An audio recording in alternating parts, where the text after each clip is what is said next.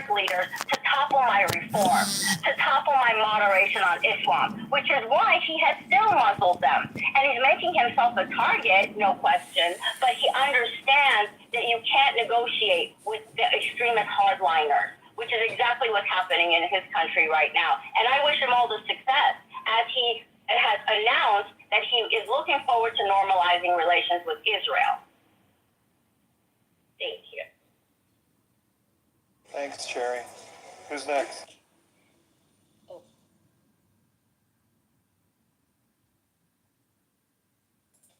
Like, maybe that is... I would be, if nobody is speaking. Go ahead, Wissal. Thank you. It's okay. The point I want to call of this stuff, like, I don't understand why. Could you speak up a little bit, Wissal? We can't hear you that well.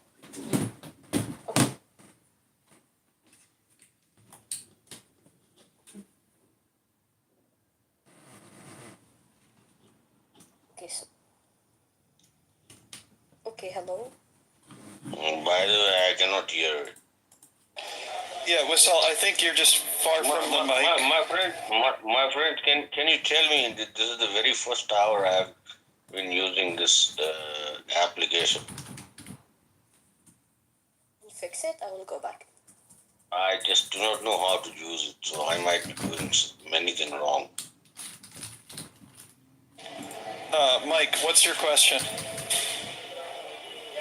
I don't have any question, but I am using, this is my very first hour, rather half an hour I've been using this application. I like it. Well, we're very happy you like it. We're all very happy for you. Congratulations. Let's see if if you're taking me into your topic, what was your topic? Well, the topic's at the top of the room. We're gonna bring you down to the audience, and we'll bring you back up if you want to come up. Okay, Randy or David, go.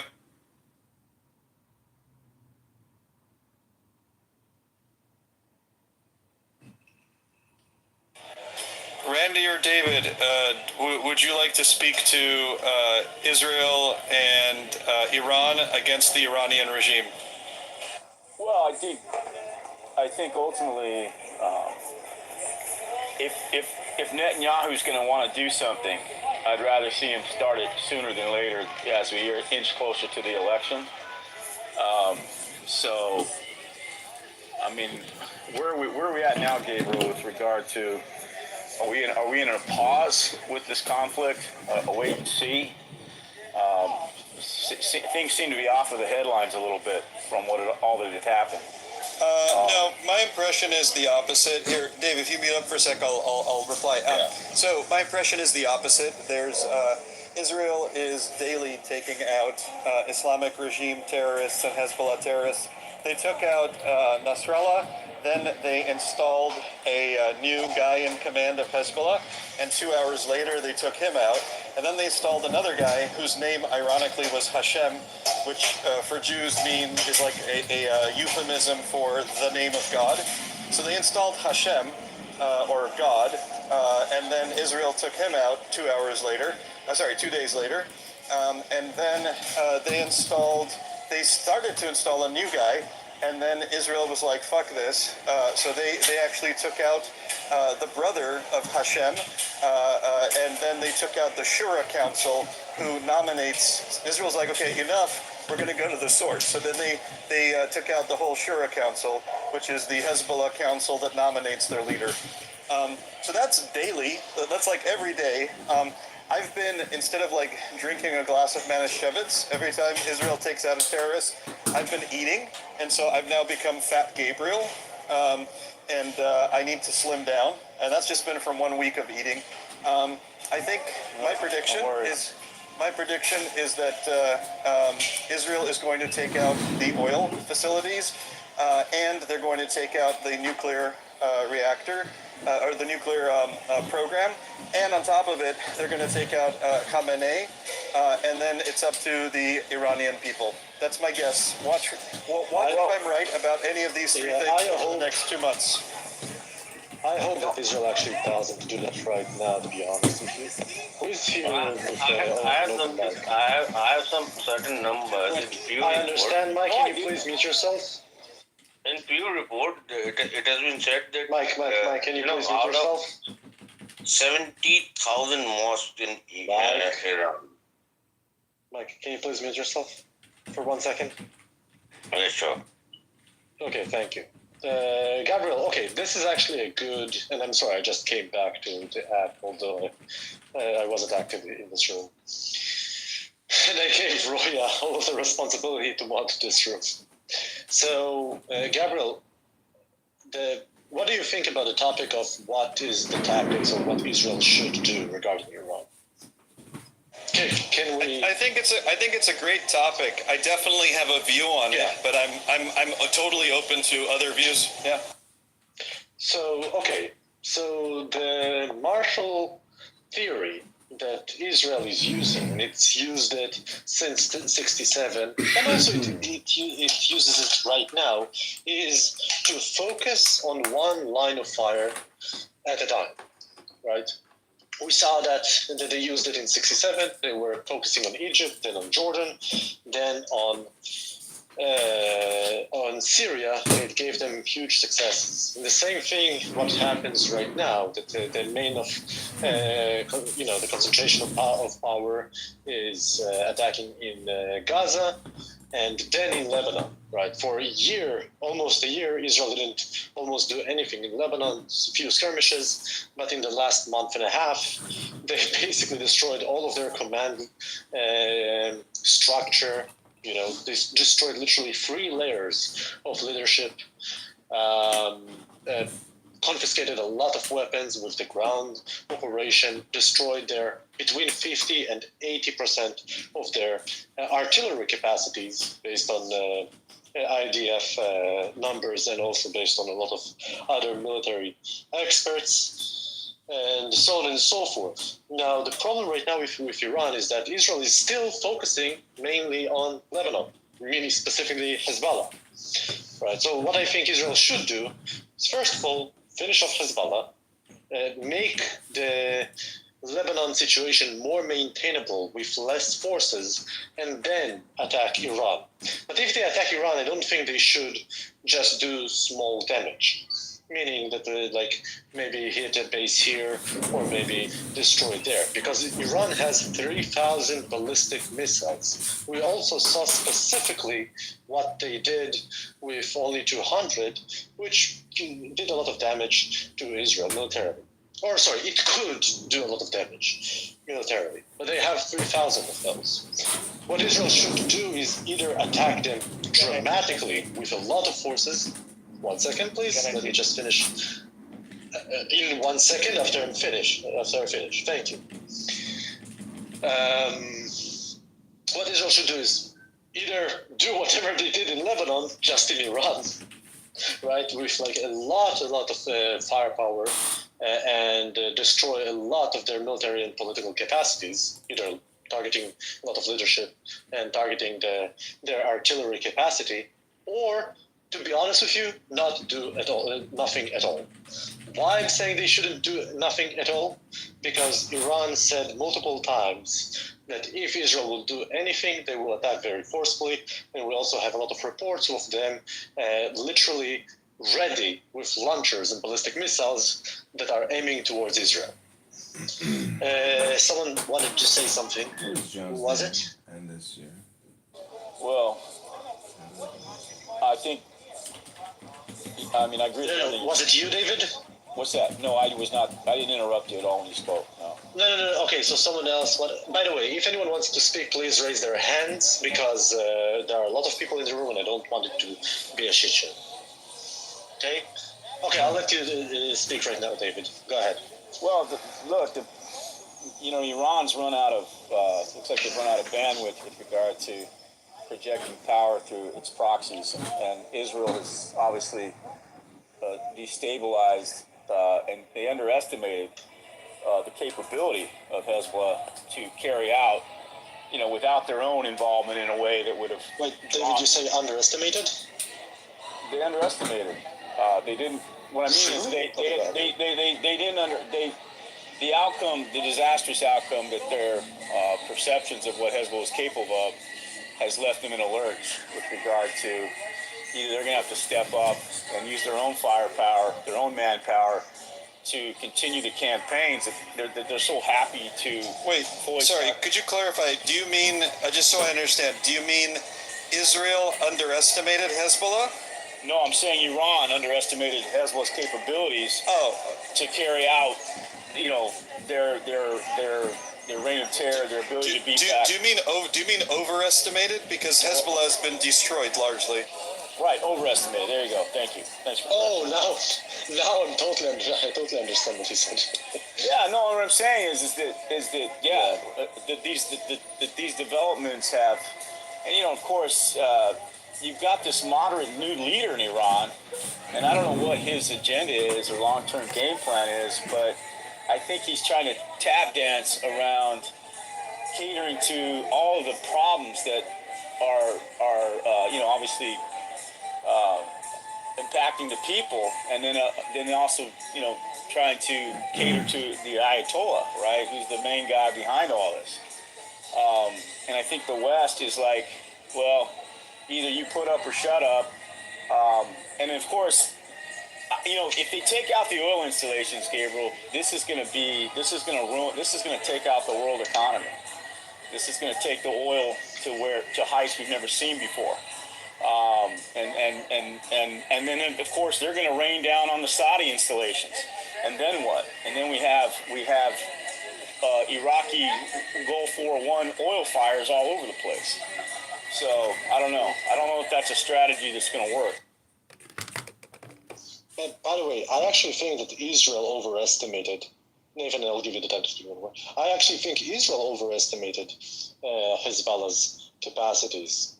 But what Israel did with Hezbollah is very close to what they did with Egypt in '67, right? Which is basically attack all at once, within 2 days destroy a lot of their missile and rocket storages and barrels and rocket launchers, so on and so forth. And Hezbollah literally couldn't fire a lot of missiles at one time. Right? What? By the way, I apologize, Rody. Cherry. I'm just going to be away from my phone for a couple minutes, so I'll be on stage. I just won't be answering for just a few. Okay, no problem.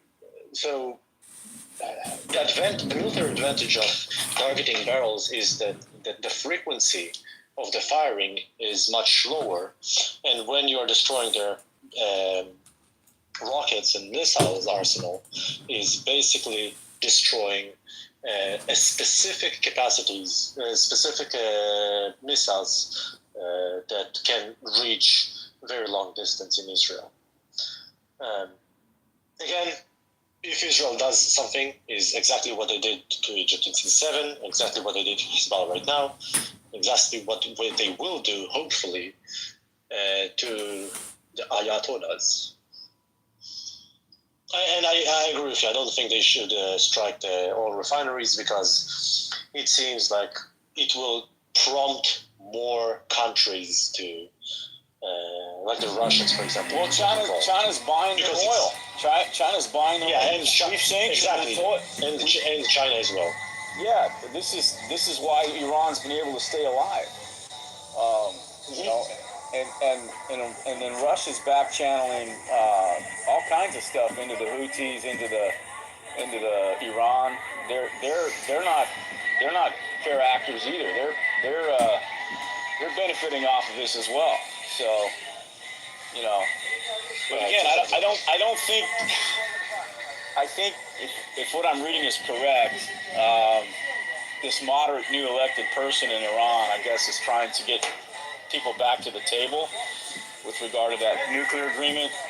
I could be wrong with what I'm reading, but I think ultimately he doesn't want war either.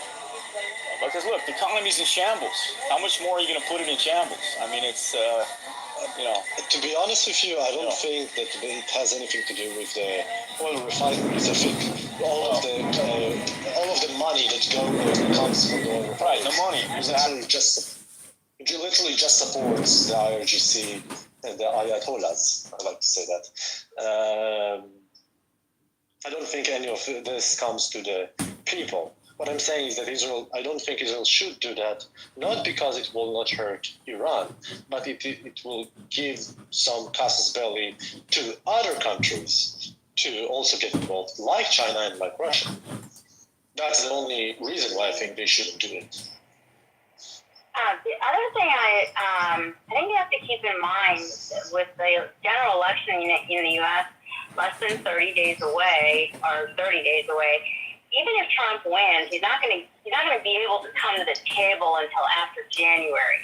I guess you have to just think about, like, how can they buy time, Israel, until Trump comes back and puts the old sanctions that he had on Iran with their oil production when it was 1/3 of what it is now, because Biden allows them to make what they produce 2 million barrels a day. This activity of Iran has been because they have opened what we say, meaning they opened someone's mic is open. Is it yours, right? I'm sorry. Problem in mine. Yeah. I'll just mute myself. Because under the Trump administration back in 2016 to 2020, the sanctions on Iran's oil per barrel production was 1/3 of what it is today. So when you increase their revenue from the crude, then you're going to have these issues because this is all being fueled by money. You absolutely have to strangle the regime. And I know that there's probably going to be people that say the sanctions hurt people, and I understand that, and I appreciate that. But what we've had is an explosion of terrorist activity in that region ever since the administration has been very lax on allowing basically Iran to do what they want at will. I think that's really important. But I think Israel has to bide its time until January 20th when Trump will be inaugurated, because that's when the real help is going to come in. Can they bide their time till then? Can they, not go all in because they don't have the support that they need through a strong presidency that absolutely stands with Israel? I don't know about that. That's what worries me. It's like we've got let's see, just in November, December, 60 days from November the 5th to go ahead and kind of, I don't know, pace yourself, right? Don't go all in. Don't burn all the oil refineries, but fatigue them, right? It's like a tennis game. You gotta make the other guy tired by running from one side of the tennis court to the other. Just wear them out, right? And I think that's what you have to do until you have strong leadership in the U.S. Because without that, you're not going to be able to go all in. You're not going to be able to go in full force. Right? Can I jump in now? So the thing you have to understand about Iran is that Iran is a country with more bark than it has bite, and Israel is a dog that has more bite than it has bark. I was looking at some of their arsenal, for instance, right? They went and shot something like 200 ballistic missiles. I think within their entire arsenal, there's 2,500 ballistic missiles that they have. They went and literally disposed about 10% of their ballistics. And I know they talk a big game and they say, "Oh, you don't even know about our capabilities." Like, bro, shut the fuck up. You're a bitch. If you really had the capabilities, you would have already done so already. The thing is that, okay, they sent 10% of their ballistic missiles. Okay, let's say they go and send another 10% of their ballistic missiles. The reality is that, from a war of attrition standpoint, Iran cannot win. They don't have the bucks that Israel has. And if they really want to play that game, it's not going to be good for them. Now, piggybacking on what Cherry said, when Trump does come into office, you got to squeeze them. You got to suffocate them. I don't think Israel should attack the oil fields. I don't think Israel should even do any major strikes on Iran. What Israel needs to do is they need to move very firm and swiftly with Hezbollah and Hamas. My only regret is that they haven't went swiftly enough. I wanted them to go a little faster and a little harder, but I understand international pressure, civilian. I get all that. But What does Israel need to do? You got to wipe out all these threats right on the border of Israel. Get rid of Hezbollah. Get rid of Hamas. There is no negotiation. You got to take it all the way. You're only going to get peace through victory. And as well, to some degree, they should do some sort of campaign against the Houthis. Once you wipe out these organizations completely, you don't want to put Iran in any sort of position where it can either financially or militarily be able to sponsor any other of these terrorist cells or organizations in the region. Once you get someone like Trump in the office, you put enough stronger sanctions onto them. If they want to still have a war of attrition, they're not going to be able to afford it. And hopefully, fingers crossed, the people within, I think that our best ally against Iran are the Iranian people themselves. And we can't forget that. I think that's a huge part of this entire equation. We're like, well, Israel got to do this. What does Israel got to do? What's Israel's got to do? Listen, we have a silent majority partner in the country. And, if we could just put enough, let's just say, I don't want to say the word pressure, but there's enough of an incentive for the Iranian people to actually rise up and take some sort of action. I'm not saying necessarily a violent revolution or anything like that, but gears begin to move and things begin to shake within Iran itself, where slowly but surely the Ayatollah and the regime starts to crumble in the inside. It's kind of like the Soviet Union. If you guys ever studied how the Soviet Union was collapsed, it wasn't done violently. It was done because there was just enough people within the country that just didn't believe in it anymore, and then the whole thing begins to collapse. You can't just, the Ayatollah is not going to fight for himself. You know what I mean? So yeah, that's kind of what we got to focus on. I think that's going to be the proper long-term plan. What fence Czechoslovakia did in the Soviet Union? I think that me being for Israel attacking Iran comes, I think, much from like an emotional position, like an emotional state, not because what Iran did to Israel, more like that I really would like to see Iran free from the Ayatollahs. I really want to see the Iranians to live in a much better, prosperous country, right? Prosperous state and a more free state. It's less about how good it will be for Israel. It's more like how it will be better for the Iranians. And yeah, it wouldn't. I don't know how much it would do for Israel to attack Iran head on. To be honest, if you take away Hezbollah, if you take away the Houthis, they wouldn't have any more proxies to attack Israel. But yeah.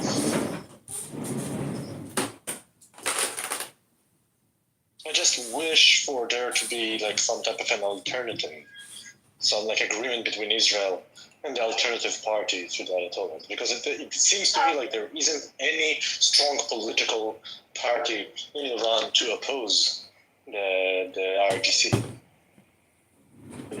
Yeah, and sometimes you might not even need you do need some sort of a party. You need some sort of an assembly of people that are moving towards a particular direction. But it comes to the point where, when you look at the Soviet Union as an example, why did the Soviet Union collapse? With Gorbachev, when he went and started doing the perestroika, right? When he allowed capitalism to start coming into the country, when he allowed freedom of press started coming into the country.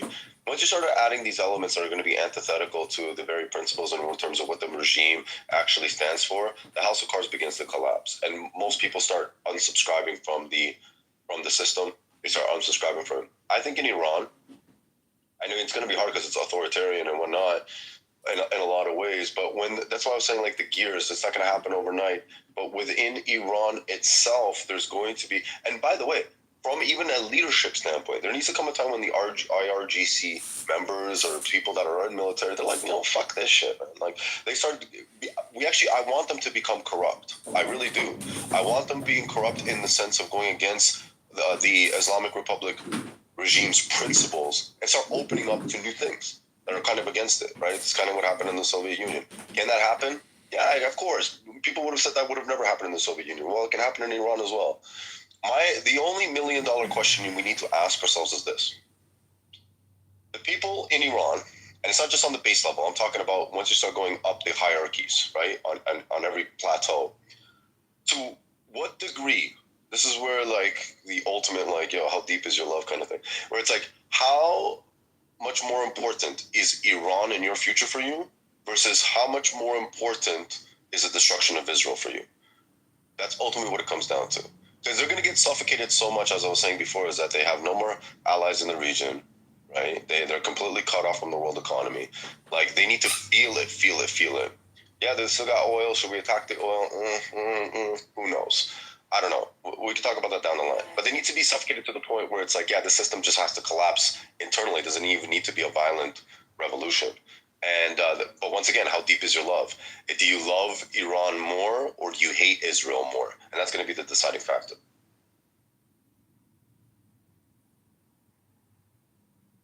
Can I respond to that? Yeah. Absolutely. Yeah. With the Islamic Republic, and also I think it's important to, I know we keep saying this, but we really need to separate saying Iran and the Islamic Republic. It's the Islamic Republic. They're playing a long-term game, and the destruction of Israel is not a priority for them. If you look at the Islamic Republic, they are taking territory, so they're slowly encroaching on Iraq. Obviously, they're in Syria, they're in Lebanon, and it is very much a religious Shia-Sunni situation going on here. This idea that the Islamic Republic cares about Palestinian human rights, this is bullshit. The Islamic Republic doesn't even care about their own citizens' human rights, let alone the Palestinians. Like in Yarmouk, in Syria, when 4,000 Palestinians were killed, guess who was behind it? The Islamic Republic. The Palestinians in Syria, there are tons, millions of Palestinians who live in Syria, and the Islamic Republic has absolutely no qualms about bombing them, raping them, massacring them. So I believe for the Islamic Republic, it is less about Israel and Palestine and more about achieving the spread of Shia Islam, which is very much in sort of competition with the Sunnis, obviously, in the Arabian Peninsula. And long term, I think that they would like to take control over Al-Aqsa, very important sacred site in Islam. And it's very much this sort of religious cosmic war going on. I think a lot of people tend to get caught up in this idea that the Islamic Republic is acting on the behalf of Palestinians. They're not. The Islamic Republic there's a reason why you don't see Iranian blood get spilled. It's because ultimately the Islamic Republic, God forbid, would ever put Iranian people at the front line for an Arab cause. And they have no problem sacrificing Hezbollah. They have no problem sacrificing Hamas, the Houthis. These are all Arab, Sunni Arab proxy groups. There's a reason why the Islamic Republic is funding Arabs and not putting their own people forth. And I think that that's something, the whole Arab-Iranian actors, it's old. It's thousands of years old. It goes all the way back to Omar al-Khattab, the invasion of Persia, all the way up to the Iran-Iraq War, to the Ahwazi. Like, it is a very, very old Sunni Shia competition. So I think that we need to pull back a bit from looking at it as just an Israel-Palestine thing and realize that the Islamic Republic is playing a very long game. They're incredibly calculated, and they're not irrational, perhaps like some of the Arab proxy groups. They tend to be much more reactionary and wanting to fight, where the Islamic Republic will sacrifice anybody if it means that they can slowly advance forward in their agenda. And they're doing it. They've taken a considerable amount of territory, like I said, in Iraq. They're obviously in Syria, and they're in Lebanon.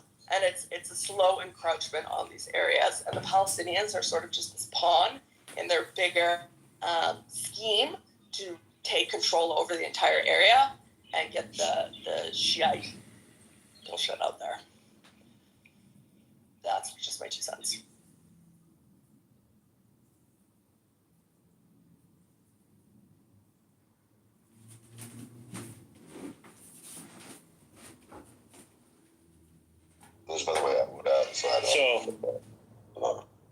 It's two sentences. I always said, God forbid, in 1948, if Israel had lost the war, there's like, oh, it's because of Israel that there's all these wars and stuff. Dude, you would still, that whole, like, that land would have had another conflict that would have been completely ongoing between the Arabs, ultimately speaking. And Yasmin is right. I mean, between Shia and Sunni, this has been going on for a long time.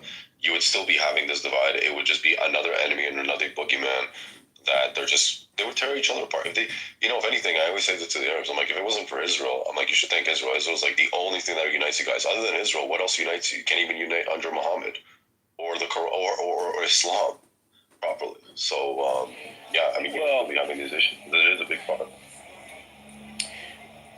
Yeah, we would debate a lot of the reasons over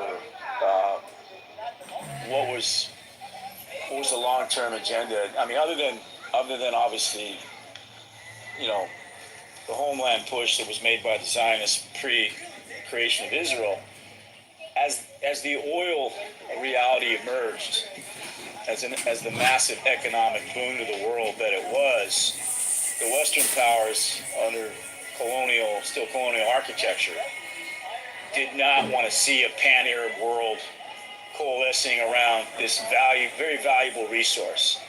And as insidious as it sounds, and I'm not a conspiracy guy, and I don't really buy into all that, but to your point, inserting the Israeli people, the Jewish people, into that arena, given the history of the Crusades and the religious underpinnings of the battles that took place, even going into the creation of the New World, Spain was in massive conflicts with the Muslim world.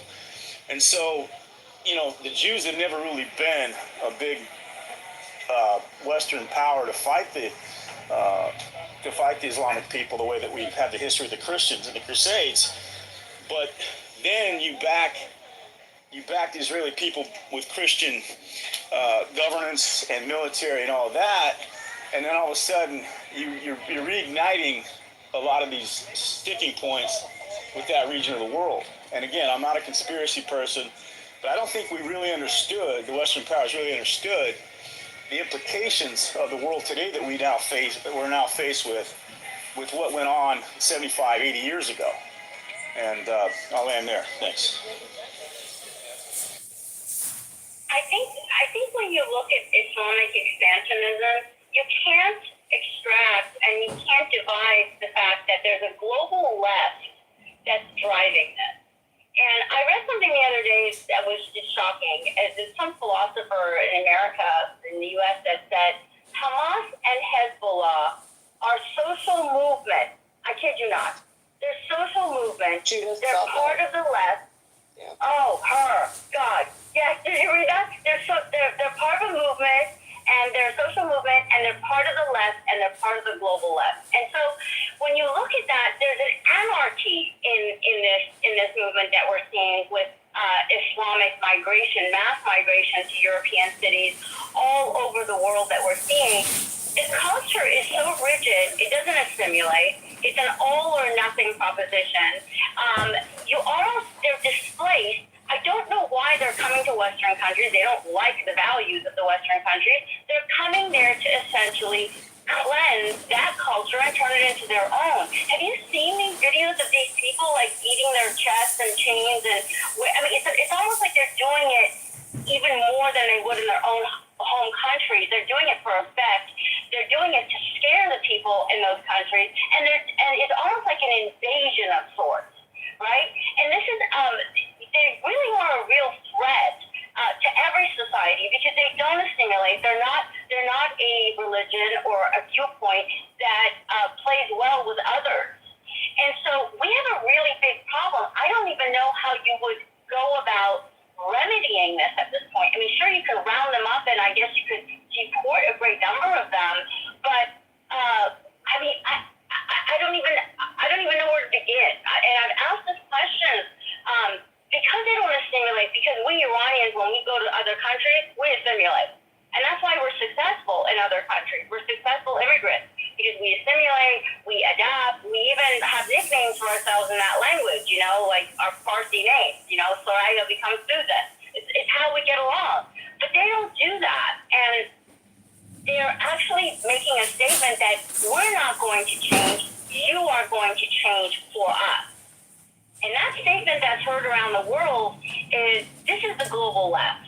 This is the world without borders. This is a World Economic Forum. This is a globalist mindset for all of us. And that's where the problem is. It's coming from these unelected officials in these three-letter agencies that are sitting in places like Davos and Switzerland and so forth, and Tavistock and the Club of Rome, and all of these think tanks and so forth that sit around and think up these things, but it's not for them, it's for us, to destroy the middle class, to destroy the cultural fabric of every nation, and to essentially cause global insecurity. Global insecurity that we don't even know how to mitigate at this point is so out of control. I almost think I don't even know what Trump will do at this point. Like, what could you possibly start to do? Look at the chats. Look at the rooms. Look at what is the dogma that's coming out of this new rise of Islamists.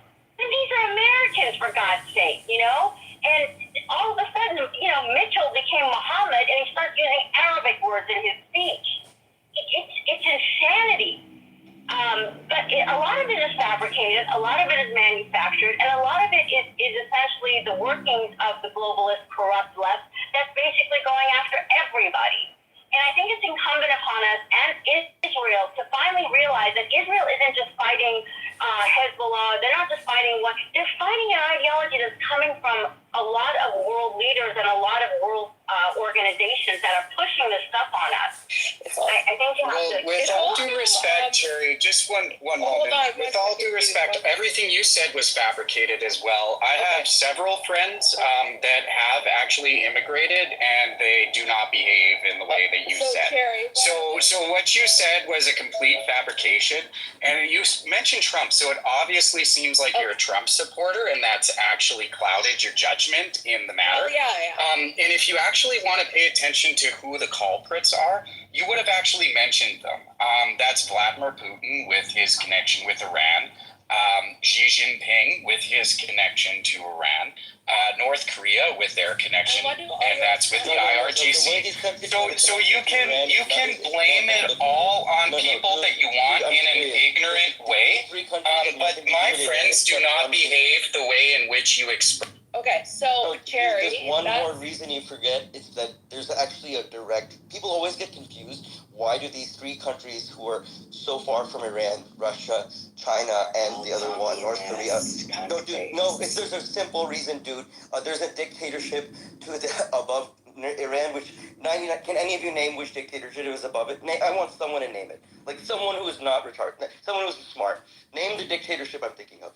It's to the right of Iran. It's not Baku. It's not Azerbaijan. Who knows that? Name one person. Name it. May I just respond? Okay, so you can't name Turkmenistan. You can't name Ashgabat, and you're talking about Iran. I'm leaving. Okay, goodbye. Cherry, I hate to say it, it's not a new relationship either. The ties between Arab nationalism and Islamism and communist socialism, Leninism is a very old relationship. Like if you look at Nasserism, it was based off of socialism and Leninism. If you look at the Ba'athist parties in Syria and Iraq, again, you get the same sort of Russian influence, Eastern European influences that have sort of like the whole revolution. I don't even want to call it a revolution. Okay, which revolution? The Bolshevik revolution?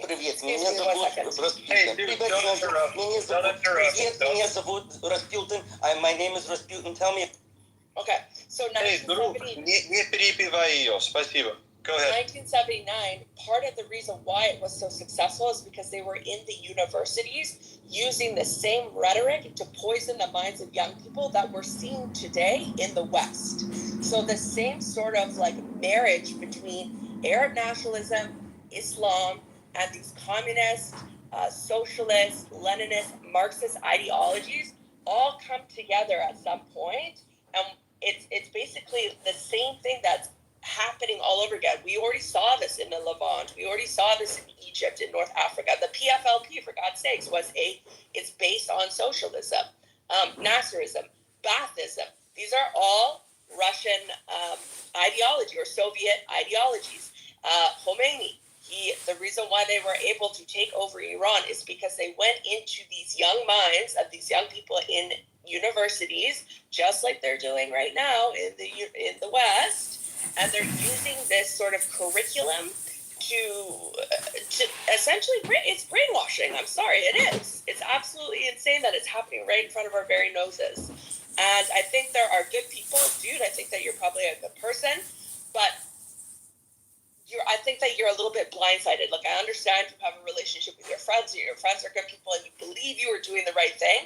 Well, a lot of people who overthrew their governments believed they were doing a right thing as well in 1979 in Iran. And look how that turned out. And sometimes we need to pull back. I don't think history repeats itself, but history certainly rhymes. And this is not new. This is not new. And this marriage of these ideologies, again, is not new either. That's all. Shukran, Yasmin. Shukran. Who's next?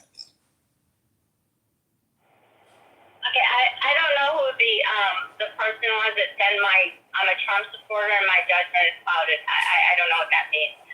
I agree that Islamism and Marxism have always been intertwined in very similar and it's shown throughout history. I'm only saying that with the advent of globalist powers in all countries and the mass migrations that we've never seen before, there's a reason for them. If you want to chime in on what you think the reason is, I have my own theories, but I can certainly hear your thoughts of what this mass migration is and why they are insistent upon changing the laws and changing the statutes and changing the edicts in those countries to fit them.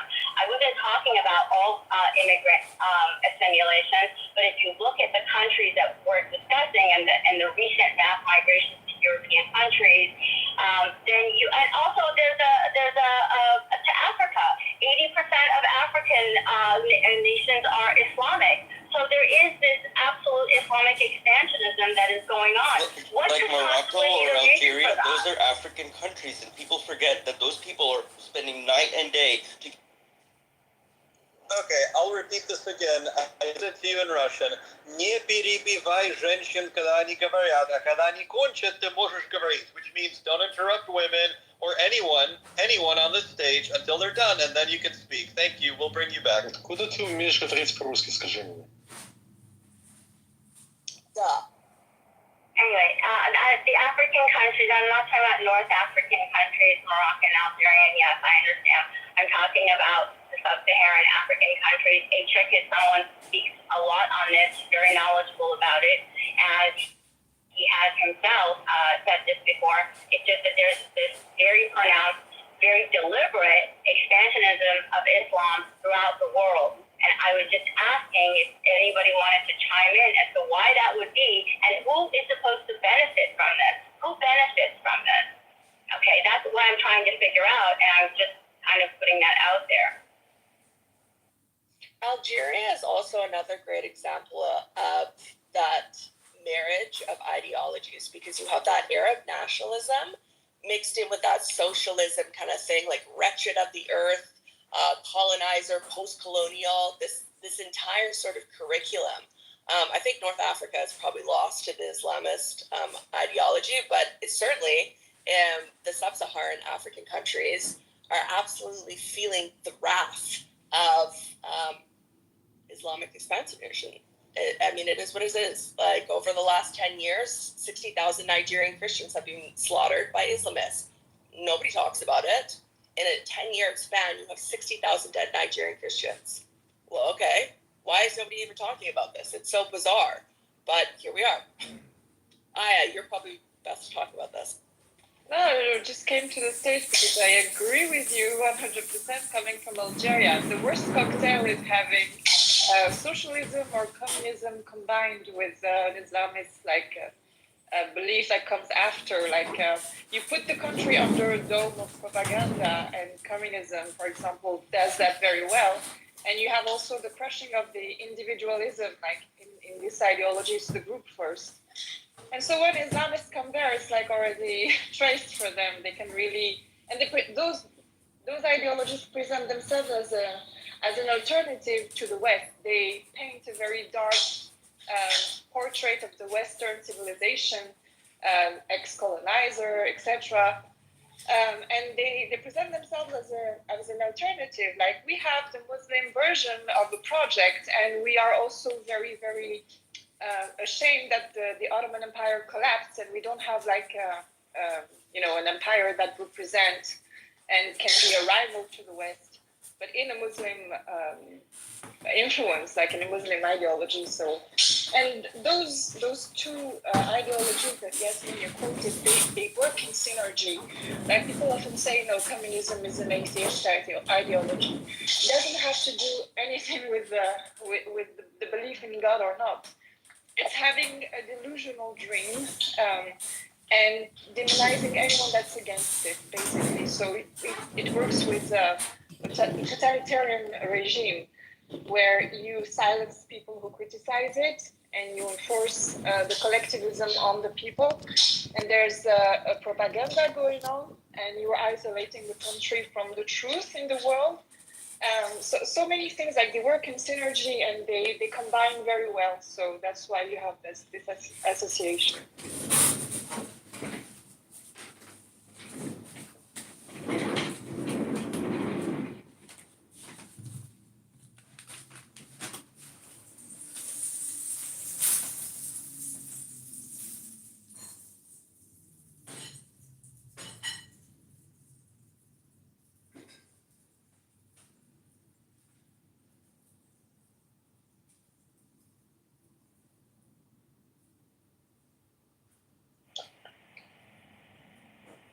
So that was great, and I've heard you speak before, and you're absolutely correct. I guess my question at this point would be: we're so good at diagnosing the problem. What would be the protocol for the remedy for this? How do we stop this? Because it's causing so many problems, and it's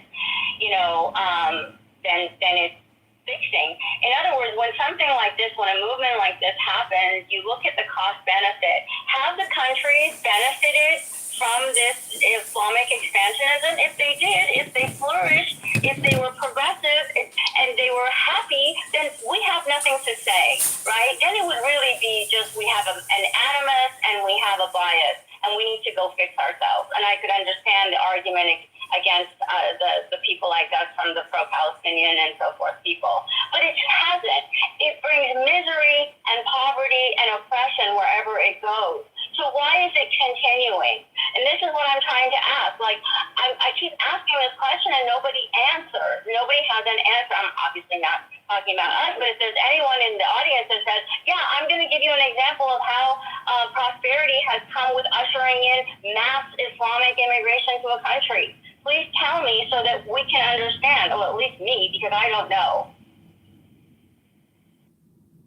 Yeah, just like we addressed Nazism and communism as, dangerous ideologies that didn't bring anything good to the world or to the country that have had them, we should look, for me, in my opinion, at Islam like a political ideology. So it would be easier to address that and to have a broader definition of what can become a totalitarian system, a dictatorship, etc. So you have people having a delusional dream that they have like a weird human-based messianism in both ideologies. It's not a messianism that is waiting for a sign of God. It is provoked by the human. So for the communists, if we have strict equality, we will eradicate evil and all the problems of the world. And for the Muslims, it's making the world Muslim. So, this is just two projects that are really similar. So we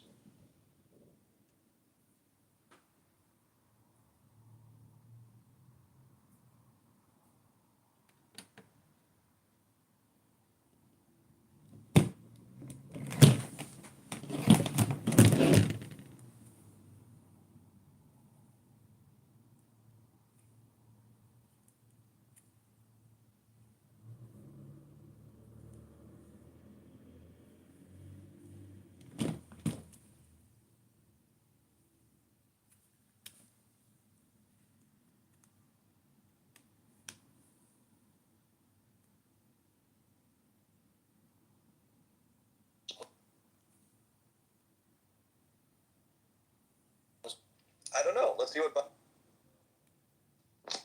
Hello, guys. Bacha, are you here?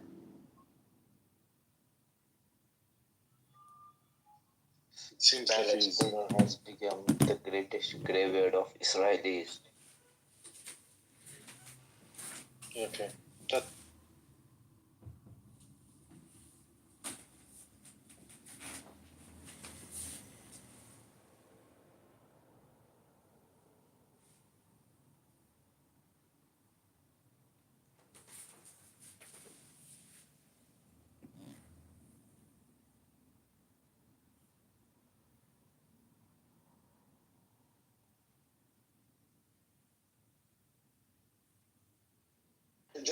Just tell him beforehand that you will translate him to this room. آقای شروین شما هستین؟ من حرفی ندارم. بس شما حرفی ندارین یا میخواین صحبت کنید؟ صحبتی داشتیم آقای شروین؟ نه من چیزی نمیخواستم بگم. ممنون. He said he doesn't have anything to say, so.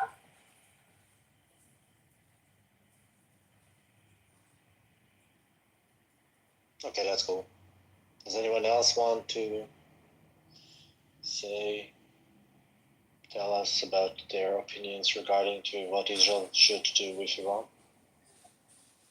as a response to what they did on the 1st of October? You want me to ask him now? Yeah, why not? Yeah. Seems like no one else wants to speak about it. که راجب 7 اکتبر چی میگن؟ بله شما صحبتی دارین راجب 7 اکتبر؟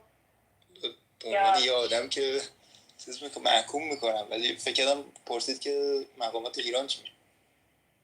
You want to ask him regarding Iran, or you want to ask him generally about the October 7th attack? Well, the question, no, it's not October 7th, it's the October 1st, what Iran did, the Iran's attack on Israel. October 1st, and right. Yeah, and the question that I have is what Israel should do as a response to that attack. Not do anything, do something. First of all, بابت حمله اول اکتبر اول اکتبر شما فکر میکنین که پاسخ اسرائیل باید چی باشه به جمهوری اسلامی؟ بفرمایید باشه. من یه چیزی که برعکس خیلی فکر میکنم این که لزومی نداره که اسرائیل حمله نظامی بکنه. لازمه که یه حمله من اینو بگم. He believes خواهش می‌کنم ببخشید. He believes that Israel does not need to launch a military attack. نظامی یعنی با سرباز یا با موشک؟ آره کلا. Okay, he doesn't believe that Israel should respond militarily to Iran. خب بفرمایید. Of course, Israel will attack soon. Israel will attack soon. Yeah, I know. Inshallah, but one second. Cherry, can you ask him, or Shervin, if you can understand me, so what Israel should do? Just like leave it? Okay, I'll ask him. Something ethically can change the regime, not necessarily military attack, you know? Then why Iran sent 180, so 200 ballistic missiles recently? Yeah, I know. It's they are irritating them. That's why. Yeah, but they don't have decide the mission in the tilting. You know, they have to act untilted. They have do something effectively. You know. To change Iran regime, you know, and I somehow think the military attack not helping to regime change. Then some کار اطلاعاتی نمیدونم چجوری بگم یه کار اطلاعاتی he doesn't شما میگین regime change نشه در ایران؟ نه داره میگه که چه شکلی میشه. He's saying how can we is there a way for us to have like some sort of like intelligence work that's very precise, that doesn't require military action when it comes yeah. Is it considered like assassination or maybe? Yes, the Iranians really do want, they talk about it all the time. Their wish every New Year is that the Israelis would send Mossad agents in to assassinate the supreme leader and other. That's for sure. Yeah, but what? That's for sure. What will it do? No. Counting the days. Counting the days. That's for sure. Khomeini will be killed soon. Yeah, got it. Okay. Again, What? hopefully, but one second, I'm not entirely sure what it will do. One second, Well, if can you you hear me? kill all of that, what it will do is that all you need to do is kick out, like you don't actually have that many civilians, right? If you take the top liners of like the Basij or the Sepa at Pakistan, right? And then you take the Beitul, whatever the fuck Ayatollah is, and you do like mass assassination of all of them, like, you know, at once, that would essentially end the, you know, destabilize the IRGC completely, because it's not like you have like a brainwashing mechanism in place. You would have killed it from the head of the octopus, is what they're trying to say. Can I just? Yeah, but it seems to me like, one second, Rookster. It seems to me like cutting off the head of the octopus will not kill the beast. They will just replace, because they will just replace different heads. No, and kill will all grow the different heads, is what we're heads. saying. If you kill, you would have to kill all of them at once. You would have to kill the entire Italaatis, the entire like head of the Sepa. It would be like, you know, it would be a lot of people, you know. But they're saying that like not something that can happen, or no? So can I just jump in? Yeah. So yesterday Yeah, go ahead. Yesterday in Iran, there was a Friday of prayers. It's the first time the Supreme Leader has done it since 2020. And it was huge. I mean, you blow that shit up, you've got like 80% of the top leadership. Like, that's, like, I was actually watching it and I was like, maybe it's gonna happen. Maybe it's gonna happen. Everybody thought it was gonna happen. Like, it was like watching the Super Bowl, honestly. And you've done it with Hezbollah. Look at that. You can take a couple of layers of leadership, and it goes down. You will kill so many Iranians reading that like rally. Yeah, but all of those people at that rally are IRGC. Not a single person in Iran would shed a tear for that crowd to die. Yeah, we would celebrate. Yeah, can we bring up? Can I add something? Yes, 1 second, but I want to just laugh because Aya is funny. She says, "Why do you complain? They're at Jannah's door." Anyway, They're martyrs. I mean, that's what it is. They're going to Jannah. روی یه چیزی هم که هست، جمهوری اسلامی یه سیستم مشخص نداره و اونقدر راحت نیست توش جایگزین کردن یه رهبر، چون سیستمی در اصل نیست، یه حالت هیئتی داره. Okay, cool. Let me say this. And Rodi, it's not so simple. It's not as simple as like, oh, Nasrallah, you know, he choked. Here's the next one. In Iran, there's like an entire like parliamentary system or a representative governmental voting process that's has to be allegedly transparent. So, see, like they can't do as bold of like complete, like of course they do, right? Like they'll kill and massacre, but like they don't break down every like part of the checks and balances system. Like they try to replicate a fake, what do you call it? What's the thing that's on a window? What's the thing that's on a window, Gabriel? Veil. A very thin veil. Or a veil, yeah. Yeah, veil. And what I meant by what's on the window is, I don't even remember. Anyway, so yeah, a veil. So, like, that's why they would, like, try to push for that type of a election. Anyway. If that makes sense. So it's not as quick because they have to pretend to be a government. You know? Rodi, you know it or you don't know? Roya Jun. What's up, Shishi? You guys, I think today proves that all it really takes is the Jews and the Persians, honestly. 100. Seriously. And I'm not even talking about peace. I'm just talking about a party. And the Lebanese, they're really good partiers too. You know, we just really got to make this happen. Sooner the better. And I have a billion ideas for like what they've done in the UAE. Like, I really think that if we got into the casino business, like, and kind of got, you know, anyway, I have a lot of ideas that could happen. I love your ideas, and I think the first thing we do is we call it the cutlet party, and we throw a cutlet party in Iran, and we take out all of the IRGC and the Ayatollah. That is definitely first, and then the rest of the Iranian people. We need to do the rest. Israel has 9 million people total.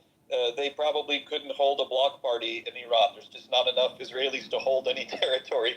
Like if every single person in Israel went to Iran and every grandmother and every Safta was like, I'm fighting, it would be like a speck. It's like very few people. So there's no holding territory. There's no holding. And have dinner at. We'll have Exactly. dinner at. Yeah. So I think Israel does need to take them out, and needs to take out the nuclear facility as soon as the nuclear kind of the nascent nuclear program as quickly as possible. I think in the next 30 to 60 days this will happen. Amen. Hopefully. Well, amen to that. Pun intended. I've actually never been more hopeful for peace in the Middle East than I am right now in this moment. I know it's been a lot of pain over a very short amount of time, but I really do feel like this is the moment, you guys. Hopefully. Listen. I hope so. Can we let Taymon speak for a second? Yes, He has yes. a pepper. Of course. Yes, hi, Pepe. Hi, madam. Hi, everybody. You guys were the theory of they should have just taken care of their Friday prayer. The problem with that is United States and Iran. They are back channel talking to each other. Pezeshkian, the president of Iran, he went to Qatar and he had a private chat with them, and then they accepted it. The State Department, Iranian minister, go to the Lebanon, and he was able to land his plane, which is Israeli. They were threatening no Iranian plane can land in the airport, Beirut airport. But he landed there to talk to Hezbollah, and after that he went to Damascus in order to talk to releasing some hostages. And there is a hope from the Biden administration. These people, they can release some hostages and bring some glory the election time for him. And that's what the hope is. If you guys talking like going 100% fight with Iranian and take care of the head of the octopus, it has to be like a agreement with the United States. U.S. Biden administration hasn't got to that point yet. We are still having a hope and negotiating with the new president, the reformist, the guy. He might have the changes and so. And the Islamic leader, he showed by this prayer about three things. Number one, I'm healthy. I'm still in the power. Number two, I still have the people that following me, and look at the crowd. I have a legitimacy. And number three, we have even though the circle of the resistance has been destroyed and a lot of head has been cut off, but it's still functionable. And he ordered and he asked for unity, and he ordered to stay in the hope, and good things is going to happen soon. But we haven't got to that point, which is the U.S. policy and the Israeli policy sync together and make a one decision. The opposition, what they have to do is they show to the world the Islamic regime doesn't have that legitimacy. The majority of people, they don't like this regime. The same demonstration they had it like in Berlin with 120, 100,000 people that showed up. It has to be some storm like this to show to the world in the anniversary of the October 7, which is the Islamic leader. At the October 6, he had a historical speech when he says the normalization with the Israelis is not welcome. And after October 6, the Hamas entered the border of the Israel and create all this massacre and the disaster as we see for 1 year, how many people got killed and how many life has been destroyed. This has to be indicated, it has to be bold, which is the announcement from the October 7 came from Islamic leader in his historical speech, which he didn't welcome the normalization was going for the Abraham Accord. And Iran was the only powerful country in the region he didn't welcome, and he started to use any power he can in order to break this relationship, and doesn't happen. And it succeeded so far and create a big, messy picture as we see right now. Well, fortunately, the world is not synced. The Biden administration, some European country, they still have a hope. This reforming regime, they changing the Raisi to the new guy, Pezeshkian, is going to be a little bit of change, and there is a hope. But until then, you still have this kind of scenario. I don't know. We're going to have to see. Payman, I do agree with you. There's no, I was thinking that maybe, was my prediction, that maybe the Israelis in the short interim would do something like an assassination, or alleged assassinations like they've done in the past, right? Something along those lines. But not someone major, probably someone like, right, Shervin? That's what the prediction is. Like, that's what, no one really thinks that they're going to do a full-blown attack before, November 5th in America's presidential election is, decided. So I do agree with you there. Royajan, I have a counter view of that, and that is, I actually think Israel is more likely to do an attack before the election, and here's why.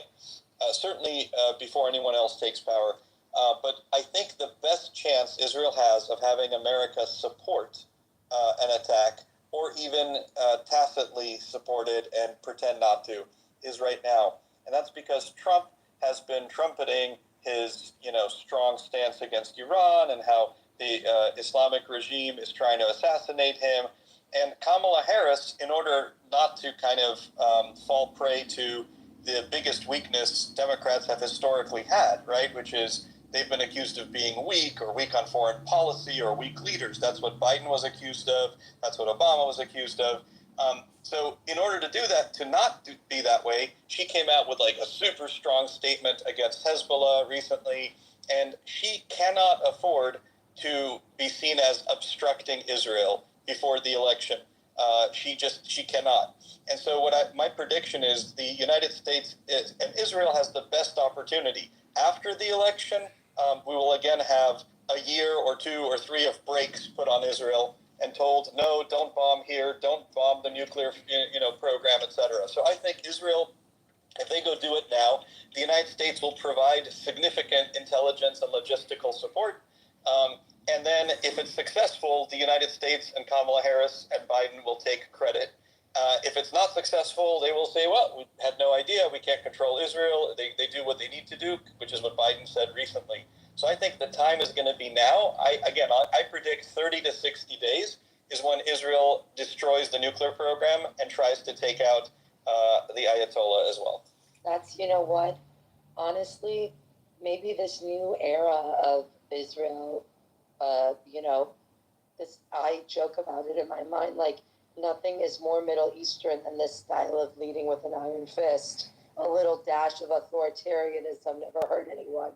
Let's go. Well, it has, but maybe this is what is necessary, and that's hopefully. We call it full mustache, right, Roya? Full mustache. Go full mustache. Yeah, full mustache. Yeah, time to don't act, no won't be none. And now there is some. So Scott said, I think it's better this way anyway. It's less money being spent, less lives prolonged. It's just too much.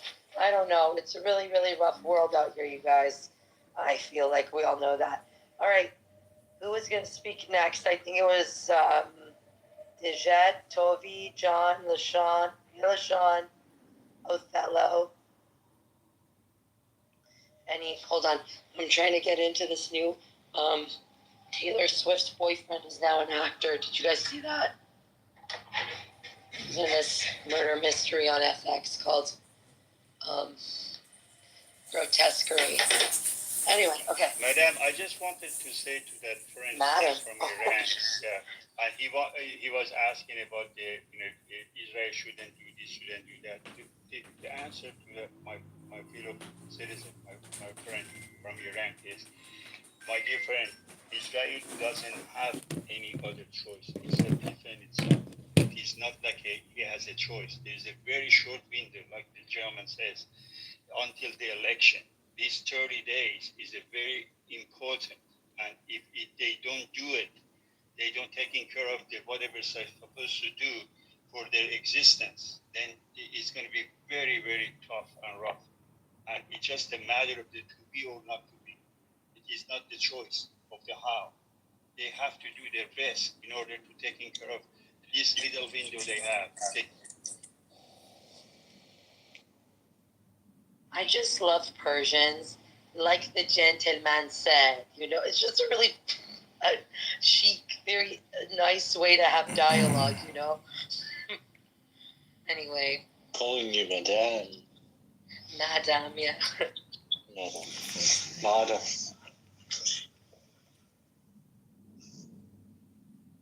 It's so funny because my dad used to say songs. It's very demure. It's very demure, very mindful. Yeah. Very mindful. All right, who's next? Something, sir. Yes, Pekushir. I'm pretty sure that Israel will attack Iran soon. Damn sure. Yeah, there are some indications that it will happen soon, although I'm not in favor of it happening soon, to be honest. I am not also in favor of a full-blown war. I don't think this is I don't think anyone wants war. I think people want efficient, swift. Efficiency, I think, is going to be very key, especially because, I think that the Iranian people have also gotten the sympathy of the greater community over the last maybe decade or so. I don't know, maybe I'm wrong, but I think that there is also going to be it's going to be important to really, if there's any one of the conflicts in which, there's going to be there's a focus on precision with precision. I think it's going to be this action. Yeah, exactly. I want to say to Roddy, I don't think the military attack is not right of Israel. I think it's Israel right to defend itself even by military. But what I said is the assassinate is more effectively, I think. It's my opinion. Yeah, assassinations. Persians love a good Italian style, 12th century poisoned assassination, okay? Maybe you can do it that way. I don't know. I just want to enjoy the field for one moment. I was thinking snakes in the bed, go medieval, snakes in the bed. I think Israel will give pizzas to Iranians. Pizza.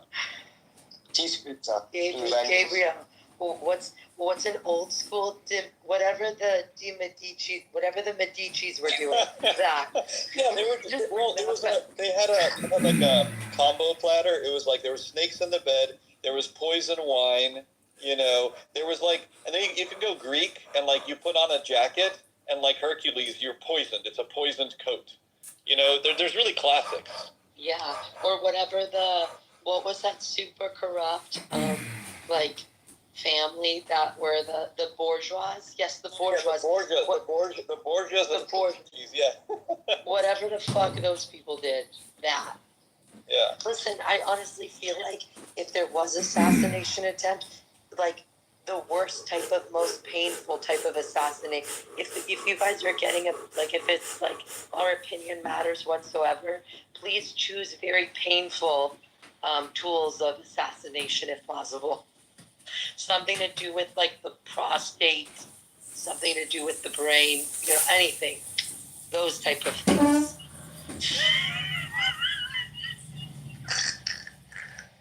Anyway, so okay, just a Persian joke. I mean, like, it's so funny because how does this guy, the supreme leader of Iran, speaking of prostates, how does this guy, he has like Persians say sagjune, like he has like the like he's just like a cat that has 9 lives. How the fuck does this guy still live? I swear they're doing some sort of like stem cell rejuvenation something to this motherfucker. And we had fucking COVID. This guy has prostate cancer. His hand is limp from the Iran-Iraq war. Why the fuck has he not died? I don't understand. You know, his hand is actually, there was an assassination attempt on him. That's why his right hand is... What happened to his right hand? There was an assassination attempt. Oh, I thought it was because of something in the Iran-Iraq war. But Yenny, they've already tried to assassinate this guy. He really does have 9 lives. What the fuck's happening?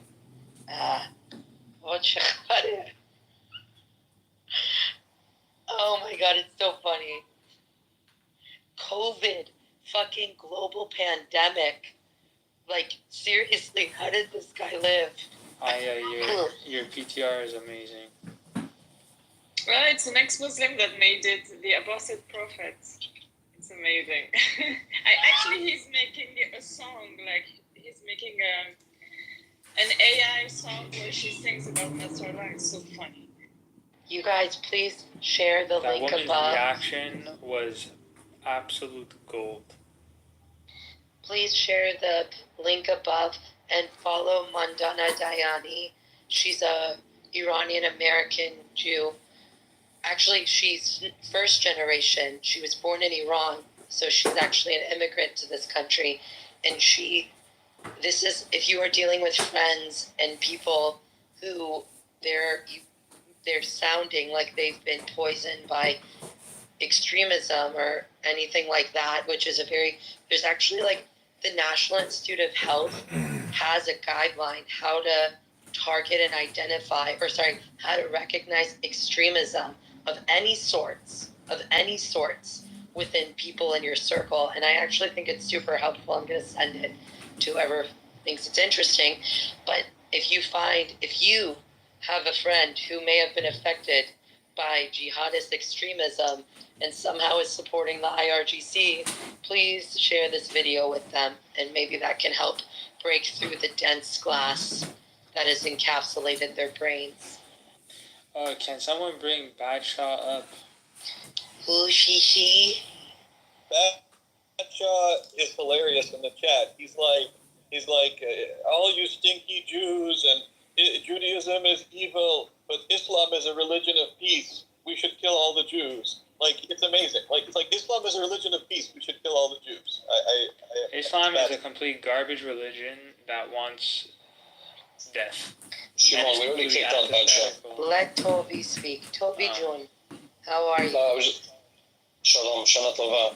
I was just saying, I said, Shimon, we already kicked Badshaw out, I believe. Okay. She. Looks like I made, now it's sticking. Everyone's calling you Shimon. Oh, God.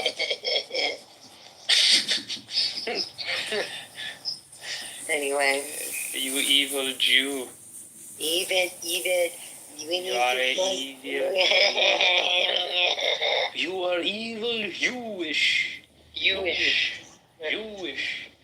Sehionisti and Albetul Irania Yahudia. Sehionisti.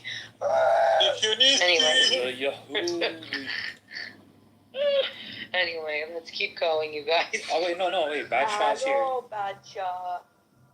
Badshaw, how are you, my friend? Yes, Tell me why Islam... Wait.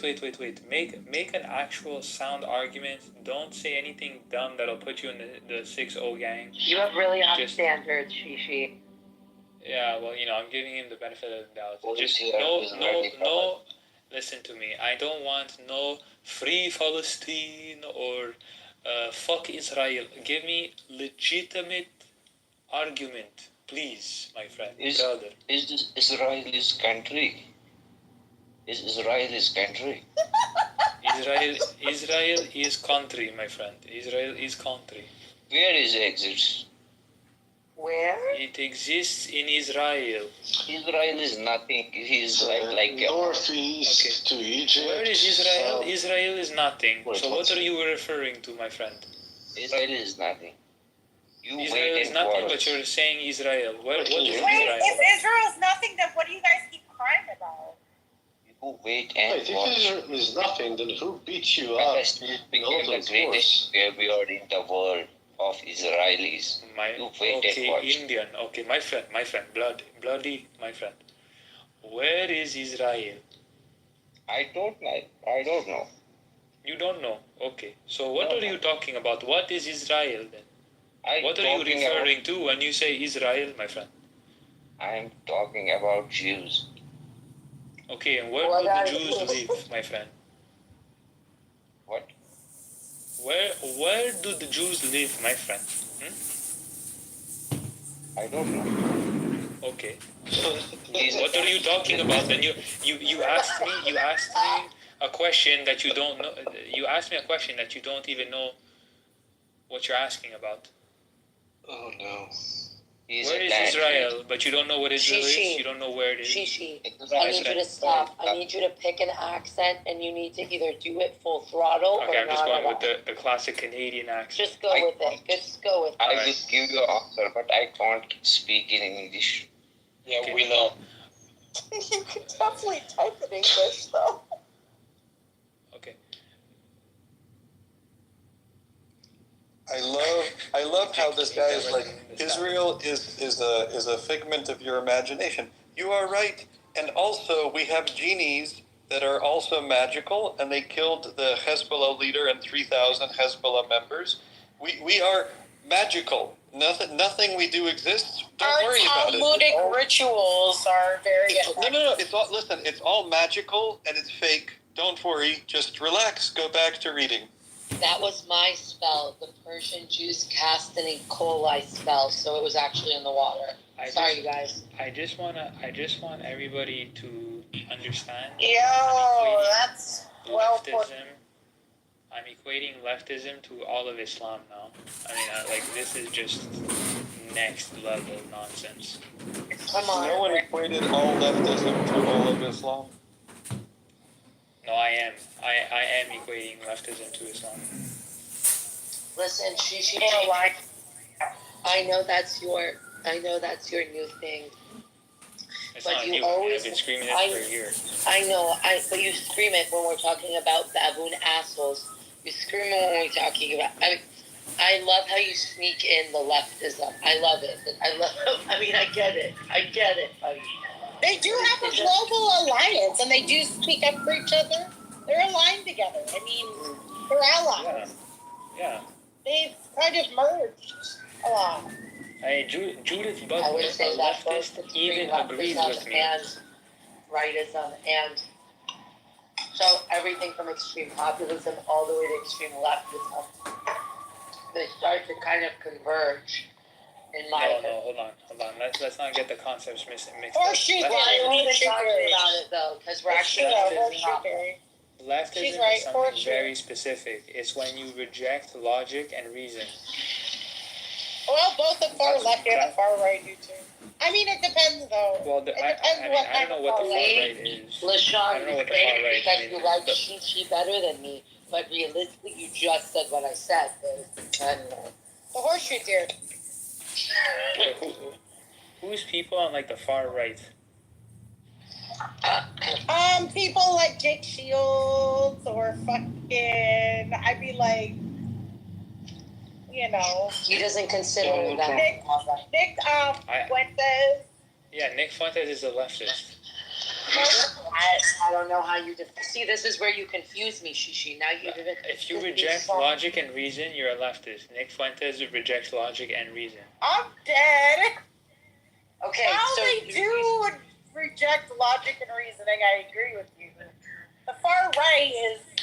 I mean, it could be either one. They both have a history. It's horseshoe theory. See, Rooster you see what I'm says saying? Donald He, Trump like, is far changes right. See, Donald definition. Trump is also a leftist. Donald Trump is See also how a he does leftist. this, LaShawn? It makes no sense when he does this. Listen. No, but it's true. Jun, listen to me. Azizam, listen. Yes, go on. Listen to me. Listen to right. Listen. Okay, so you're listening. So, Funny, what I want to tell you is that when you redefine your definition, because we're just going based off like the marketplace of ideas. So when you talk to LaShawn or I, like we're like, okay, this thinker to us falls on the right, this thinker falls on the left. So when you keep doing this and you keep saying like Donald Trump is a leftist, like we don't know what the barometer is. So redefine the barometer so it's looking with your definition. Let's do this then.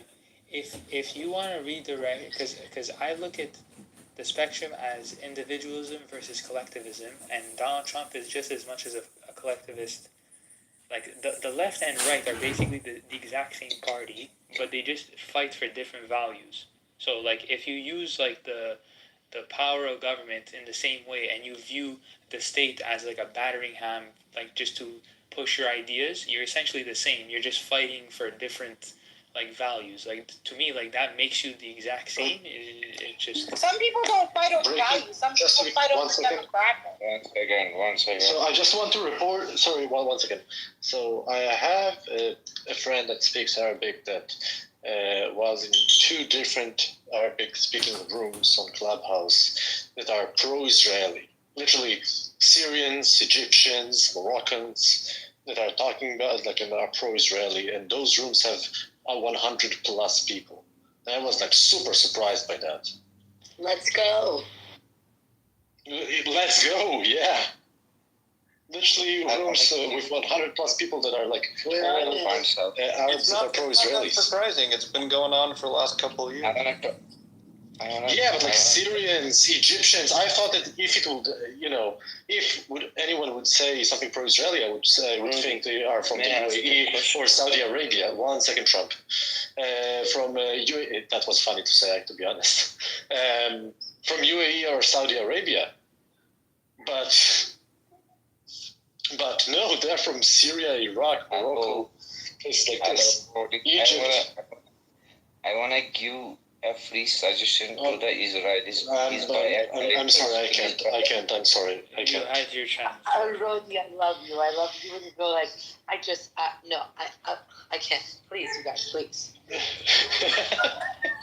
Here, the heart emoji for solidarity. I mean, my favorite thing is when I say this is not a barn. This is a stage. It's my new thing. What did you say? This is a barn. Barn. It's not a barn. It's a stage. It's not a barn. It's a stage. Because when Persian parents they turn around to their kids and like, does this look like a barn to you? No, this is not a barn. Stop acting like you're in a barn. Okay. I've never heard that in Italian. Sorry. I know you haven't heard it. She. You've been upset. Too busy. I don't know. Reading the works of Locke and Hobbes and all these fuckers and Descartes and all these motherfuckers. That's what you've been busy doing inside of a room with no light. Not Descartes. Descartes. I think, therefore I am. That's exactly. Wait, Descartes? Descartes. Yeah, Descartes. I'm dead. You guys stop making me laugh. So why do we always get the shit Arabs? No offense. Why don't we ever get the good Arabs that go into those rooms? Why do we always get the shit ones? Why don't we ever get Listen, like, I just been associating everybody who comes up with, like, a fuck Israel or for Free Palestine as a 6-0 gang member. They're part of the 60 IQ club. That's it. Yeah. May I ask a question to Rodi? Rodi? Yeah, absolutely. Go ahead, just ask the question. Why do you support Ukraine? Why do you support Ukraine? Why do I support Ukraine? Yes. Well, in this war, I think that Russia invaded Ukraine without any imminent threat, and I don't like when countries invade other countries, other sovereign countries, without any imminent threat or a declaration of war. Yeah. That's the main reason. I completely agree with you. Okay, but my point is the U.S. citizens shouldn't pay for Ukraine. Like, the U.S. government shouldn't pay for Ukraine because Ukraine is Europe's issue. May I ask a Trump those question people just for context? Just for context, and then please keep going. Trump. I do agree. Ukraine is innocent, but One second. I don't agree that the money should go to Ukraine. Can you hear me? Wait, Gabriel, just let him finish because he No, I wasn't wanted to talking finish. for I just wanted to understand. It's a context question as a mod. Trump, is your name Trump or is it like Ivan Ivanovich? Like I don't understand. Like where are you from? I don't tell you my name. Where are you from? I'm originally Iranian, but I live in Europe for a while. Okay. Yeah, sorry, continue, Trump. What did you want to say?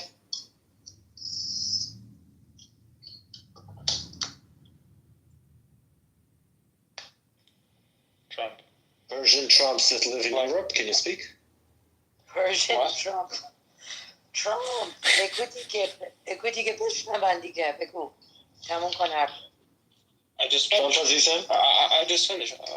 I just said whatever I want. So I just finished. عزیزم. Okay. All right, we got it. I think the initiation of force on the part Trump of Russia Jr. is like the dividing line as to how you can support Ukraine and Israel. Israel. Okay, listen, you guys. I'm a bill for Israel, man. I know. Listen, the majority of the what's it called? Farhang Foundation did a study or something. The majority of Iranians in America above the age of 60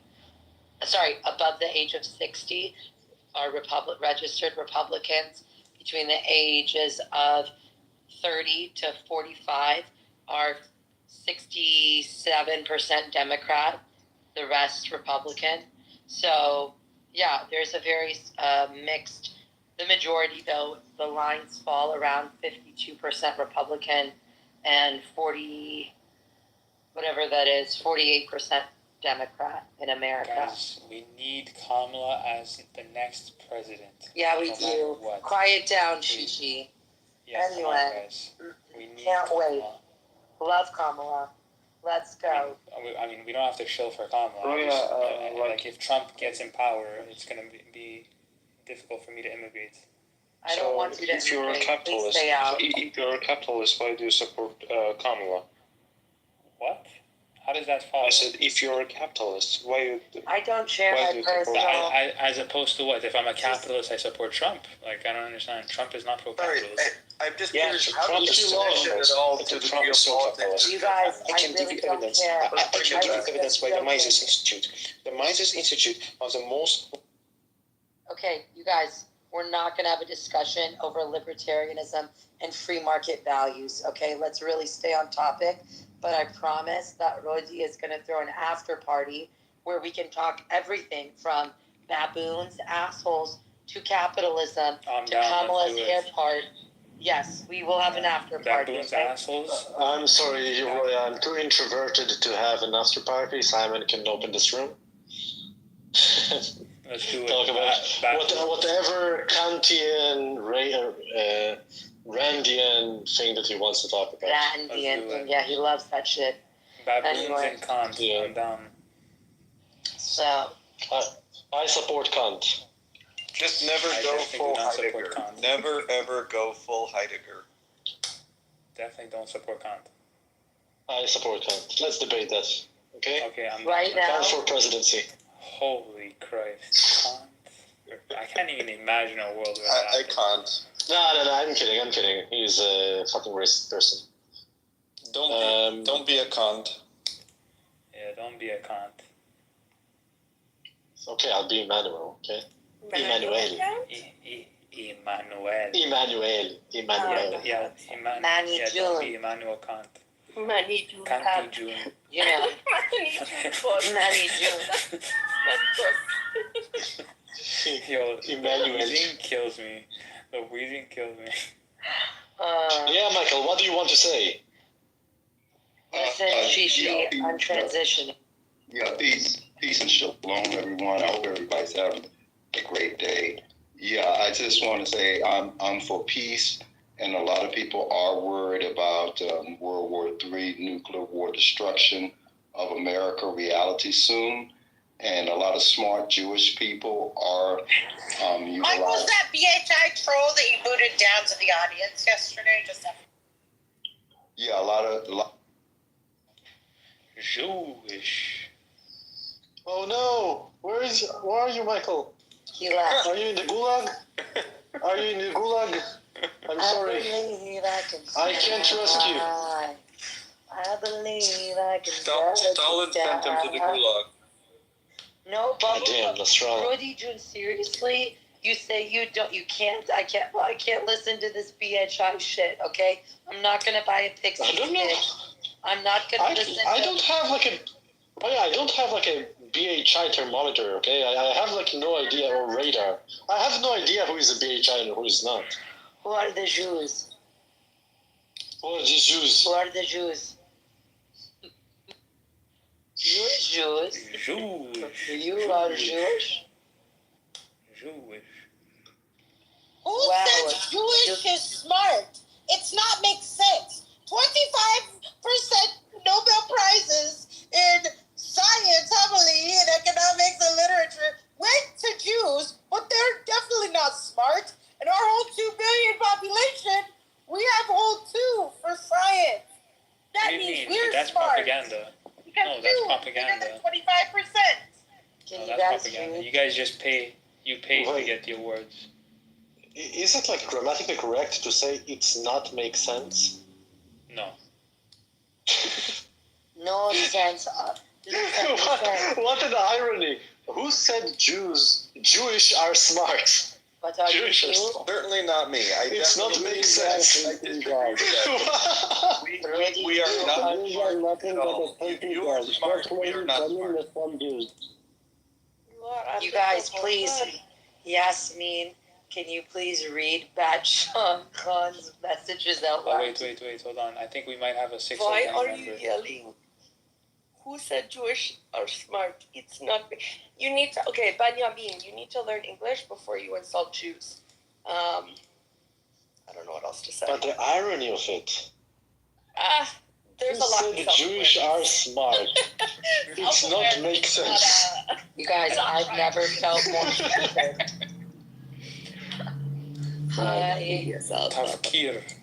I know so many. I know so many usually Jews though. Like so many. Give me a minute. I'll just ask you a simple question. It's a simple question. I understand you have pain. You have a lot of problem with this, so many enemies around you. But I ask you a simple question. You trying to criticize me? My English is yes. No, not good. So what? What's your point? Are you trying to criticize me? No one interrupts him. No one interrupts him. Please go ahead. When someone asks you a question, you are just trying to kill them. Is yelling. What does that mean? We are sorry. Do you want to say anything? Smartness has. Let me finish my point. If you want to talk, I'm going to close my mic and you can talk. I ask you a simple question. I'm not the Muslim supporter. I'm not the Jewish supporter. Just I want to say something simple. Does not make sense if you say Jewish is smart. Smartness is not coming from. ببین شب جا کلا میره 700 نفر اینجا هستن در Wait, Robert, 1 second, please, Robert. نه یه لحظه اجازه بده ببخشید من Hold on a second. Robert, just let me. I moved him down. I will invite him back later. Go ahead, please. It's listen. If you have money and you can go to the university and study, yes, you can be smarter than me, definitely. But it doesn't mean if I don't have money, working with a labor family, and I have no chance to go to school, of course I'm not smart as like a doctor. But this is the thing, Benjamin. Nobody brought up Jewish intelligence except for you. You brought up Jewish being smart. No, in the someone chat. was here is talking about the Jewish smartness. Hustle. I'm not against Jewish. But I understand that. But you brought this up. This is exactly anti-Semitism. If you say Jewish is the smart, No, that they're is the not. point. There are many You don't dumb get my people. point. I'm saying if you say Jewish is rich, Jewish is smart, this is anti-Semitic. Nobody said that though. Wait 1 second. I'm trying to figure out who said it. No one said it in the room. I was very attentive in the past 20 minutes, and then I'm looking up in the room. Because that's what he thinks we are, smart. Why else would he be saying it when nobody said that? There are You many guys. dumb Jewish people. There are Jewish people who are bad people. There are Jewish people who are good people. There are smart Jews. There are dumb Jews. There are religious I'm a Jews. dumb there are Jew. Jews. There is no. Me too. We are not all one. I'm like an average. There's a. Not dumb, not smart. There's all different. 5 out of 10. Nobody But said. every single Jew has a bank. Dumb, smart doesn't really matter. You're gonna believe this, Rody. You keep like this.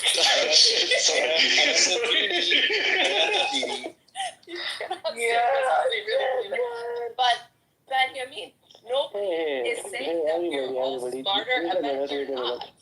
We're like we're any other group of people in this planet. There's good, there's bad, there's okay, there's so, and there's everything in between. This is we are no different.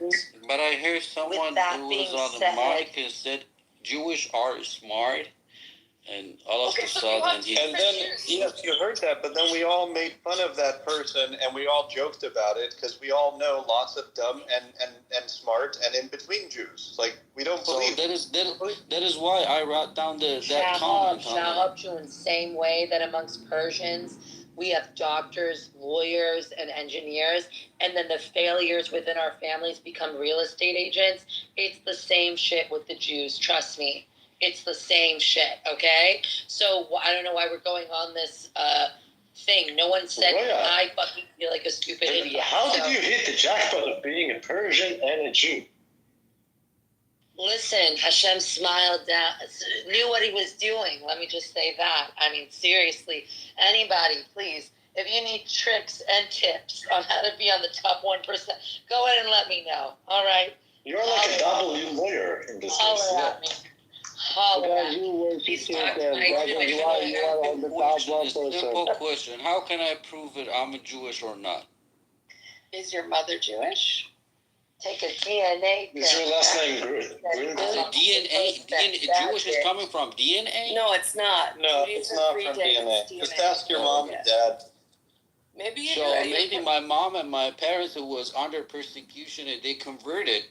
We have a lot of Jewish. Guys, why are you saying this? That 23andMe scandal, all of that Ashkenazi, what's it called? DNA sampling got hacked from that Chinese company. And did you guys not see that? Yes, like a couple months. But maybe maybe you I don't. know a Where lot are of you Russian from? Jewish. Iran.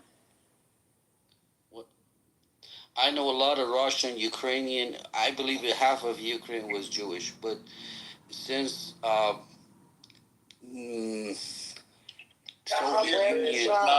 of Ukraine was not Jewish. I'm sorry, that is just false.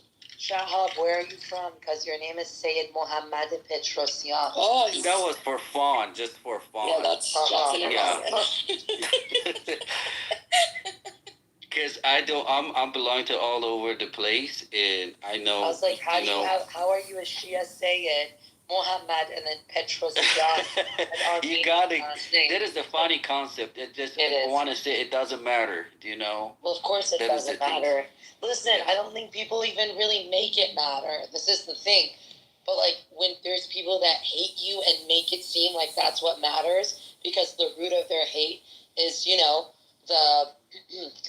like the scapegoat theory, where they need to be able to point out that there's something innately wrong with people, right? You know what's so crazy? Roya, I know you when it was like 2 years ago, I believe. When your father passed away, I believe, in the room, I meet you and I talk to you. Do you remember? It was like. No, I don't. But I appreciate it. Thank you so much. I don't remember actually. My apologies. It's been a crazy 2 years. Yeah, but thanks for coming to that room, I guess. But yeah, I just was about to say that I don't think that we live in a world in which, Martin's Okay. Okay. Is it like a new kink to want to fuck countries? Yeah, it's getting me horny. What the fuck? I'm kidding. I'm kidding. I'm just joking. Everybody relax. I'm just kidding. Oh my god. It's Saturday. So what I was gonna say is, fuck what I was about to say. I was about to say it's not like people are obsessed with their identities. I feel like because it's so low caliber for us to even be divided because of quote unquote identity, age, race, ethnicity. You know, this stuff and religion, this is actually quite stupid, but because of the fact that we'd rather criticize each other and find singular reasons for pain, we'd rather hit and kick one another than really actually focus on creating more systematic change of our environment, right? And the institutions that exist around us that don't give us a good quality of life. Anyway.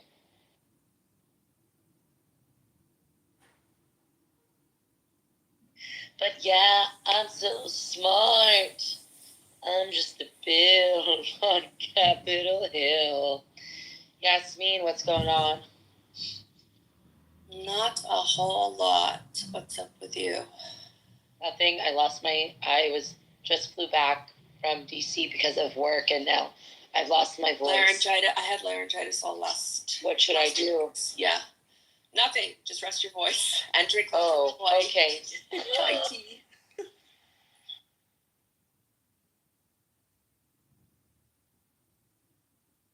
Honestly, this room was such a fun room. I've loved this series of the people, like Israel, Iran, part 1, part 2, part 3. It's been a really good time. Yeah, I love Iranians. The best people, honestly. The best. Dude, I can't wait for the Middle East to actually, what we can really do is that if we got collective and created like a chamber of commerce specifically focused on tourism, and then we could really introduce a new level of really fun themed resorts and casinos within the region. I know people don't like it when I go on and on about the casino idea, but I actually think that that Quiche and all of these islands in the south of Iran would really benefit from like a large, lucrative tourism. Yes, because they're tourism tropical. industry. They're beautiful. Like Iran has so much to offer. It is such an amazing country, and it's a shame that more people aren't able to travel there freely and experience its beauty. The people of the land, it is so diverse there. Hopefully, Bezrat Hashem, God willing, we see that in our lifetimes. And open Iran for everybody to visit. I will definitely open for the Iranians. Casino. I can't wait to that time. I will open a casino. Sherry's gonna open a casino. I will come spend money in your casino. You guys, we have to free Iran soon, because all of our famous superstars and famous superstar like pop stars are dying. Like they're in their 70s and 80s now. So we really have to get to it I know Sherry Gugusha Didi, she was in Vogue Arabia last month with her granddaughter. So yeah, before they all die, we really need to free Iran so they can do one last concert.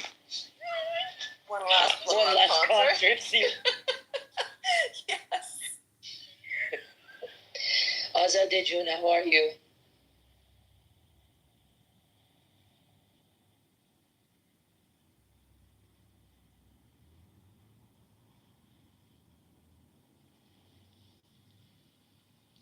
Yeah, no, my favorite thing is like when people are like, oh, like you, like Jews are white or they don't look Middle Eastern. I'm like, have you fucking been to Iran?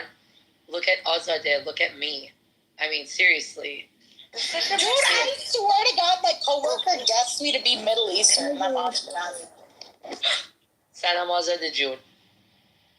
Salam. Sorry I was away. It's okay, babe. Yeah. And by the way, I'm not Jewish. perfect, and look at her, and look at me. Does this look crazy, right? That's okay. We still love you. That's I love you by choice, not because. Exactly. No, I'm just saying that in America, people are like, oh, Jews aren't Middle Eastern. And I'm like, so have you ever been to Iran? You have like blonde white people with blue eyes, you know, and then you have people that are like tan, and then you have people that have red hair, and then you have people that don't have red hair, you know, anyway. That's very true of the Levant, though, as well. Like Lebanese, Syrians, Palestinians.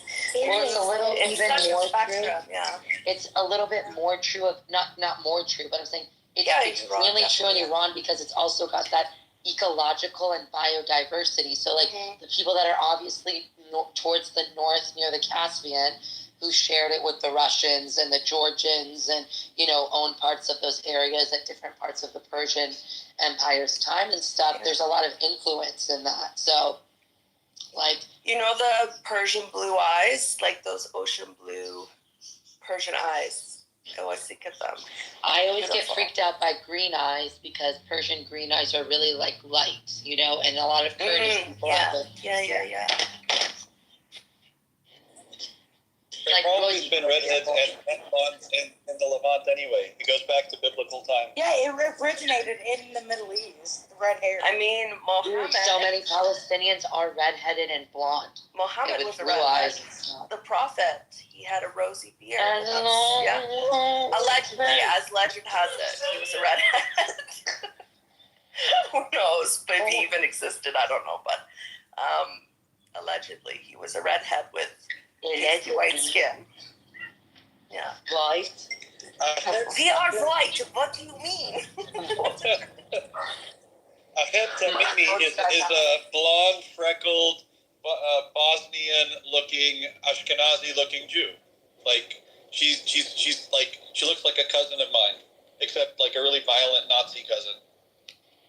It's really hard for me to sometimes tell in public, not all the time, but sometimes it is actually really hard to tell if someone's an Arab or a Jew in public. Sometimes it honestly is.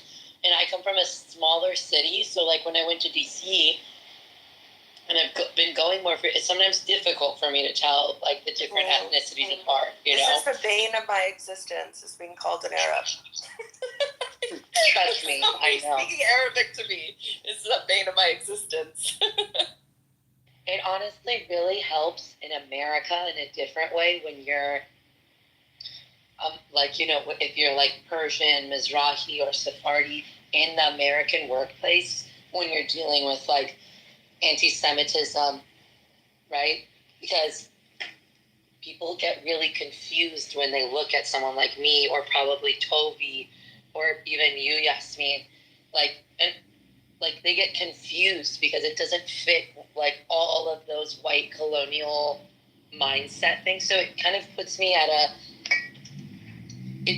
like over this last year, like I know that I feel very threatening to one of my coworkers because I don't fit anything in her preconceived notions and her biases of what a Jew is. When in reality, that's because you don't know anything about Jewry. You don't know anything about Jews, so therefore you have no clue, quote, what we look like. They don't know know what I mean? anything about the Middle East because the population, Jews and beyond, it is such a spectrum and such a multi-ethnic and a diverse population. There is no one way to look at it.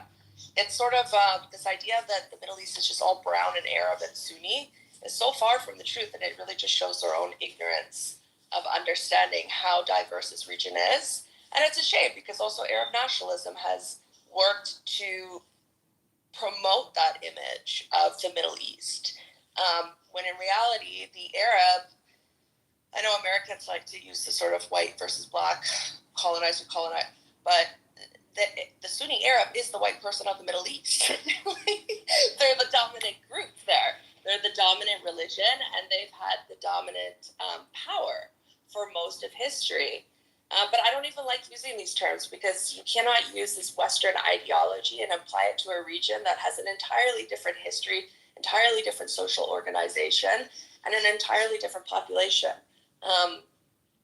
It's a fallacy. We have to do a way better job, though. Like, we're really, like, educating, engaged. We have to do a better job, like, as we meld together in the Western world and we create our as we grow within our diasporic experience in the West in this new age, like, I do feel like we have work to do, and we can do that together collectively, so that we can have a stronger, more united front when it comes to fighting anti-Semitism. Because we deal with our own type of threats very much, as we've seen. It's never been as apparent to me until since October 7th, Maybe I used to, as a person that, I think Gabriel can kind of maybe, like, connect with what I'm saying or relate to what I'm saying. It's like, because, like, it's kind of difficult because now you come into phase with people that are part of your coalition who really don't like have sometimes are having their own. The IP conflict is like almost like causing them to have an identity crisis within themselves about their political allegiances and their mindsets and who they are. But, I'm going to need those people to pick it up, because I'm not going to sit here and talk on the basis of human rights that any other group of if it was anyone other than the Jews, you would have had it. I unfortunately feel within my bones, down to my molecular level, that I wouldn't even have to explain any of this. So I've had to lose a lot of friendships and honestly professional relationships because of the fact that I didn't feel comfortable growing with people that were still unsure about the morality of my people. That doesn't sit well with me. Right? I don't want to have to make the case. 100%. Right? I don't have to make that case. Why should I make a case for why Jews who go to, like, a Lollapalooza-esque thing in their own countries don't deserve someone to come over the Mexican border and storm in the middle of, like, I don't know, what is it called? Fireman, Raining Man, whatever the fuck. And kill a whole bunch of music hippies. I don't think that's right. Why do I have to explain that to someone to also not see that as right? No, 100%. And, what Yasmin was saying about, basically a takeover to a large extent of the region by Sunni Arab Muslims, that's really reflected in even very, very, like, obvious things like Min ilmaya lalmaya Palestine Arabiye. From the water to the water, Palestine is Arab, is the actual saying that you hear in Arabic at every single quote-unquote pro-Palestine, but really it's a pro-Hamas rally at college campuses, right? You hear that in Arabic, chanted by the organizers. Then you hear the useful idiots in English going, from the river to the sea, Palestine is free, which is a translation for Western audiences, right? And that is Arab supremacy. It's Arab supremacy, right? Like, Arabs absolutely belong in the region. Fuck, of course they do. But they are one of, like, 30 other groups. And in fact, 20 of those groups they conquered to one extent or another. So it's just crazy, because if we said, from the water to the water, Texas is English, we would, and chant that, we would rightly be like, wow, you guys are fucking English supremacists. But, like, for some reason, when it's like Arab, Americans only think that like, there's 4 ice cream flavors, right? And the Middle East is all one ice cream flavor, and it's the Arab ice cream flavor. And that's just stupid. It's dumb. I remember growing up, I had a Syrian Christian friend named Rebecca. And, like, my mom kind of made me stop being friends with her, but that's another story. That's more has to do with the Persian side. But anyway, like, I remember reflecting about it in college, and there was, like, this Iraqi guy, and then I said, yeah, I'm Iranian, first generation Iranian American. And then we started talking, and then, like, I was speaking, he's like, wow, I had no idea that there were, like, Jews in Iran, or, I could already tell that he, like, had no idea. And then I was talking about my, I was talking about Assyrians, that, I have Assyrian friends too, like, half of them are, like, in, the ones that are also in Iran. And he's like, oh, like they're in Iraq too. And then it just made me like, he wasn't a bad person. He wasn't a bad person, but it just really made me really think, like, bro, you have like no clue, right? Like that's like exactly how I assume maybe white people in America, I don't know, like maybe it was like, I don't know how to relate it to, but it's like I've never even heard of that, you know? It's like you had no clue that in your country, like Saddam Hussein's second right-hand person, his doctor or lawyer, what was he, a doctor, Gabriel? That Christian guy, that Assyrian Christian guy was his right-hand man. Like, you like really have no clue? Like, you had no idea that there's like different ethnicities, different ethno-religious groups within the Fertile Crescent. Like, again, it's just so pompous. It's just such an air of I don't think it's entirely a coincidence either, though. I believe that there's a concerted effort to sort of push everybody under the same umbrella 100%. in the name of Arab nationalism, and to sort of this erasure of people's unique history, certainly in North Africa as well with the Amazigh people. And I do think there has been a concerted effort to try and erase that narrative in our histories. But yeah, I've met Jews that didn't know that Persian Jews existed. It's like, where do you think Esther and Mordechai? Like, where did that story come from? Where did Cyrus the Great? The Where two do you biggest think these erasures. stories come from? The two biggest or the three biggest erasures, right, of how history is taught in the Middle East, right, and how now in American textbooks we're seeing some of this. Let's call it. You can call it Arab supremacy, or you can call it Pan-Arabism. You can call it essentialism, if you wish. But the first one is that there was no Arab-Muslim slave trade; just didn't exist. There's black people in Iran. There's 11,000, black people in, Afro-Palestinians in Gaza living in a place called Al-Abid, which is literally means like the slaves. But yeah, like they're just like, we don't talk about it. It doesn't exist. That's the first complete lie. And it's an erasure. One of the reasons it's such an erasure is because there's still African continent originating slavery in some of these countries. So that's one. The second biggest thing is that everyone's Arab and Muslim, and Islam has existed since the time of Adam, right?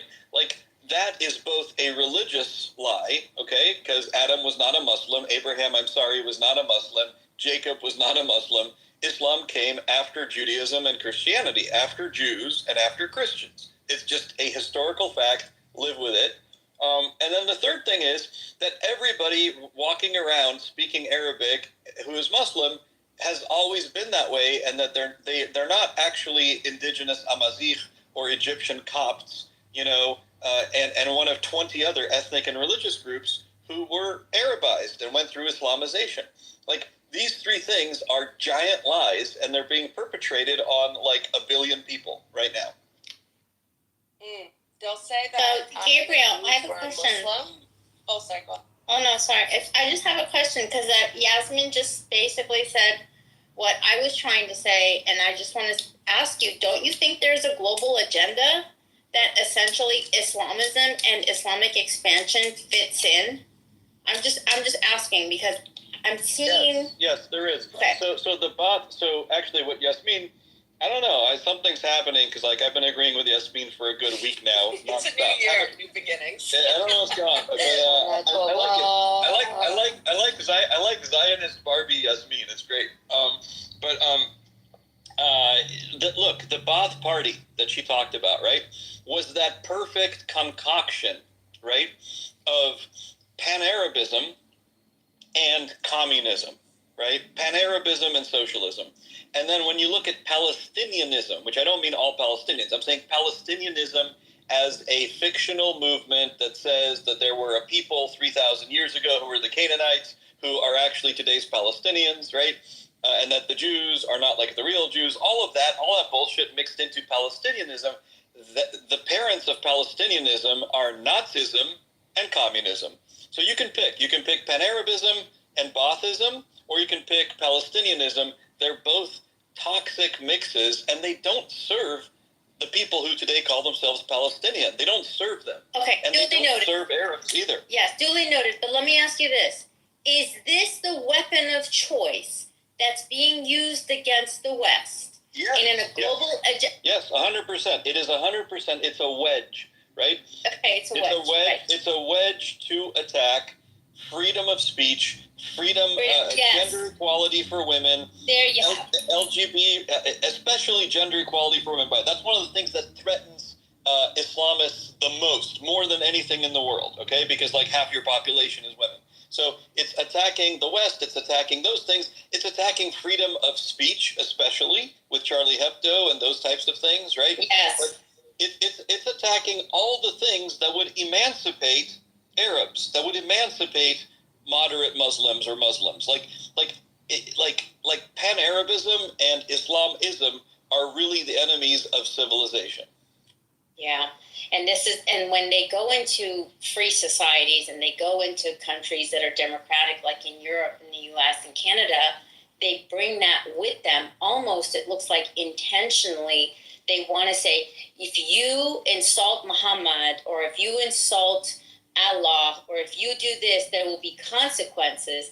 There was a discussion just last night in a room talking about, no, there isn't. It's a freedom of speech. It's protected speech, and you can't instill that. And they're like, no, you can't.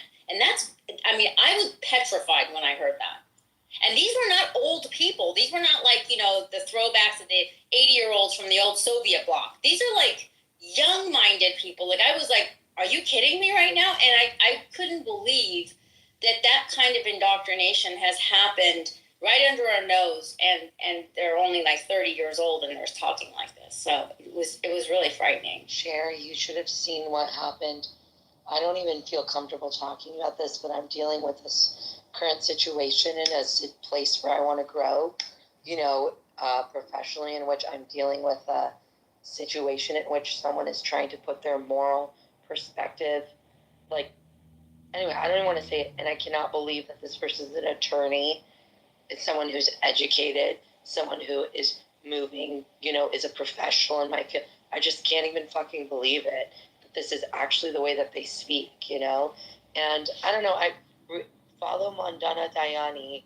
I don't know, click on her. You should follow her and listen to her. Yeah, that was really interesting. Because it's truly take a minute to reflect.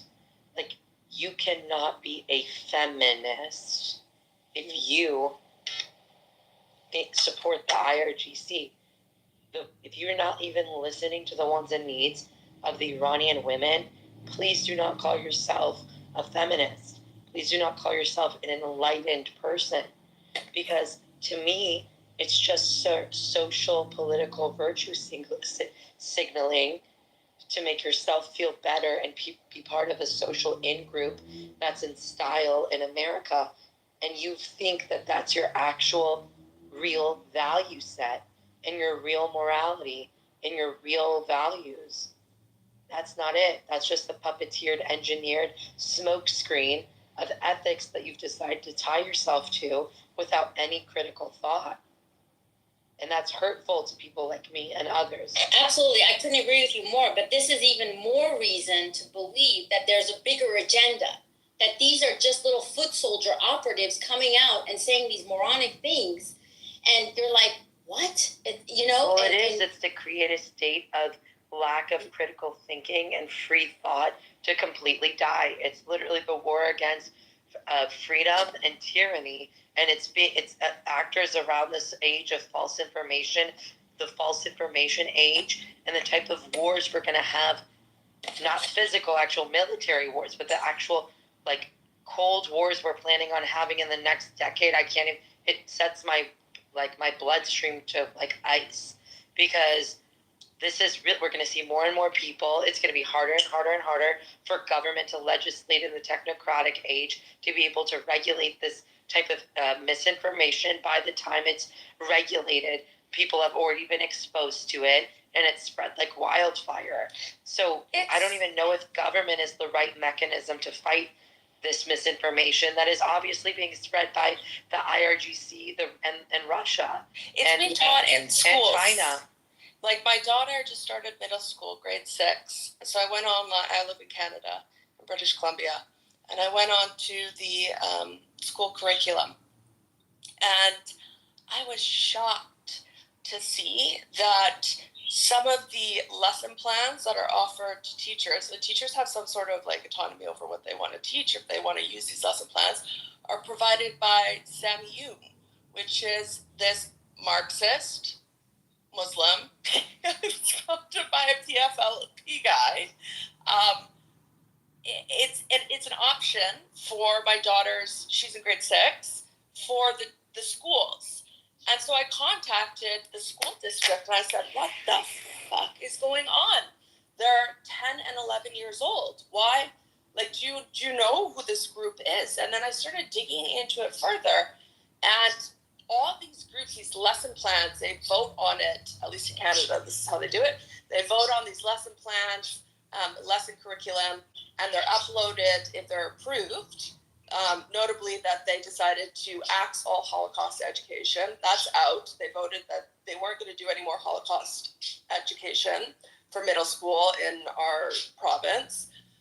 And instead, we have Marxist-Leninist shit with like sprinkled with Islamism and Palestine. And I was speaking to some of the other moms, or I have a lot of like Iranians are in where I am, because it looks like Tehran. There's a lot of Persians and Iranians here. And they're just beside themselves as well. We can't understand why this is even in a school curriculum, why this is even being an option for teachers. And the teacher, I think, they don't understand this. They don't know this. They're young. They're usually Canadian, not of sort of Middle Eastern background.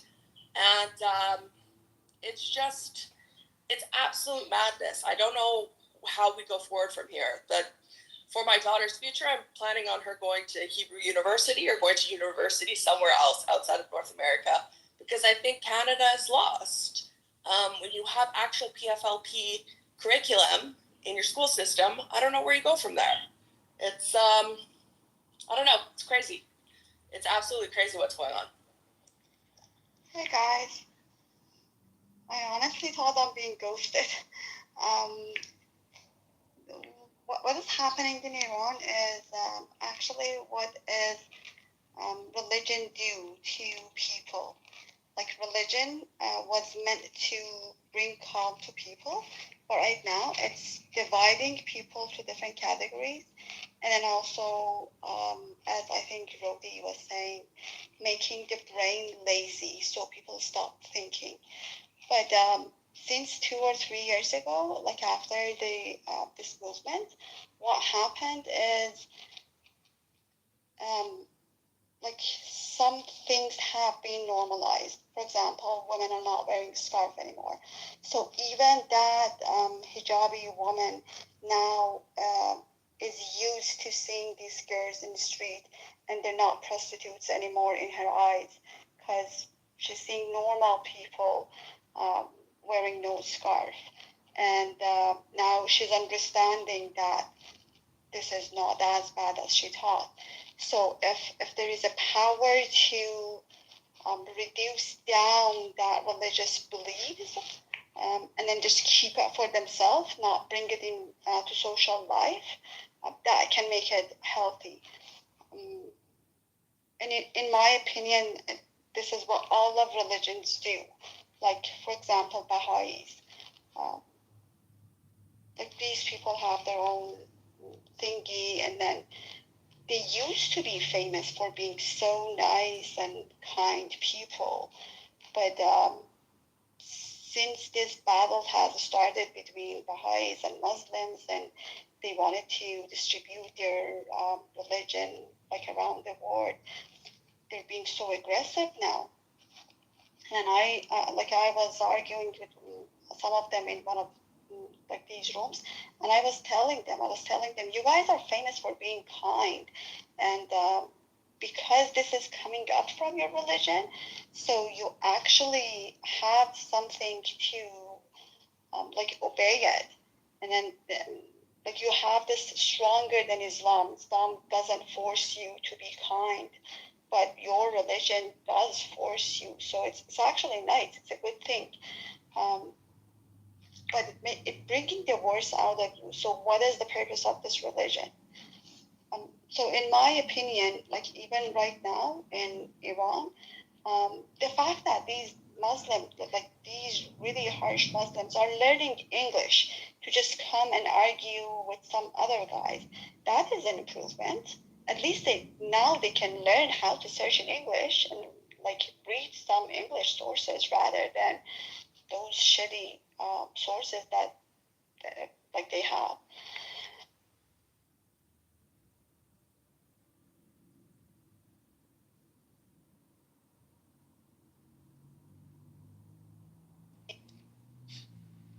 Welcome to the I just stage, wanted to make one Peshwan. point. Oh, sorry, Yasmin. I just wanted to make one point about Sunrise June. I completely understand what you're saying. I do have to say, though, this is just from a person who grew up in a mixed household with parents that were quite secular and agnostic. Both of them had very negative views towards religion. And just like, you know, it's really hard. It doesn't suffice the curiosity of the mind when a person is in the pursuit of like answers to the universe and you really don't get that from that's really not allowed, understandably so, due to perhaps the traumas that your fellow parents, you know, your parents have gone through. But, you know, also growing up in a new world, you know, it can also cause a lot of confusion. So whatever the belief system in a home, whether it's atheist or religious or not religious, I think that it's worthy of like the examinations of the universe and the questions that a person's mind has to be answered, because it really did affect me as I got older, because I had to explore and learn things for myself. And it felt hard because my parents, I always felt like the guise of their judgment around like my need for collective religion, or not even collective religion, but what's it called? Pursuing a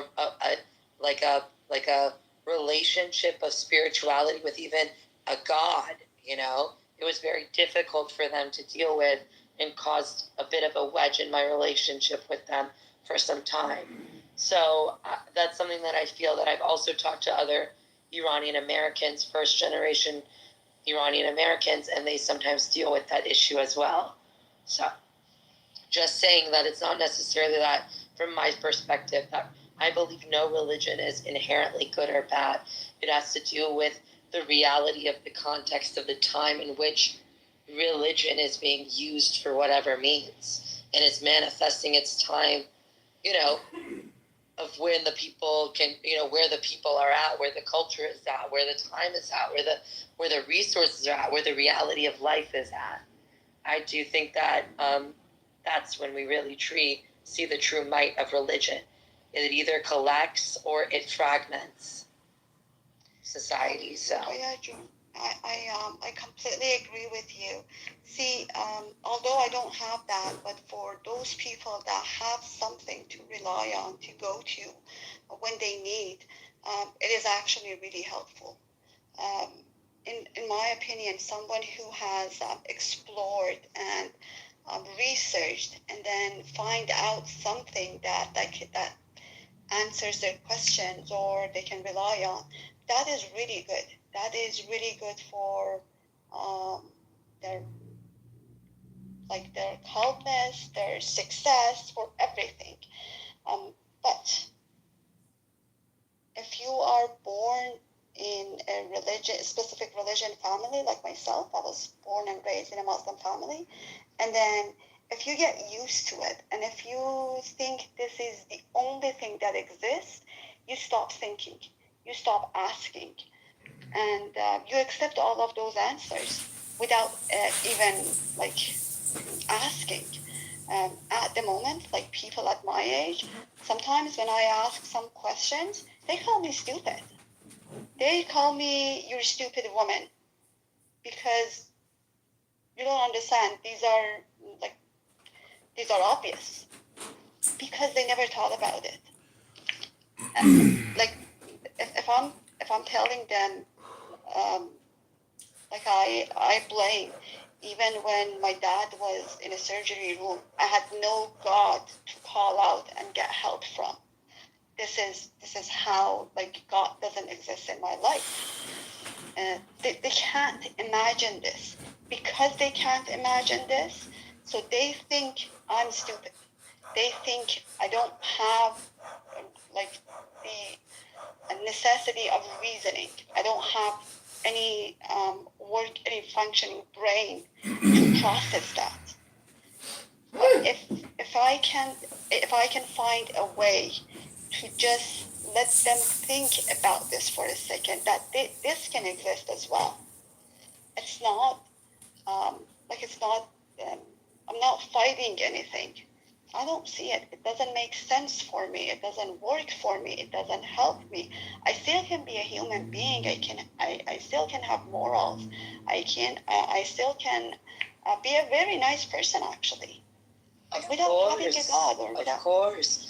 I meant more if the pursuit of knowledge is like, whether it's you come from a religious family and they say, no, you can't, no to thinking, no to growing, no to exploring, no to independent thought, no to inquiry, or you come from vice versa, no inquiry, like you don't come from a religious household and it's no inquiry, no questions, no.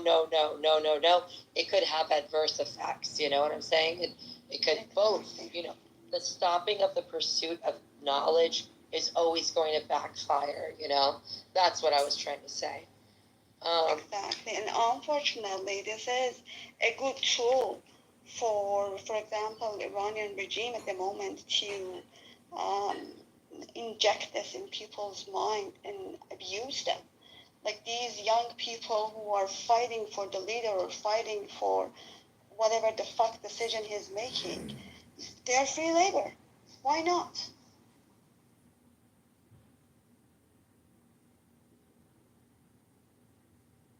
Can I just say, it's wonderful hearing Iranian women speak. I don't know, finally learning stuff. Sherry, you've been so good on this stage. I really appreciate you coming into the room. Yeah. Oh, Iranian men already know how great Iranian women are. Yeah, I think that we pretty much know it, but hopefully they know it. Everyone but the Ayatollahs. Sorry. All the dudes except for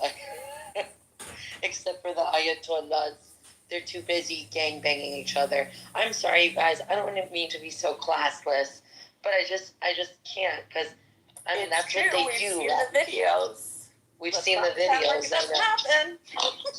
Yeah, because women don't look at them anymore, so they have to.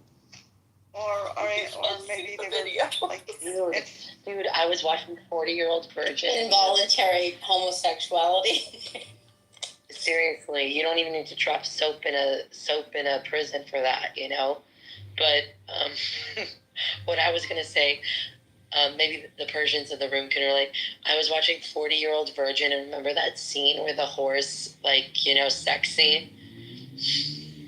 Ew, were you thinking about the farm animal when Khomeini gave his whole speech about which farm animals you could have sex with? Well, no, I'm telling that story, and then my mom goes like this, boy, Khomeini, she's like, sex tape Khomeini, my mom choked out, why are you watching Khomeini's sex tape? I mean, it's just so outrageous that these people even have power. Like, this man wrote a book describing which farm animals are permissible to have sex with, which ones you can ejaculate in, and who you can sell the meat. Like, it's just so outrageous. And that photo of him with all the little girls in the flowery niqab, like, ugh. Dude, so it's like, Iranians, like, they're just not meant for Shiism. Can we just accept that we made it up in the 15th century because the Safavids wanted this 9-year-old Ahmad Shah to fucking be the Sufi Shia, right? So that they could actually turn around and annihilate the Turks, right? Because they had to, like, that's the real reason. All the Iranians know this, right? Shervin, Duruq Migam, am I lying? I mean, it's the truth. No, it's true. It's the truth. Yeah, exactly. Well, it was exactly this, right? So then, like, we got Shiism, right? And then we got all of a sudden every fucking where. I don't know, Ayatollah, Imam Zadeh, whatever the fuck's cousins that get removed, sharded here one time. Build a 24 karat gold, I don't know, fucking shrine here. Blah, blah. This one peed the first time They're here. building new This ones, Roya. They're building new ones in Jeddah Chalus. Boy, what are the new ones for? Just for fun, so people can stop and then go there and spend some money. Or like a new Imam Zadeh. I don't know, like it came from. It's like, I don't know, this Imam Zadeh Jafar, whatever the fuck, 12 her dudes, baby mama, you know, gave birth to their love child left of this river, build a shrine, blah, blah, leave us alone. Yeah. All of the Iranian money is going towards building these fucking shrines.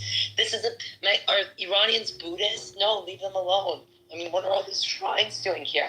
Also, it's like so funny to me because, like in Iran, people will have like, you know, it'll be like the death of like some sort of like, I don't know, whoever the fuck. It'll be like this imam died and then his cousin died the next day or whatever the fuck. And then all the Iranians are just using it as an excuse to go on vacation. They're like, you know what, go ahead and have your Imam Zadeh, whatever the fuck. We're going to Dubai for a weekend to get away from you guys. I don't know if you saw this video of Ashura. These girls. Oh yeah, Ashura. That's what I was saying. Yeah, these girls were actually joining that celebration or whatever without scarf. It was really nice. That's crazy. So, question: these pictures we see of Iranians, like these aren't just like, you know, in northern Iran, right? This isn't just like I'm walking through Khaytarieh and all the rich girls, you know, with their real Louis Vuittons and their, like, you know, passports to Belgium. This isn't just that echelon of people, right? I want the people in this room to hear it's not just the elite class that in Iran that are supportive of the revolution and supportive of change. Yeah, but like honestly, well, obviously the rich people, they live in, say, like certain neighborhoods, but the taking off scarves. I am originally from like not original, like my dad is from a little a village that they used to be really religious, and then my parents like normally go there for summertime. My mom was saying even in that little village, girls are not wearing scarf anymore. They go out with t-shirts and with jeans, and nobody is even looking at them. Like, this is a huge change. I live in Iran like that. Like, I go out and then nobody even looks at me. This is a huge change. I used to be like uncomfortable from normal people watching at me if my scarf was falling off my head, just from normal people in the street. But right now, nobody even looks at you. It's being normal now. Thank you. The government.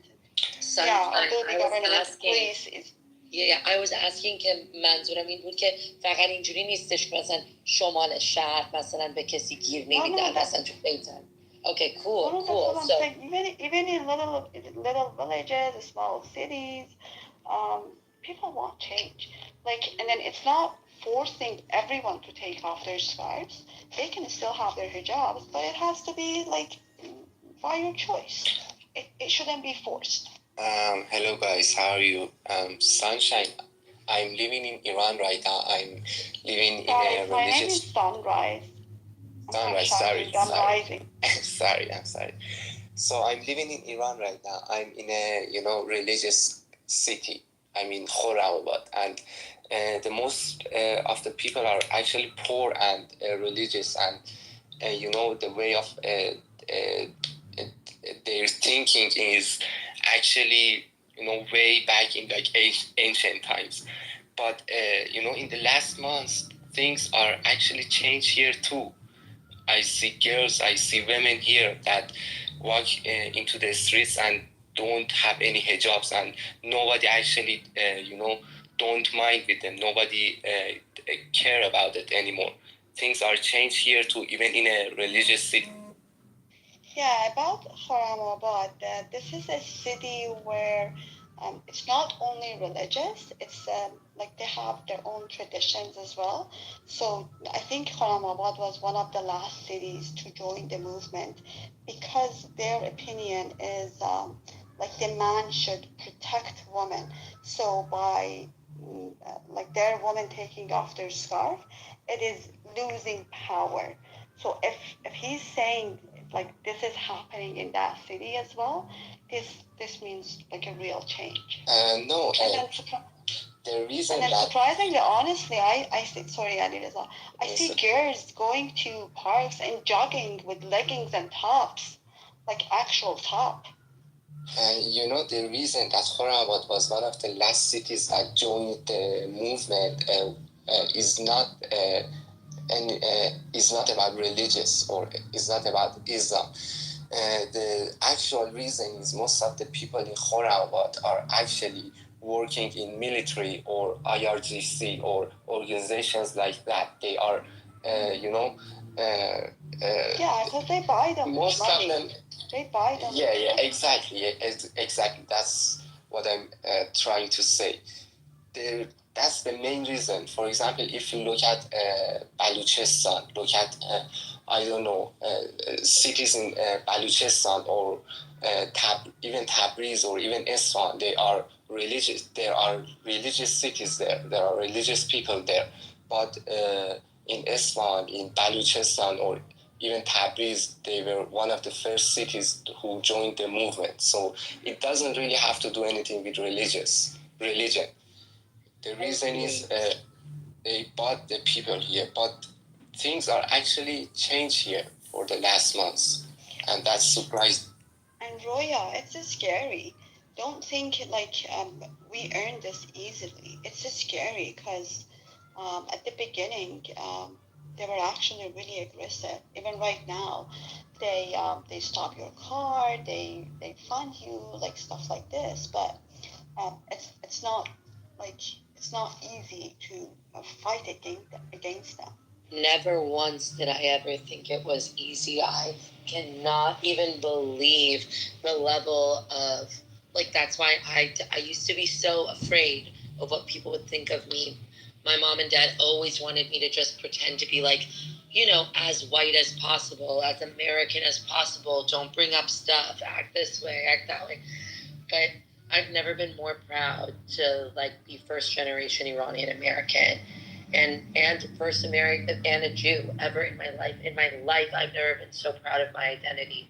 I'm so shocked, and I just feel like I'm just not shocked. I'm not even surprised. Like the level of badassery of like Iranian women is truly like, let's take if the people of the Middle East truly want change, take a book out of the Iranian people's book. If the women and children that are just sitting there listening to their pathetic Ayatollah Islamist husbands, like take a minute and think, like, I don't know, I just can't even, you know, it's hard for me to even fathom because this is the level that I see in Iranian women. So it just shocks me when other people's are not at the same level. So yeah, you guys, I think that like if we get a new cabinet, maybe Iran in the next 10 years could have its first woman prime minister. I don't think that would be so bad for peace or just, you know, good times. Anyway, honestly, they easily they can do that easily. At the moment, I think Iranian Golda Meir. An Iranian Golda Meir. Except Iranians are really, really materialistic and vain. So she's going to look like a supermodel. No offense to Golda Meir, okay? No. One of my heroes. Yeah. Okay. Yeah, so the prime minister will definitely have a surgery nose, but she's going to look chic, you know? She's going to have a Rolex on one hand. Plastic gold. I understand. I know, but you know, our prime minister you have natural beauty as well. It's not all plastic. Oh my God, Sunrise is so sweet. Yes, of course. Yes, in her youth and her prime, yes. She had to make lots of hard decisions, you guys. That's going to cause aging too. It's not like she was bad, you know, for her the time she was on. Alireza Jun, so you're from Khorramabad? Yeah, Nice. How old are you? I'm 22. Wow. So what's life for you like in Iran, and how are your friends feeling about this most recent? Why is everyone afraid? What are they thinking? In Khorramabad particularly, people just, when Iran attacked Israel, people just panicked and started going to gas stations like usually. And in the streets, the government used its propaganda, played its own musics and waved Islamic regime's flag and stuff like that. And the people's opinion is most of them don't really, right now, when I go to college, when I talk to my friends, most of them are not really scared anymore, They are just, it's like they don't even care about war anymore. I don't know why, but the young generation is like, is just waiting for the war to being started. I don't know why they are thinking like that. They think the war is going to be a good thing for Iran, actually. They think if Israel attacks Iran and the war starts, it's going to be good for Iranian people. But I don't think that personally. I think the war, at the end of the day, the war would hurt ordinary people, and there would be no good effects for us after all. And I had some friends in Iran who were supporting this regime, and after the Mahsa Amini incident, they just changed. After Mahsa Amini's incident, they just changed their side, and a couple of my friends got arrested for their political views, and yeah, that's it. Your 22-year-old friends were arrested because they have political views. Imagine if the people on Columbia or Yale's campuses knew what it was like to be arrested for their political views.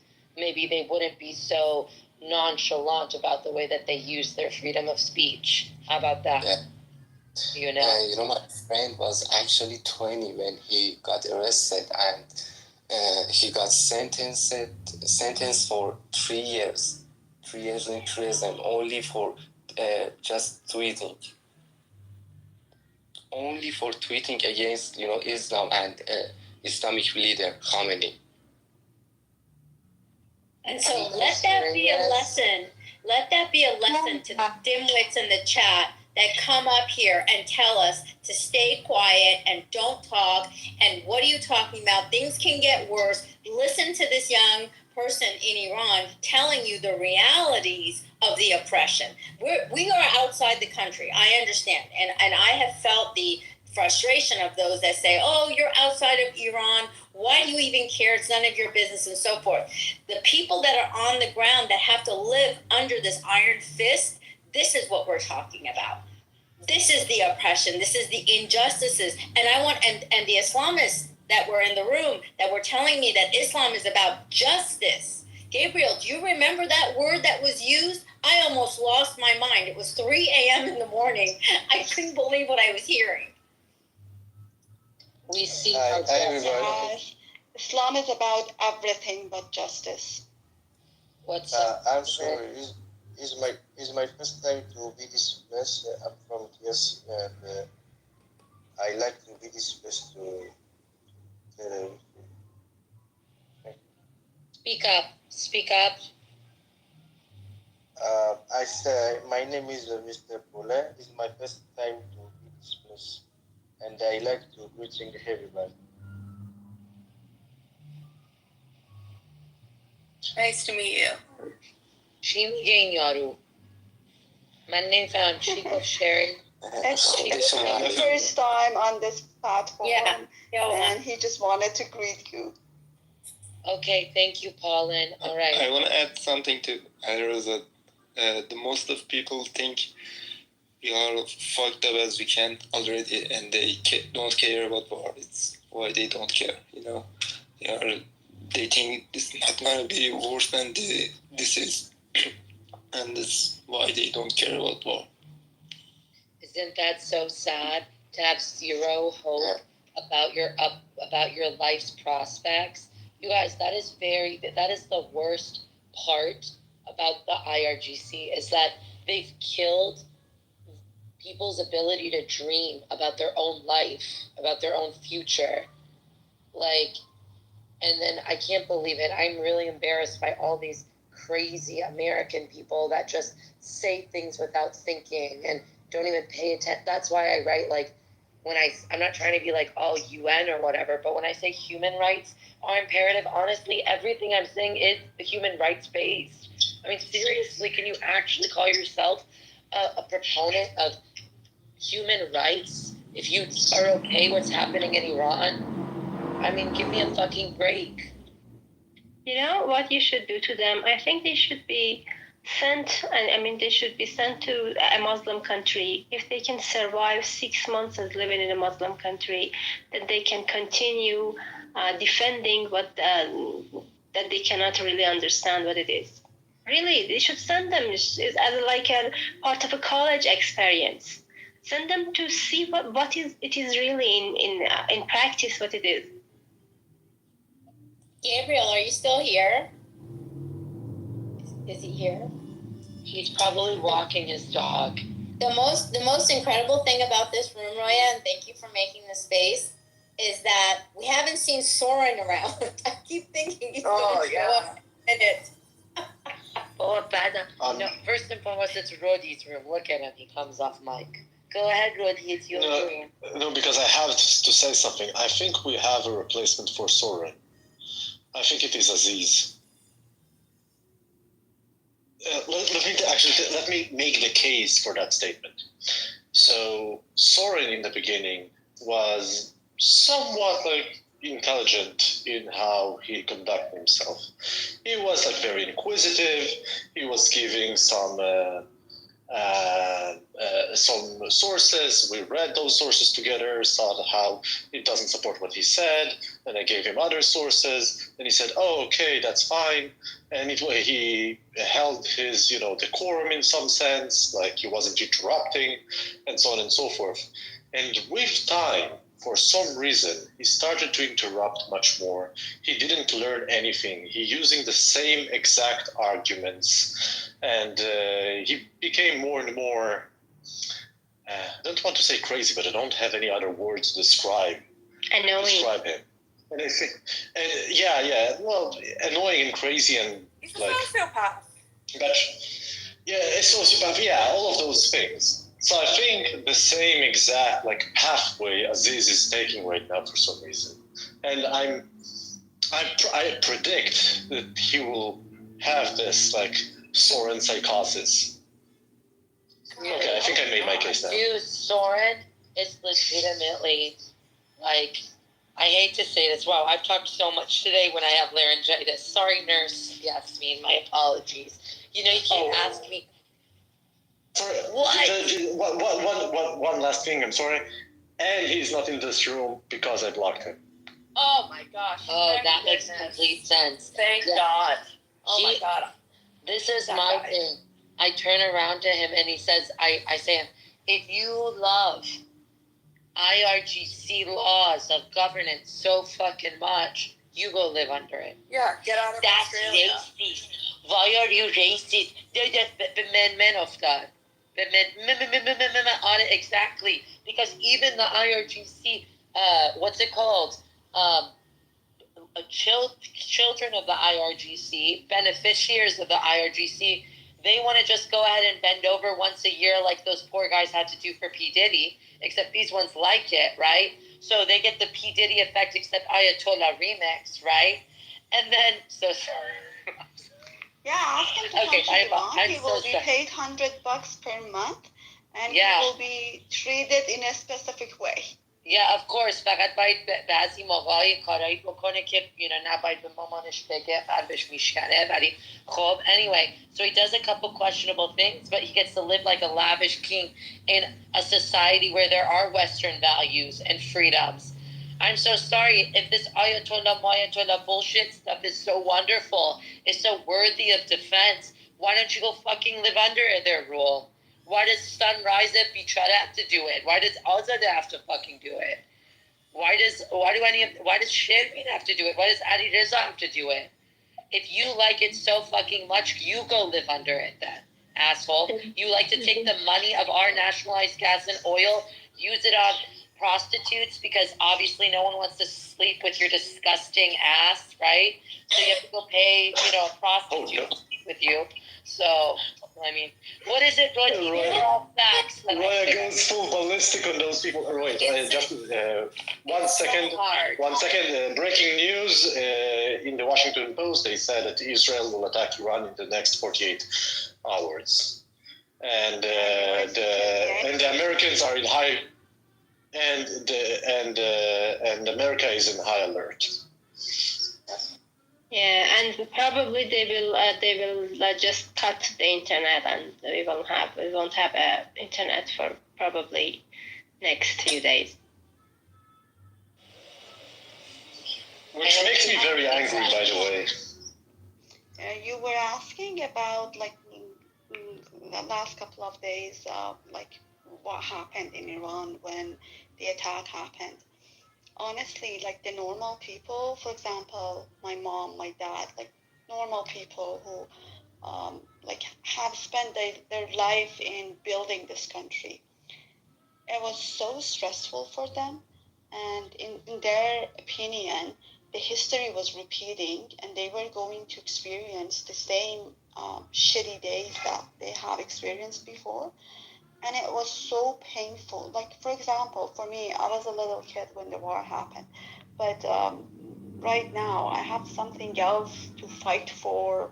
And I have my things. I'm not even scared of being dead because, living this way, it's just not okay.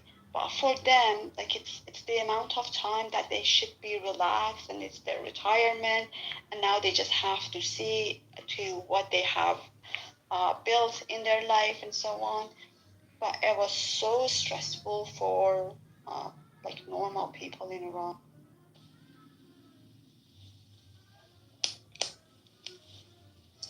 So that was so touching, Sunlight. Something the Rookster said yesterday in a room, is he in here? I saw him on stage earlier, but Rookster said that if you've noticed, and you may have noticed, Roddy, Soren doesn't speak Farsi. Every time you speak to him, he doesn't respond in Farsi, and so he's saying something that I actually noticed too. We don't think he's Iranian. No, Cherry, I heard. You did, Emma? Yes. You heard him? I did, Sherry June Baba. I started being mean to him. You know the ways that only us Iranians can. He started talking about kado mado, or was that not Soren who was saying oh, did you enjoy your Rosh Hashanah gift? And I said. That was I think usually Rookster doesn't say Kartakala, but he don't know. Maybe he did. No, من بهش نگفتم که فکرم نمیدونه because he was in the I think one of the Iranian rooms and he was speaking Persian. For the first time I heard his Persian speaking. I think 2 days ago there was a room here and I cursed him فوش خار و مادر maybe for 2 minutes. So, but always I have a question about this idiot and why you are inviting him to coming up. This is the main question. بذار ترجمه کنم. You guys, فوش means cursed out. Cursing. And then khar or mother means sister and mother. So a curse that is mommy is sister and mommy. So anyway, continue here. Yeah, but the funny thing is, a lot of people message me why you curse him and why you are not tolerating. So because talking to this idiot is it's wasting time, I think. because his mission is going. I told him, you are bichaye, means you are just advertising war, and you don't have the guts. You don't have the guts. Yeah, and I know if the war is happening, this idiot is definitely he's not joining to any war, just sitting somewhere very calm place. Just he's advertising the war and encouraging people, and he's going to other rooms to and representing himself as an Iranian, but we know he's not part of us. He's idiot. And he's Mozur. He's Mozur Chafruz. He's Batan Furush, you know? Yes, of course. He is a jasus. He is a fucking jasus. Spy. Yeah. What is the most disgusting type of people are people like Soren? Like, guys, you know why they're advertising the war, right? Because they don't have manpower. Obviously, I'm not going to if there is any war happening, I'm not going to fight, and their own people are not going to fight either. So they know they don't have the manpower, and they believe IRGC. They believe they're not good in media. So at the moment, what they're doing, they're trying their best to use media and just advertise the war in hopes of to like scare people. Hi guys. سلام. ببخشید من گوشی دادم. Hi, sorry, I was literally listening to you guys. I'm very new with this club and so interesting. Just wanted to say hi. Tell us more about you, Ati June. Where are you from? Well, how are you finding the convo? Actually, obviously, I'm Iranian, and I was in this country. I don't know anything about this group.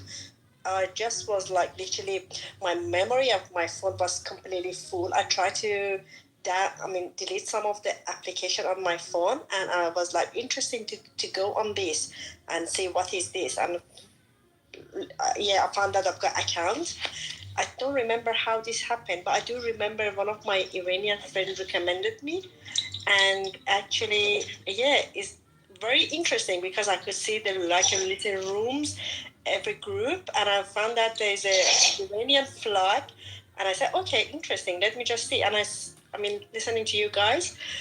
Well, I've been in UK.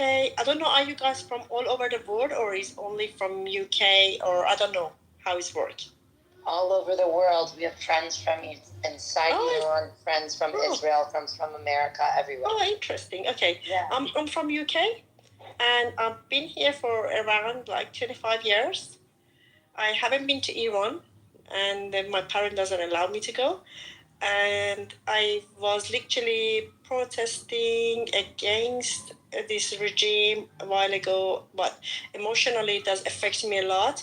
And I was under the treatment because I couldn't control my emotion. I really avoid the news. I don't know anything about news. I just try to skip the news. I don't follow anything because I'm a little bit it's like give me a heartbeat and emotionally affecting me.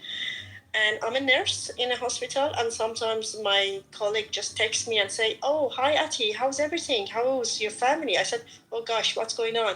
I don't know anything. And then they just said, oh, you don't know what's happening in Iran and Israel. And I really don't follow. But somehow, even without asking, I'm involved already. But the thing is, I don't believe in any of those because I know this is political. They just display what they want us to see. Simple as that. The God give us wisdom, and what not the actual God is, I would say, universal energy. We have a wisdom to think about it. I don't believe anything under the table. They're laughing at us. That's what I believe. And political doesn't know brother and sister. به قولن سیاست پدر مادر نمیشناسه.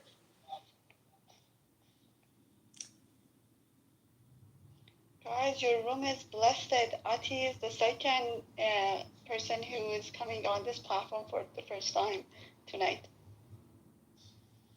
Yes. Well, welcome, Auntie June. This is we try to keep this space as safe as possible.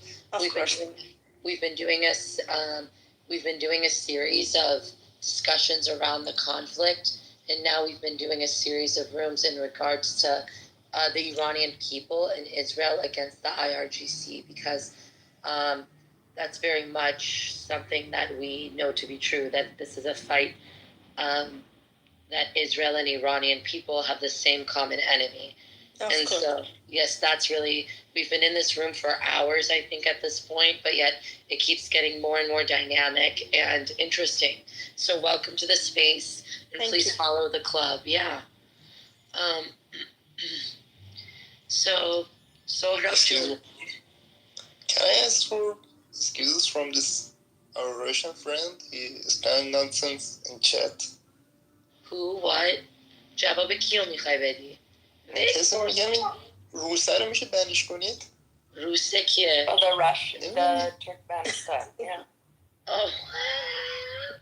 نه بابا، این یارو هندیه، کسخله، کمی کسخل. ببخشید حرف الفاظ زشت کمی مغزش I was looking for Rusari. I was thinking, okay, کسی Rusari نداره. Russian. نه روس نیست، هندیه. Anyway. Sohrab, are you there? Oh yeah, I'm here. Hello. What's up, buddy? Oh, thank you. Hello. نظرتو بگو. اگه دوست داری هستم. Colin, friend, please stay in listening mode. Sohrab, did you Hello. say? Okay. Hi. Hello. Hello. Miss Roya. It's my first time to be here, and I like to ask you a question about this club. I don't know what the club can answer, but I need to know everything about this club. You can tell me about. I'm from DRC in Africa, and I'm speaking in English, but I like to do my business. Thank you. Sorry, چی میگین؟ یه مترجم لازم داره؟ بابا این کیه؟ Miss Roya doesn't understand. میگه که he's from Africa. میگه من آفریقایی هم تازه تو این کلاب جوین شدم، میشه یکم راجع به این کلاب توضیح بدی؟ Oh, is that what he said? اینو گفته دیگه. Yeah, آره. It was really hard to Okay, yeah, or that. Make aware. Paulin, this is just a room in which people talk about anything that's interesting, and it's for people that actually want to have enlightened conversation. Hopefully that makes sense. So let's listen a little. Sohrab June هستین عزیزم؟ Yes. بفرمایید.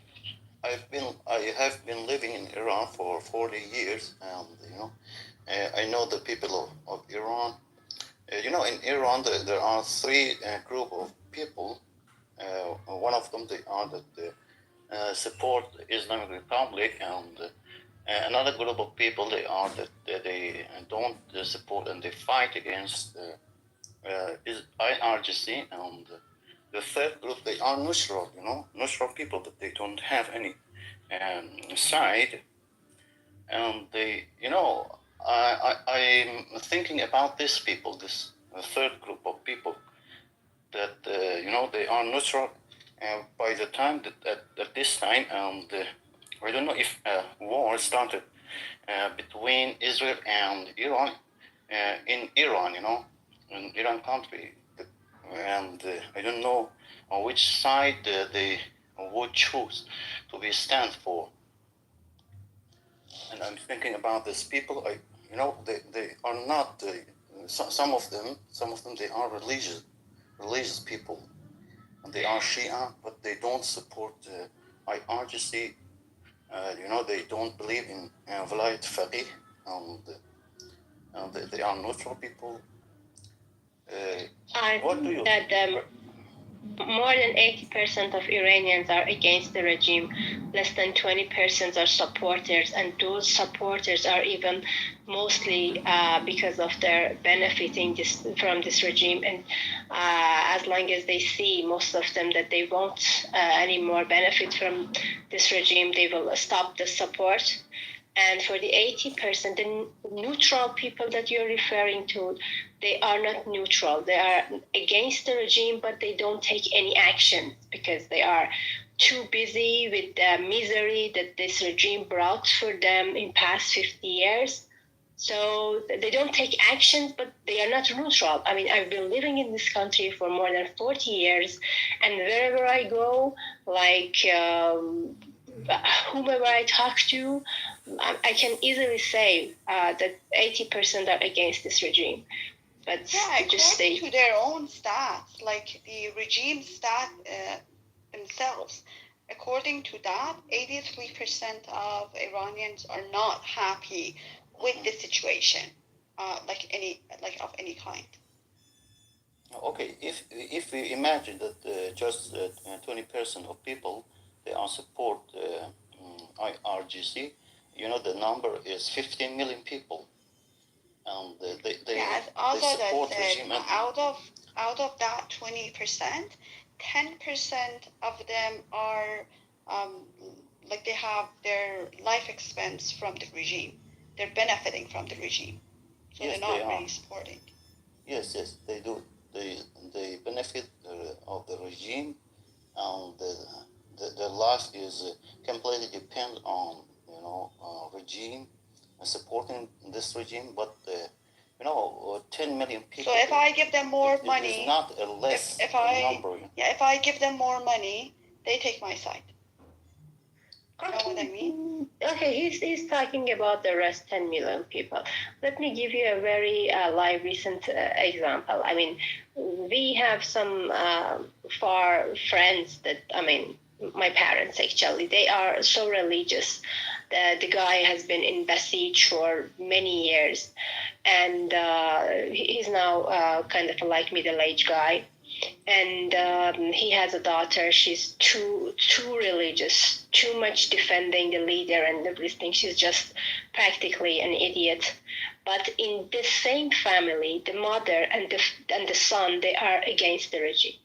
And it was really funny that they had a conversation that she was telling to her father that you have to go to Lebanon and to fight for the for the Hamas or whatever Palestinians. And it was a wonder to me that why you are not asking your own husband, why you're asking your father to go to fight, why you're not asking your husband to go to fight because you need your husband. It just in same family. I mean, you can see this difference, and we will see because according to the news, it will happen soon. I don't know how big it will be escalated, but you will see who will go defend whom. Yeah, Yes, okay, we- regardless, we- Sohrab June, so what are you upset about? Or what does this have to do? There's if the numbers as far as support from the Iranian people for a regime change, it's overwhelmingly, it kind of goes without saying. I mean, the numbers are just there. So it's clear as day that they're ready for a change. Now, what is it that the point about the 20 million or 10 million who do support? What's your point about it? I want to say they are people that I know them well. They are people that they are ready to sacrifice themselves for this regime, for their Then they will ideologies. sacrifice themselves. Then they will be sacrificed. If somebody is ready to be a shaheed to something so asinine and backwards, if they are ready to put their lives on the line for something like this, then that is ultimately their choice. Yeah, we encourage them. We encourage them to go and sacrifice I encourage themselves. them, please. Yeah, Go make become a sure that shaheed in the way Sirat al-Mustaqim. Please. Jadid Raz. Please. Allah will be there shortly. Allah will be at the end of it, ending you can't, please. No, I don't encourage anyone to kill دیگه other ما باید people. چیکار I کنیم don't دیگه اگه اونا سپورت میکنن دیگه I سپورت do. میکنن دیگه میتونیم کمکشون Instead of کنیم like بکشیم other چون sort of listen, obviously there are some people who are really bothered and really mad and really emotional. So those people may take some actions. Instead of those people taking actions, it's better these people go and sacrifice their own lives and become a shaheed. And they will be rewarded in paradise. Al-Jannah. 72 virgins, I heard. وا تخفیف نمیدن یعنی چقدر what a great deal 72 amazing Those 72 virgins have been reduced to 25 because 50 of them are suing Diddy.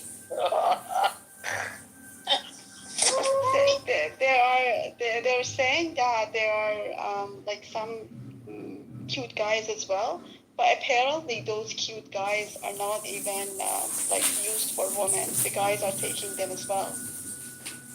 Makes sense. Not going to heaven. It's not worth it, really. Yeah, it's a shame that the 72 virgins are actually 72 grapes.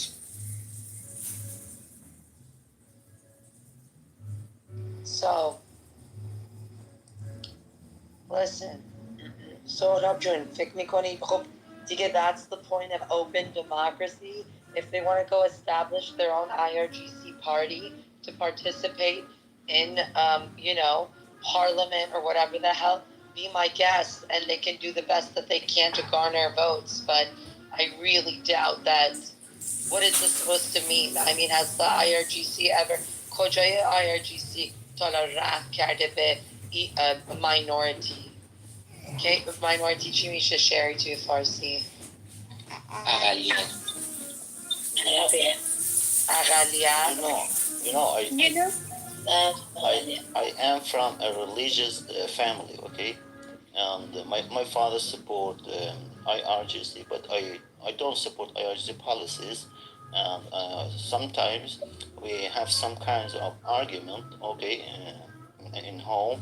And but the point is, if a war starts directly in Iran, am I supposed to fight against my father? Sexual gang. I'm sorry about that. Please continue.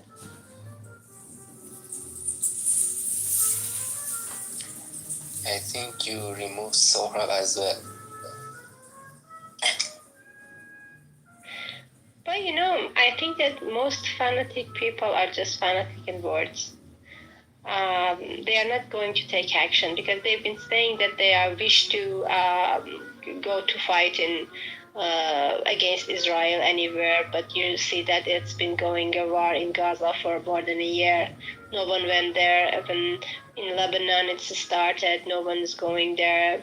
They don't need visa. I mean, they've offered to buy tickets for them, but they're still here. They just go to the Palestine Square in Tehran and shunt.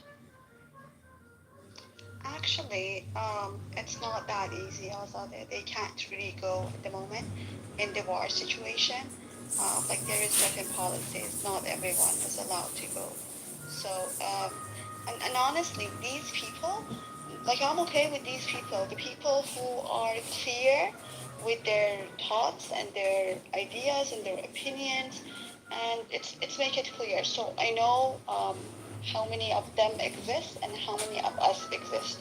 The worst part are those people who, as you said, are like they are unhappy but they're not taking actions. So they will become expenses on my action, and they will stop me from what I'm doing. So I prefer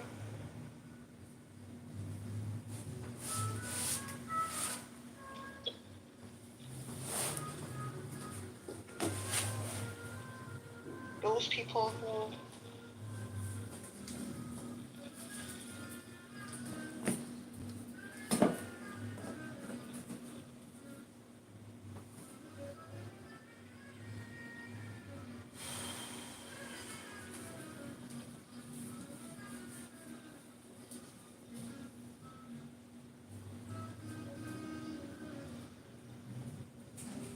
What's Sorov saying about reality now? What's he saying? I think he's just talking about, oh, well, there's people that do support the regime. Okay, there's people that support Obama, there's people that support Trump. There's people that support, Satan worshiping. I get it, but what the fuck? شیطان ما داریم آقای سوران شیطان پرست ما داریم.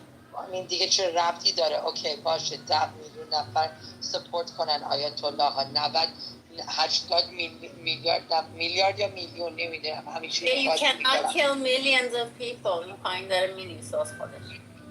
کسی مگه ما Who said anything about killing millions of people? Oh my god این چه ما مگه گفتیم کسی ما میخوایم بکشیم. I don't understand. ما برعکس مگه ما مثل به خشونت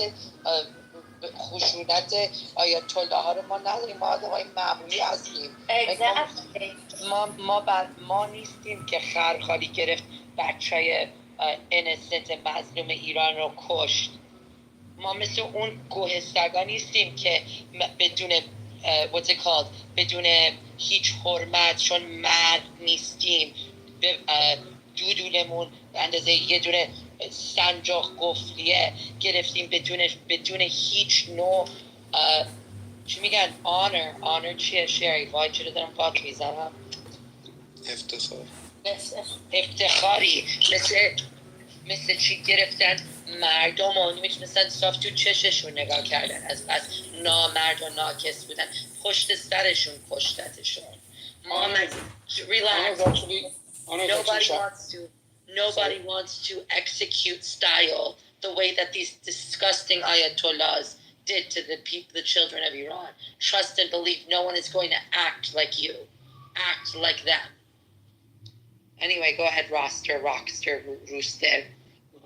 Religion, I was just going to correct it. Honor is actually sharaf, which is why people chant be sharaf. That's literally their, like if you call them be sharaf, they get more triggered than if you call them much worse things because it's exactly what they are. Don't worry, we are not going to try to get you guys, that 10 million people, unlike you guys, we're not going to try to get the blood. We're not going to try to get the blood that is owed to us for the lives of Mahsa Amini and the people that represent Mahsa Amini. نگران نباشید ما حیوان نیستیم. What the fuck? This is so disgusting. آدمای من که سپورت میکنن به کیونم که سپورت میکنن. I have an unpopular opinion about these people. I think we should try to convince them, actually talk to them. Even though they killed us, even though they imprisonated us, even though they made our lives harder, they made my sister, they made my mother's life harder.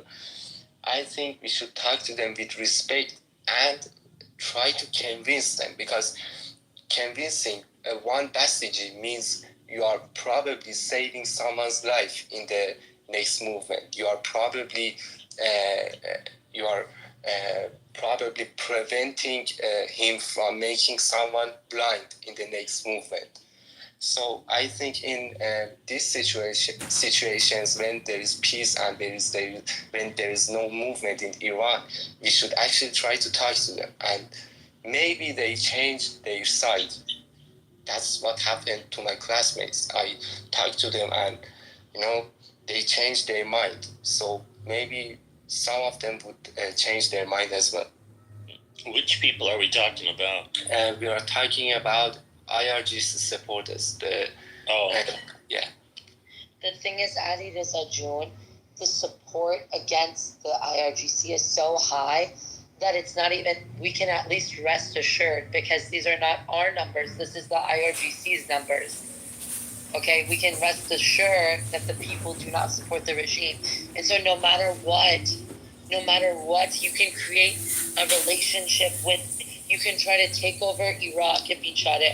You can go and create, do whatever you need to do in Syria. You can go give as much money as you want to Hezbollah in Lebanon. You will never have the support of the Iranian people again in your life. You you will never have the majority support of the Iranian people.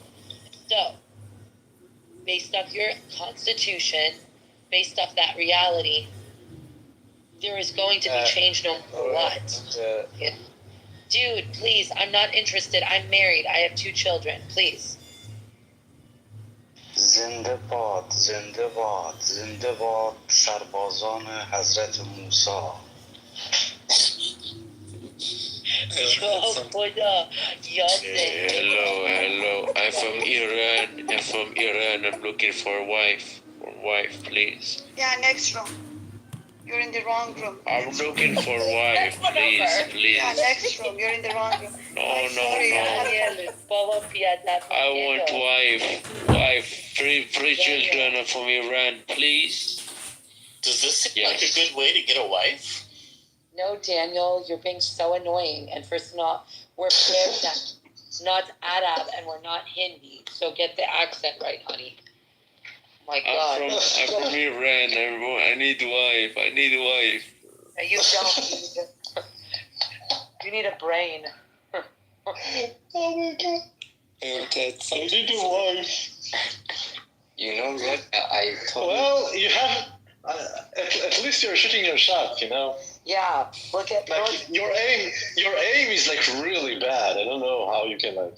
Look at At least you're doing something. No, I think his right hand will do the job for now. Daniel is a nice guy. He's this. Usually, I think he's high a little. He's usually a very shy Jewish guy from Canada. I think he really does want a Persian wife, though. Just saying. Anyway. Who wouldn't want a Daniel, the blue one? Wait, what the fuck? 50% of the cake. Daniel the blue? Daniel C. Wait, is it Daniel the Blue? Yeah, it is Daniel the Blue. Yeah, it is. Oh my God.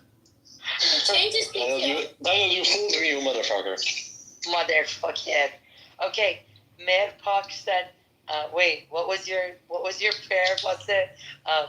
Artish Hazrat Musa. What was it again? یه بار دیگه بگو Mayor Park. درود بر سربازان حضرت موسی که ناموس تک تک سربازان محمد بچه باز گوییدن. خدا در شما یا هیدر. Rodi. So Mayor Park just said, Sherry, can you translate it? You'll do it better. گفتش کی صحبت کرد من نشنیدم. Mayor Park گفت hello in Farsi. So instead of salam, he's like hello to the brave soldiers who fought against Muhammad something. That one. چقدر دینی کردین مثلا. I know, but it was so fun. زهرا فاتی کماندو از اینایی که خدمات میده به بله عراقی‌ها. بیا بالا، بیا خدمات بده بچه‌ها. بیا بالا زهرا. I love Fatih Commando. Oh, there's somebody in the stage who's acting like Fatih Commando. No, she's not here yet. Oh, she's very militant and stuff, you know.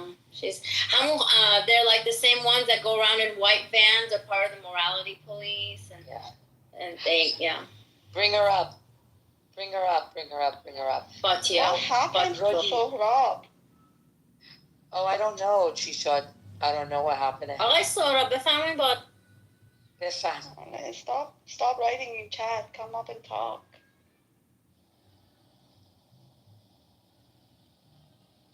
He's saying if Israel attack my country, I'm not gonna stand for them, and they won't throw candy. Okay, don't stand for it then. Go join your Aghazojaha, your Aghazadaha, your Hezbollahia. Go join them then. Inshallah, again, there's lots of room. خیلی جا خالی هستش تو ارتش. join کن. قشنگ take everyone you want to. No problem. کسی جلوت نگرفته. Go enjoy. دیگه what the fuck, Islam is more important than of your country. Your country. I mean, Yenny, you really He's actually not give a saying shit. Islam. He's saying the regime is more important than his country. That's even worse. That's even worse. Yeah. And I'm okay with it. Go and fight. Yeah. Because if you do that, then we don't do that. We don't have to do it anymore. Sunrise. It's like legitimately the time for like, what's it called? Cocktail hour, dinner conversation. Let me convince you this, that. I don't know. ریدن به مملکت اقتصاد اصلا آبرومونو به عنوان یک کشور واقعی هم روی صحنه بین المللی هم که ریدن. So what else do you need؟ به مردم خودمون هم که رحم ندارن که چه توی پرواز باشن، چه روی زمین باشن، چه توی ماشین باشن، چه که So I mean, what evidence do you need? What else do you need? واقعا is that $100 you may or may not be getting worth all of this blood of your fellow countrymen? Please, بابا دیگه یه خود انسانیت به خرج بدیم. I'm so sick of this. I cannot understand regime supporters at all. Honestly, normally I don't appeal to emotion, but I honestly cannot understand. Like 2 nights ago, these people were supporting the kids in Gaza, and they were crying for the kids in Gaza, and that was the main reason they attacked Israel. But like, do they even bother to see what was happening inside? Like, I mean, I don't understand this logic. They don't see us as Iranians. They think we are paid by Israeli government. They don't see us as humans. They actually don't know as countries and Iranians at all. They believe on ummat and millet. They don't believe dawlat, and they don't believe government and people. They want to make their own Islamic empire. They don't want to have this. Even Khamenei said that as well in one of his speeches. Yeah, they don't want to have the countries. They have Islamic emperor. Dude, Roya, have you ever heard the expression "atash be ikhtiyar"? What does that mean? No, Okay. This is an expression that was raised up by Khamenei. This means that people are allowed to take actions on their own. He used this expression on one of his speeches, I think in 98, like when the protest was for gas, like the price increase of gas. So in one of his speeches, he started saying that people are allowed to take actions on their own. And then he noticed that this had a lot of side effects, and it was not okay. So he had to go and make another speech to explain what does this mean. And then he polished it and said, I meant in social media and soft war, like not like taking action in actual war, like soft war. After that, these normal people, like they're called normal, thought they are allowed to do anything that they think is right to keep their country safe and secure.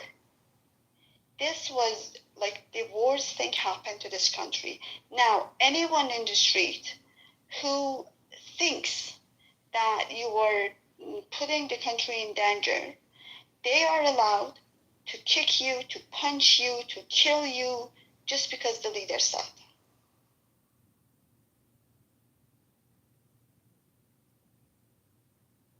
Like, this is how stupid a leader of a country is, to not even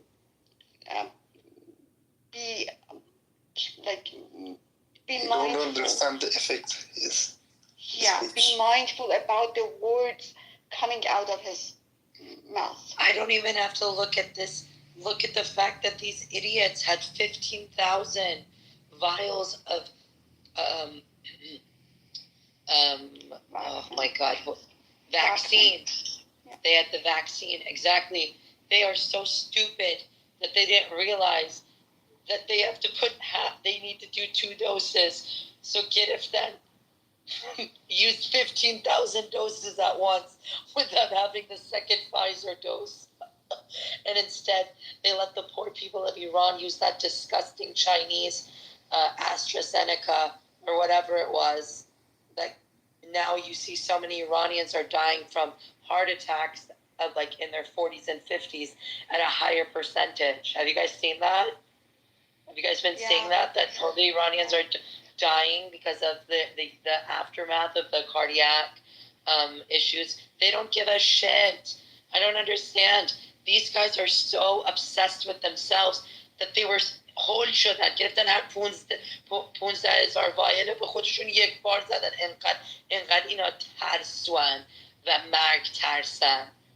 That's the thing. I think we forget how much these people really want to live, even though they are proud to make every other Iranian a shaheed. Every life lost for them is a gain. I swear to God, that is really what they think. I don't know if you know the news or not. When the COVID actually started to show up in Iran, it was, I think, in January, sometime in January. They hide it from the people. So the protest of 22 Bahman can happen. People can go in the street and do the protest of 22 Bahman, and then they announced the distribution of this virus. Disgusting. Yes. How is this even a government? How is this even? I mean, I don't understand. Really, Sunrise, I too am I like to pride myself on my rational thinking and such. And but seriously, I just really cannot understand at all why someone after 47 years could still be okay with this regime unless they were directly benefiting from it. Hi, everyone. Hello. How are you doing, guys?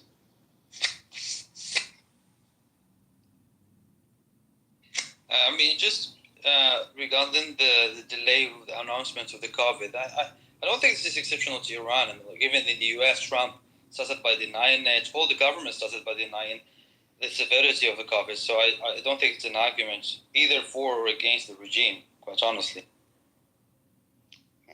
Yeah, this can happen for security reasons or for controlling the country and then overcoming the situation.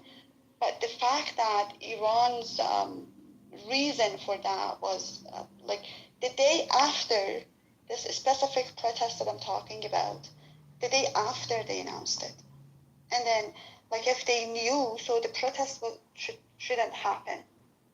That could have suited them. I mean, it's not.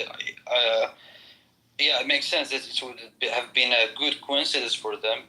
But the delay, and also, I mean, the heart failure actually, as a matter of fact, is much more, I would say, conspiracy theory tied to the use of Pfizer vaccine rather than the Chinese vaccine, because the Chinese vaccine is a classic vaccine, not the RNA-based one, which has brought with it all these conspiracy theories.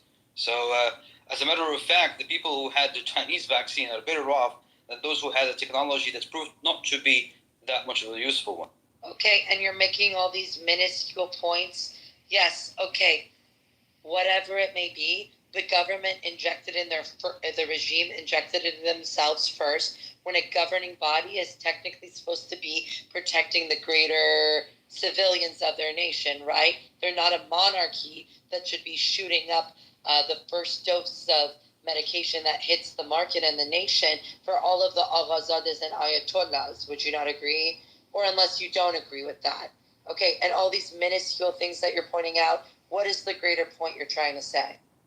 I mean, because the holy places were not shut down till the 3rd month. Like this place in Mashhad, Haram Imam Reza, they weren't closing it down.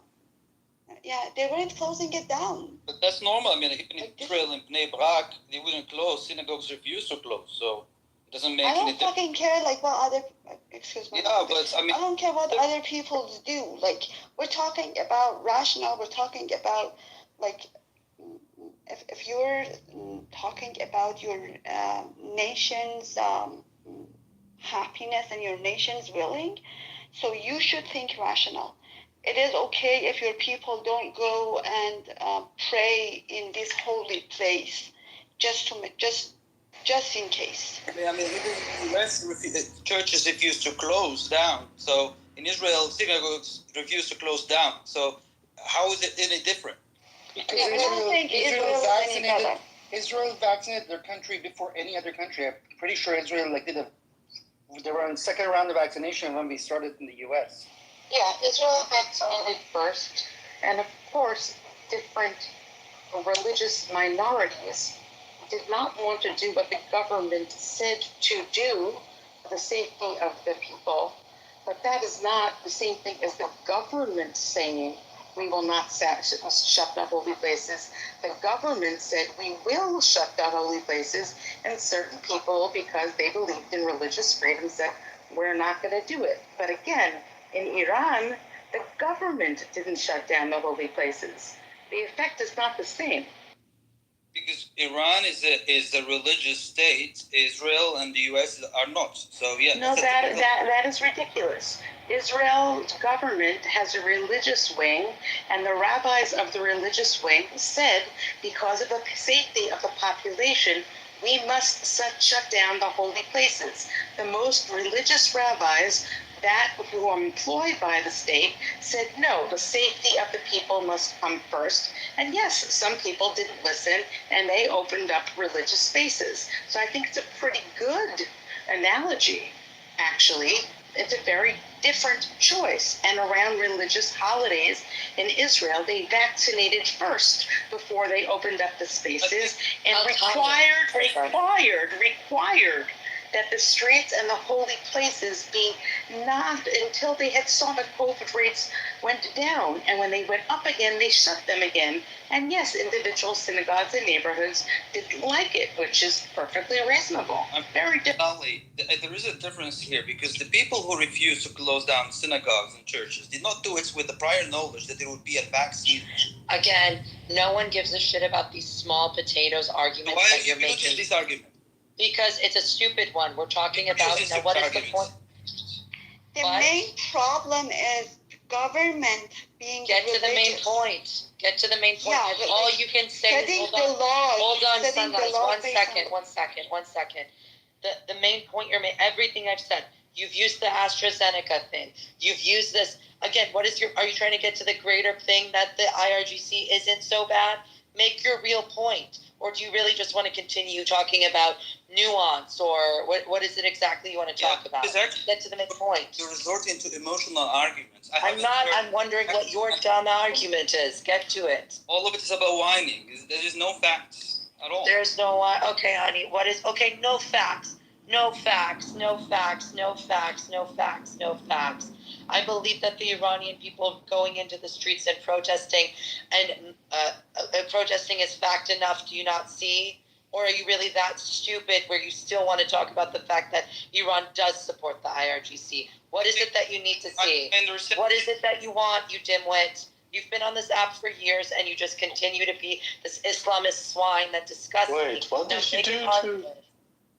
Right, well, once again, what did he say that he deserves all of this bullying? What's going on here? Again, it wasn't technically AstraZeneca. I don't give a fuck. The point of the matter is that IRGC vaccinated themselves, and they definitely use the pandemic and access to the actual Pfizer and all of the different vaccines as a tool to suppress the Iranian people. Right. And if you need facts for that, I can provide it.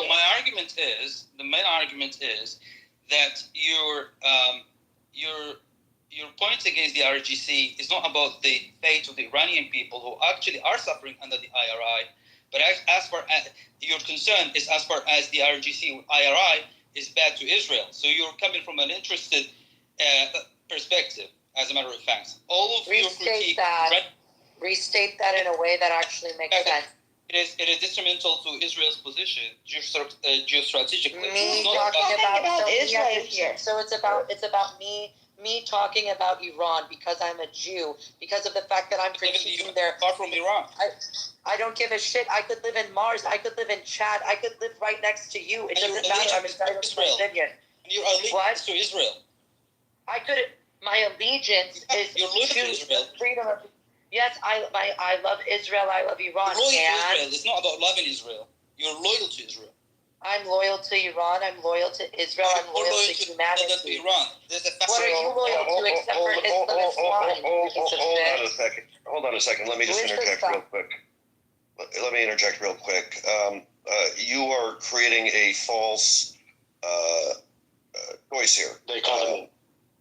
There's a dichotomy here you're creating that doesn't actually exist. There is no conflict between Roya criticizing Iran as a proud Iranian because IRGC oppresses the Iranian people, and you have plenty of non-Jewish Iranians here echoing the same thing as Roya. There's no conflict between her doing that and her also coming out against the IRGC for how it creates terror across the Middle East. You can try to confuse the issue and play the dual allegiance card, but it doesn't even apply because there's no conflict between the two sides. Actually, as a matter of fact, Sherry, you who's not a dirty Jew, how about you, since I'm a dirty Jew and I'm clearly biased and I have only allegiance to one thing and one thing only, global dominance and the space laser, how about you go ahead and say it since I'm unable to? Sherry, how about you say it since I'm the idiot? Can I respond to Can I just say something? So your argument, I'm going to rephrase your argument. Just a sec. I'm going to rephrase your argument. Your argument is, I'm sorry, just give me 30 seconds.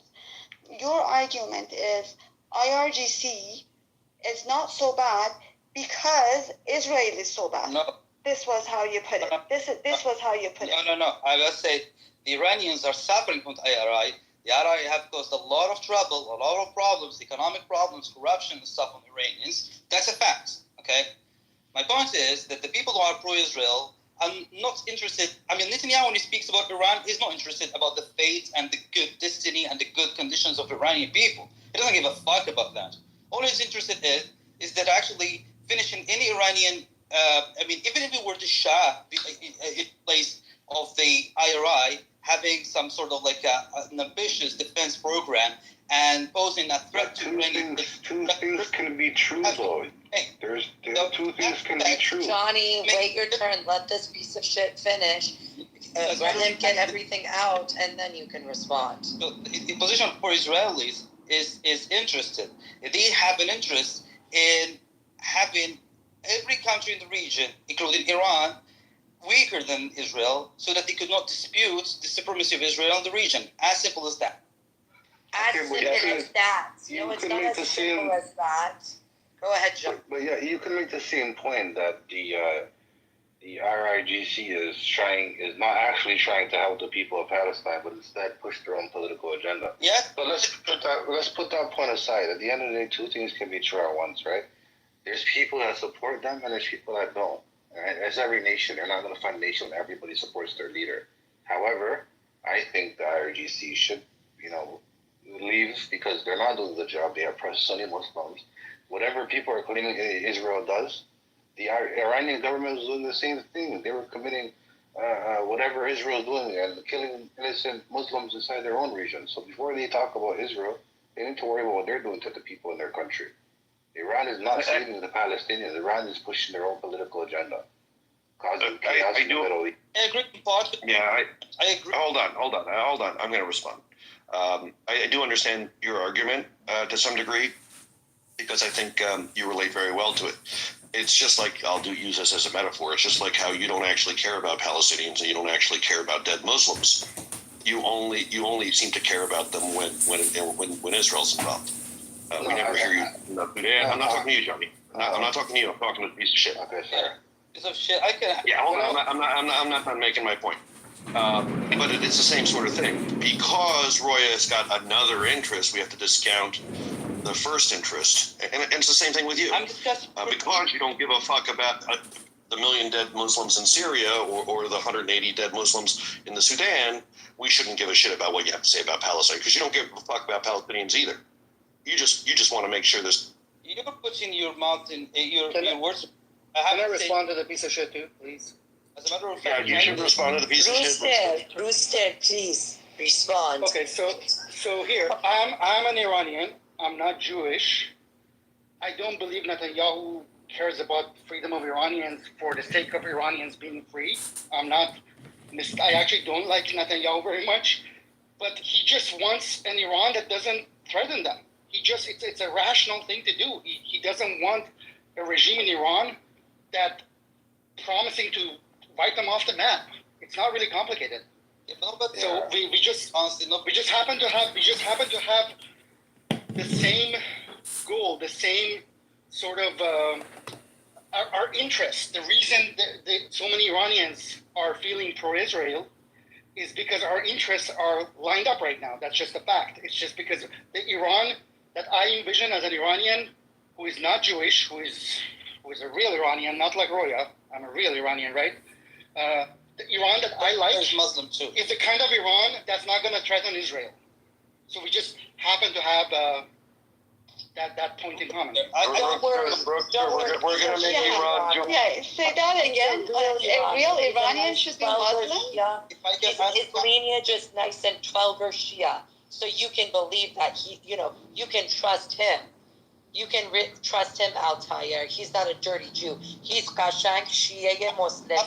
Don't worry. I have not. I was being sarcastic for the rest of you. That's not the point. I'm going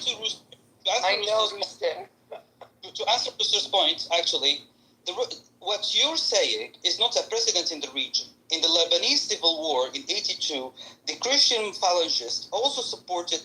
They thought to themselves that their interests aligned with the interests of Israel, and they supported the Israeli invasion of Lebanon in '82. Also, in the '90s until 2003, part of the Iraqi opposition was also thinking to itself that its interests aligned with the interests of Israel when Netanyahu, who was not a prime minister by 2002, was campaigning for the invasion of Iraq. But as a matter of fact, there were secret alliances in 1970. That's the thing. Don't interrupt, Johnny. Let him finish. The interest of Israel is that Iran would always remain weak, whatever the regime is in Tehran. That's the point. Thank you, Ayatollah. Thank you. That's the same shit they say to us every day.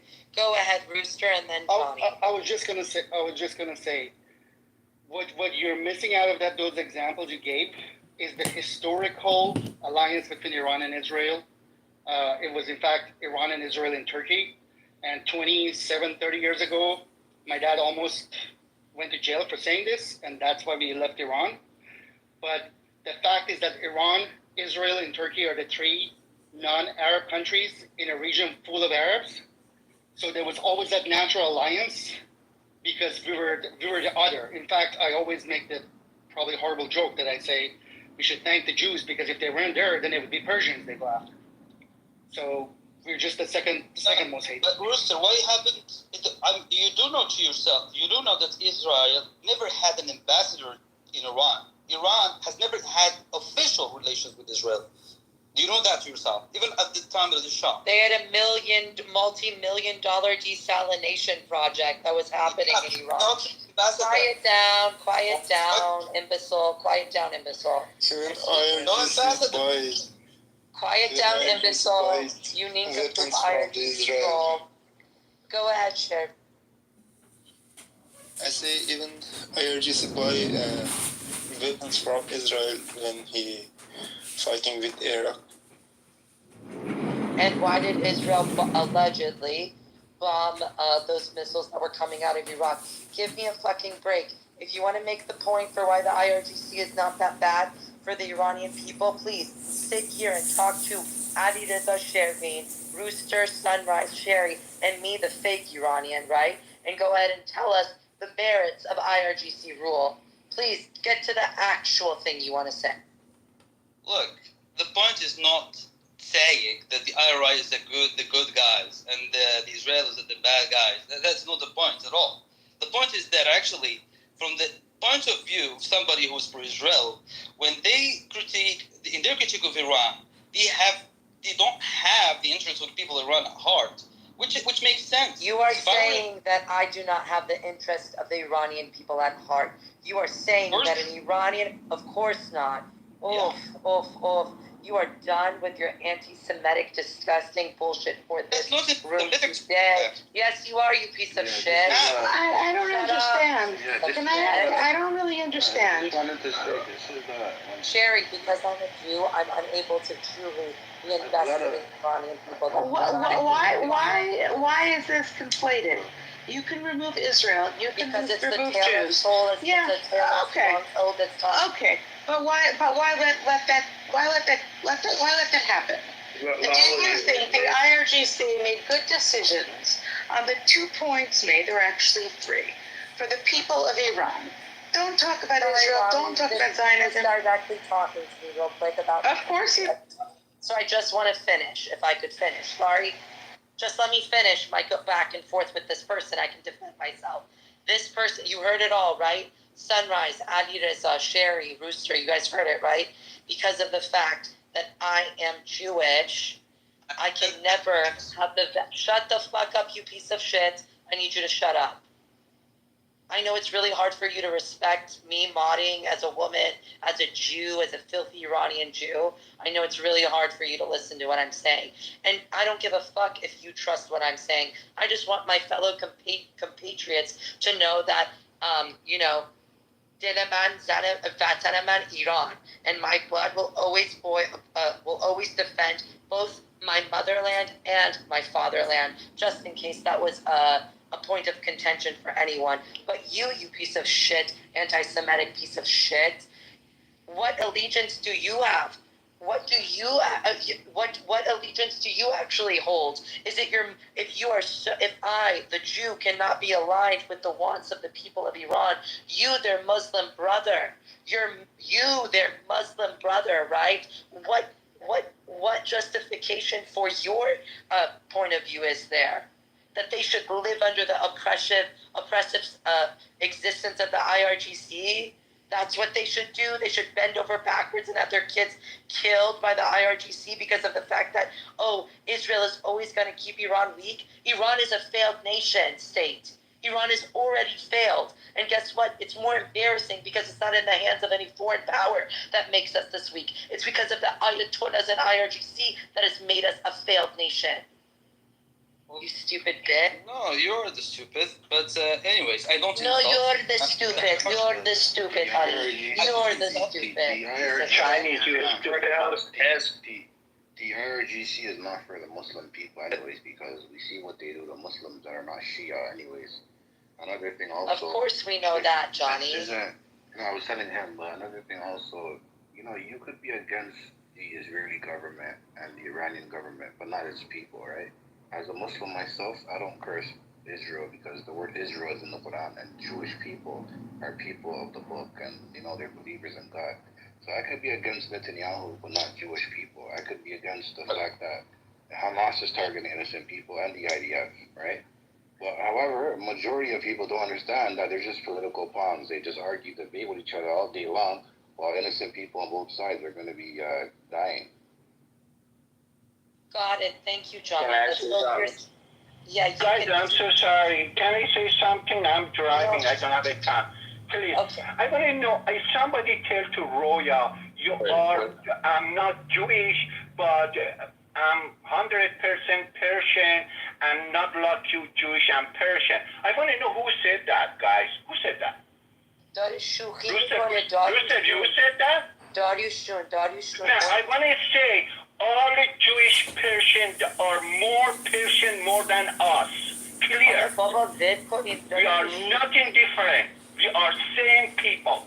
Thank you. And I want to know what happened to your voice. Your voice is gone. What's going on?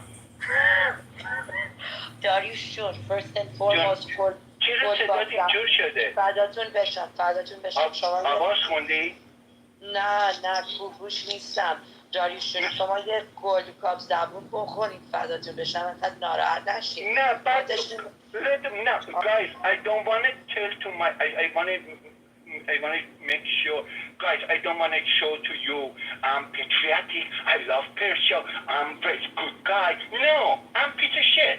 But when you come and talk that way, I say, oh, I'm 100% Persian and you are Jewish Persian. We are this. No, we are saying shit.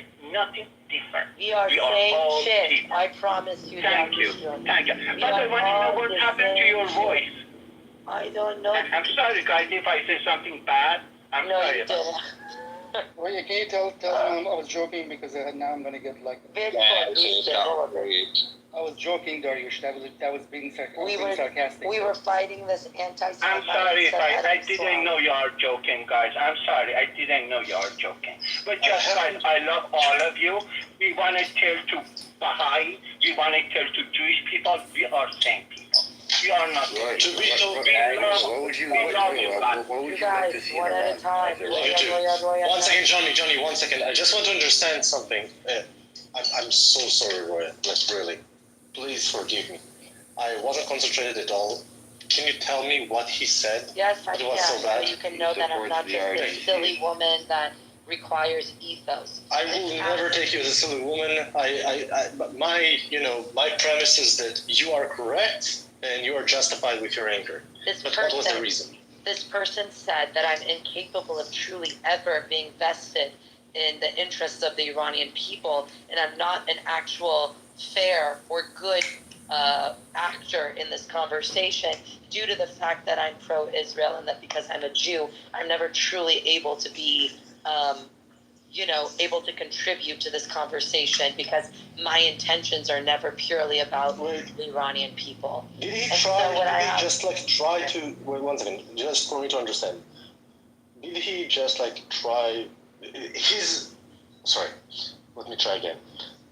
Is his only argument was not even an argument, it's like some type of a psychoanalysis? No, it's the tale as told oldest time that Jews are unable to ever hold loyalty to any nation or other part of their identity because of the fact that they will always be these dirty, filthy Jews with an agenda going on in the back that only requires that. Please, give me 1 second with him. 1 second. I'm not Just please give me 1 second with him. Please give me 1 second. Before you do, I just want to say one thing, but by way of a metaphor. If his criticism was valid, it would be just as valid to say he could never care about the Persian people, the Iranian people, because he himself is a Sunni, and he wants to see them suffer.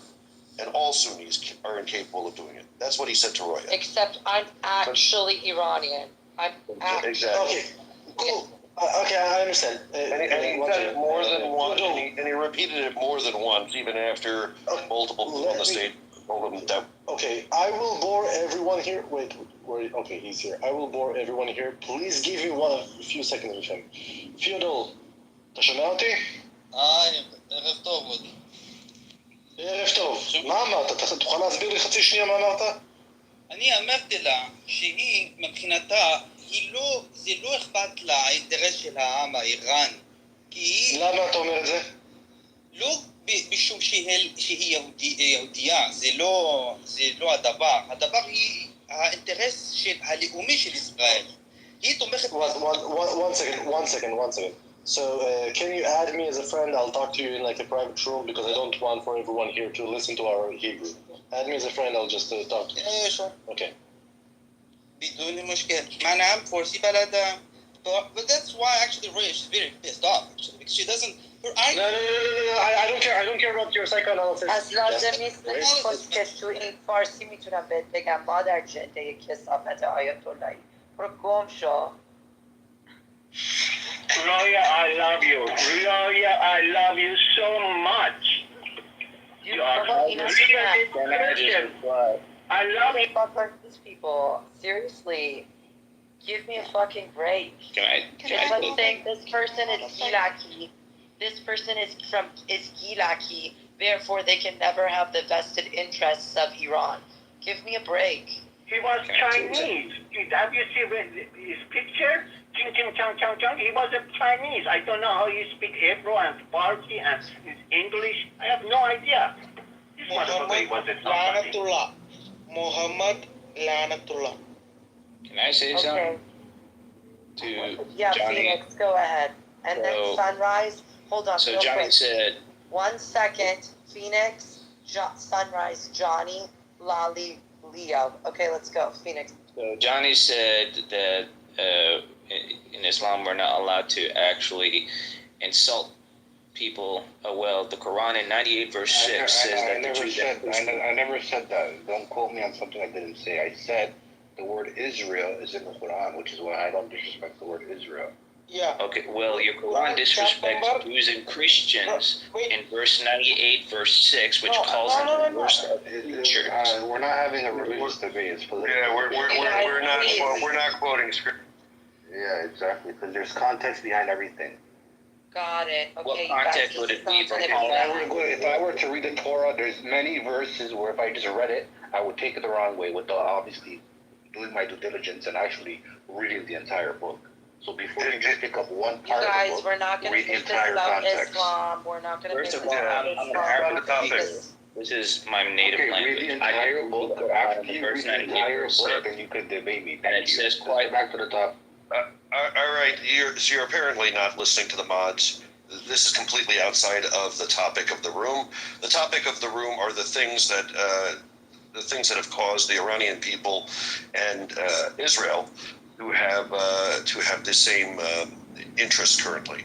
The things that cause them both to want to see the IRGC destroyed and overthrown. That's the topic. Nothing else. Listen, I have a respond better to the topic. really quick? 1 second. I have a better topic. In order to truly, if anyone needs real incentive to free Iran, just think about like how fun dating would be. Okay, I'm just saying that life is going to be so much better if we just do this. Okay, let's just get it over with. I mean, look at all these cute girls on stage right now. Seriously, do we really want Iran to stay under those bat out those like hijabi commando looks? Like, it's such a shame for such hot women to be under hijab. Personally, that's my personal opinion. So if anything, just for sexiness sake, we need to free Iran. Don't you agree, Jeff? Let's make Iran sexy again. Yeah, let's make Iran sexy. Free Iran from Islam. Free Iran from Islam. Free women I from wanted India. to actually. Free India women from India. Free Islam from India. And free, That's right. Free and free Islam animals from India. Saudi You guys Arabia. keep fucking animals. Free Islam Can I from respond to the Saudi title? Arabia pagan cult You guys, to Muhammad seriously, we're not. religion. Free the cows from India. You guys keep No. fucking. Free Islam Okay. from pagan Qurayshi religion, Islam, Allah, Can you control your room, period please? Muhammad. I'm trying to. Yeah, okay.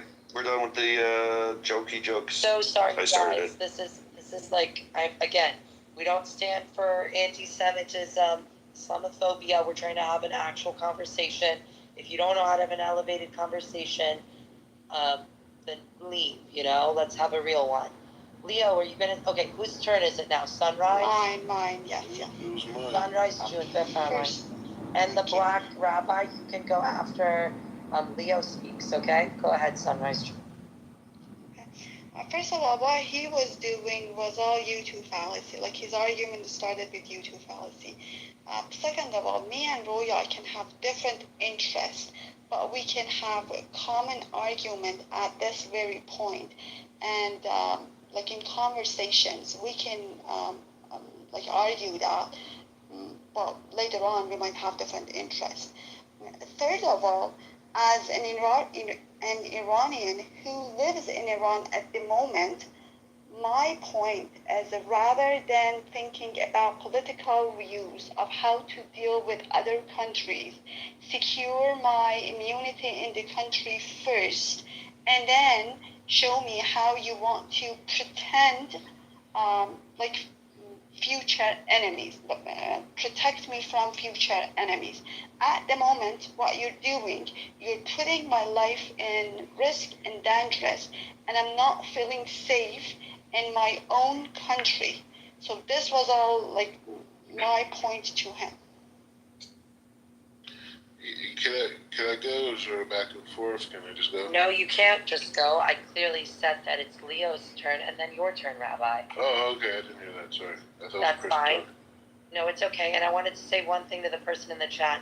This bitch, no one has any problem with hijab. I'm sure that there's a room for it in any belief system. Same way that I have no problem if the Church of the Flying Spaghetti Monster says that you have to wear a dunce hat every Tuesdays.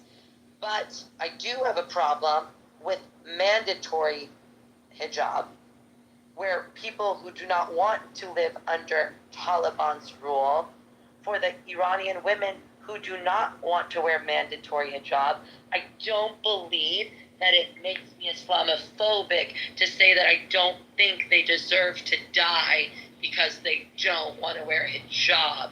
So brother, Islamic brother Samir Imam, Bismillah ar-Rahman whatever the Rahim, come on up here before you start speaking smack about what I'm saying.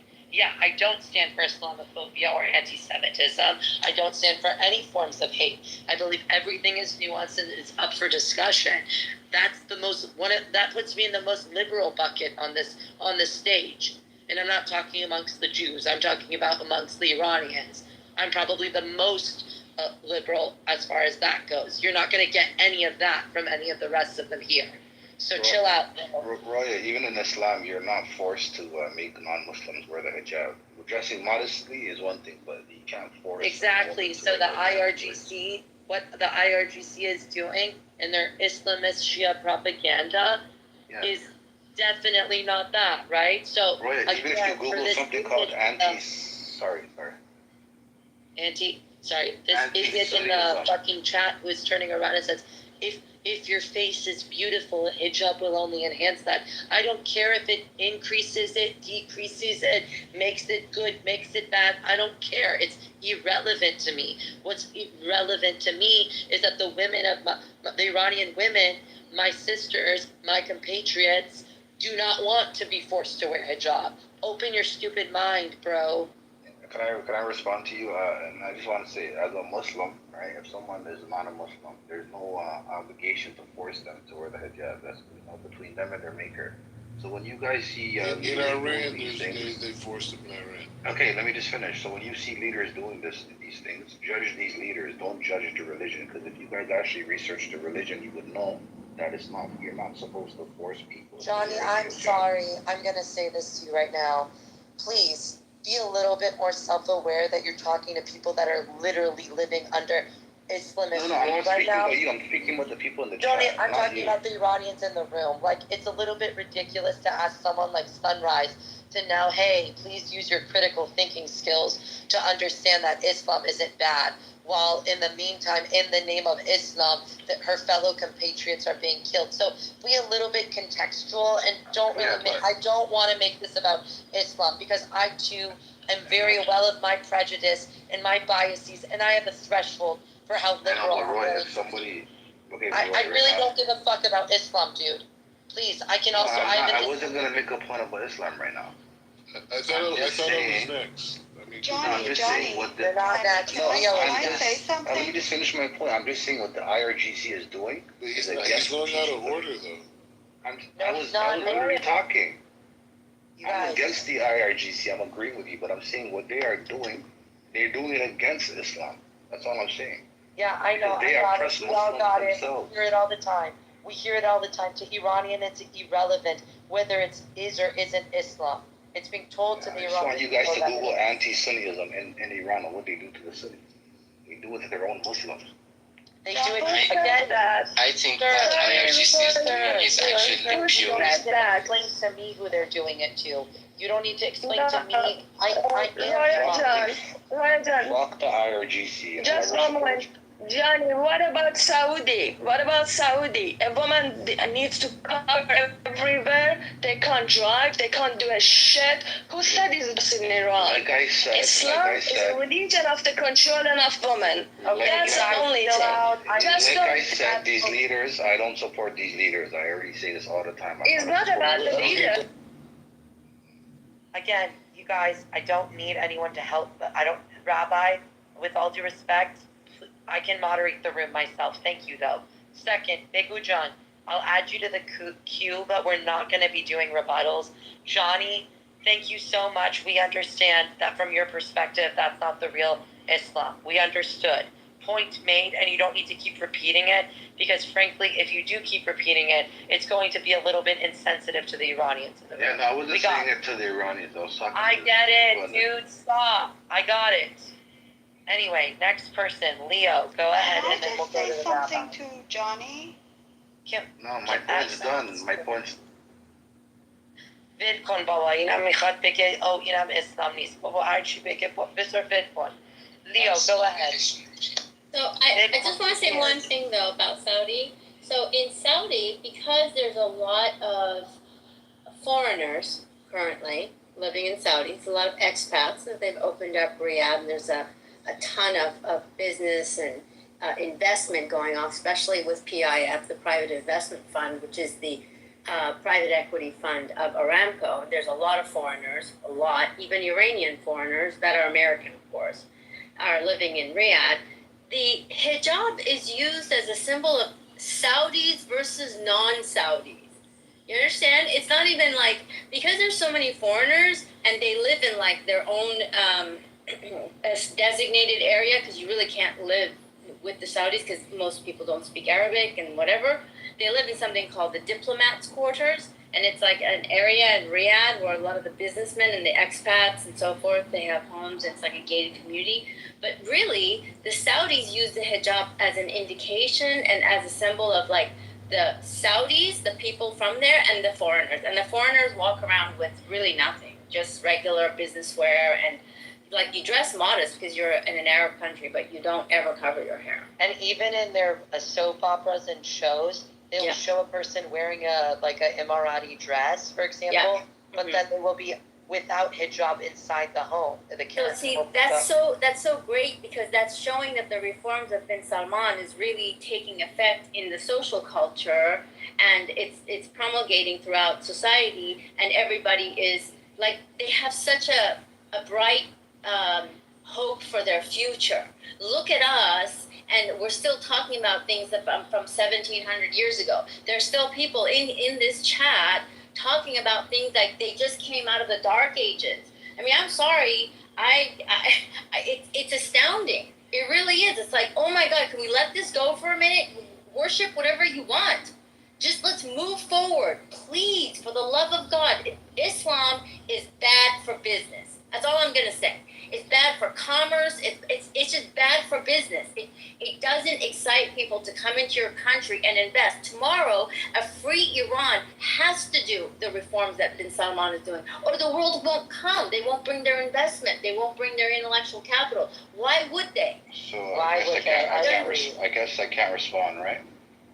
Johnny, she's talking about fucking Islam, the Islam of Iran. Please, if you want to continue, I know that you really feel like a victim. I can hear it in your voice. I know you do. I know just wanted to make a point, but I don't give a shit what your point is. Please, hey, Baba. Okay, I hate Muslims. Can I talk now, Roya? No. Shut up, bro. Shut up. I don't have energy. I want to hear the Iranians and new voices. I'm an Iranian. I hate Muslims. Let's go. I don't care. No, I want. Fuck off, you fucking whore. Okay, yeah, I'm a whore. Bye. Again, you think that I don't know what, like, Westerners who want to just cry about being Muslim all the time, Islamophobia, what do you want from me? I'm being as nuanced as I can be. Yes, I'm sure that people are mean to Muslims in America. I'm sorry. Do you get what the fuck do you want from me? I said what I could say. I mean, seriously, you come on a stage about Iran and they make it all about themselves. Cry. Someone said, called me a terrorist. I mean, get over it, Tige. be a little bit, maybe if you were a little bit more contextual to the fact that you're living a comfortable, free religious existence in the West, you would maybe understand. Maybe you could stop, because you're living such a good fucking life that in America we don't allow people to say fuck this, fuck that, or religiously persecute you. We do that. How about you go put those same values in your own fucking countries and then come talk to me? Hey, Leo June. Leo's from Lebanon, and he's a very interesting, dynamic speaker and someone cool I want to hear. Iranians, be nice to Leo. Leo, Iranians. And the Jews. It's about time, finally. Finally, go ahead, Leo. Hey guys, doing? I just want to say something about religion. I mean, I can understand why religion is being put under the microscope, especially Islam, if we're talking about Islam. And if we look at Iran's regime, they're using Islam, obviously, right? So, why is this happening? Because they're trying to use Islam as a way of controlling people. The core purpose of religion of itself is just to make you control yourself, your urges and all of that. It's not made for you to control others. That's the core basis of religion. Whatever religion you're talking about, if it's Islam, Judaism, any religion, the core basis of it is to make you control yourself. And what's happening in Iran, even in Saudi Arabia, I'm not going to exclude Saudi Arabia, what's happening is the political religion is taking over, and they're trying to kind of control people using that. And so what's the real deal here? Like, what should happen? What should happen is we should not attack Islam of itself. What we can do and work towards is to try to depoliticize religion. As simple as that. Try to put religion in mosques, in your hearts, in your own doings or whatever, and try to not to force it on people. Like, for example, you cannot force people to wear hijabs. You cannot force people to pray. You cannot force people to believe in whatever.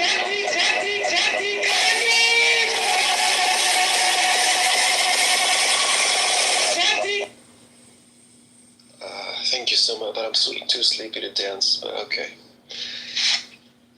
Don't worry. Leo, inshallah, Beirut 2028, hopefully, all of us all together. Yeah, because you can see all the moderate Muslims, they're actually nice people if you meet them.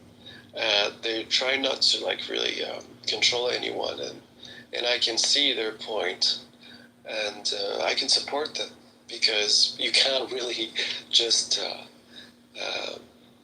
diminish all Islam. Like, there's 7 billion people living on the planet are Muslims, but not all of them are radicals. I think only 3% of them are radicals. So there is hope, guys. It's not about trust me, we know that. I just think that it's a little bit insensitive for someone to. As a mod, we are specifically speaking, and I'm sure that you can understand, Leo, the same way that Islamophobia exists.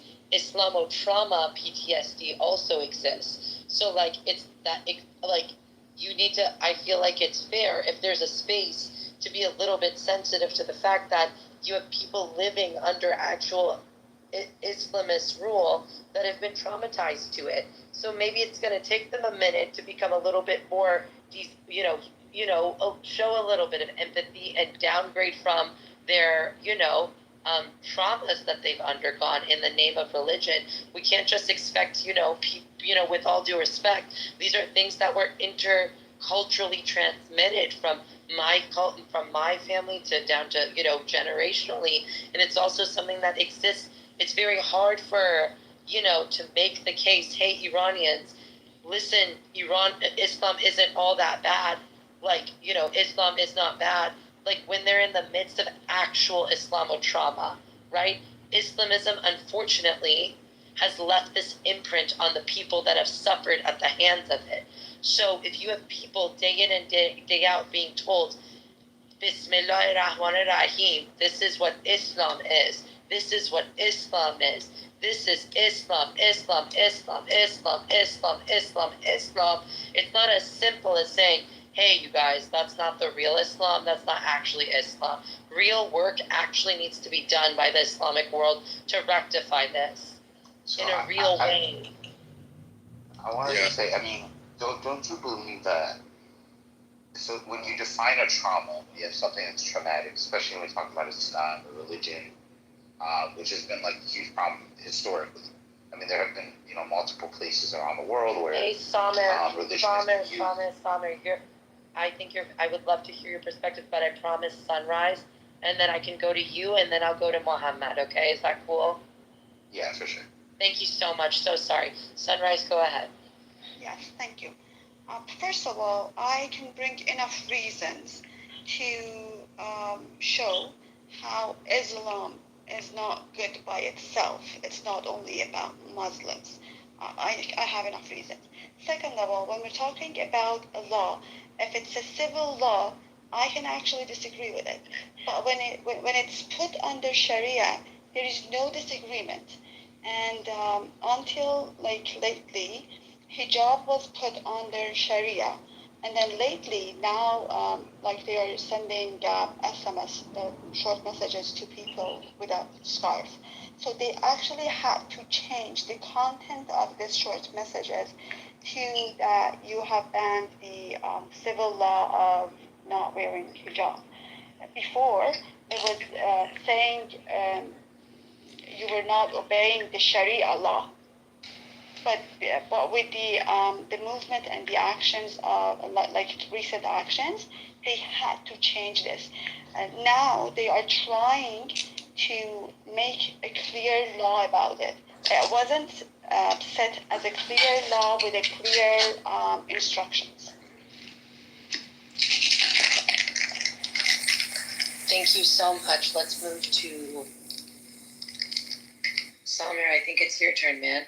Got it. Okay, so I was kind of wanted to bring the point about trauma, and especially when it comes to religious trauma. I haven't lived under Islamic religious school. I live in Dubai currently, in Abu Dhabi, but I would not consider that Islamist at all.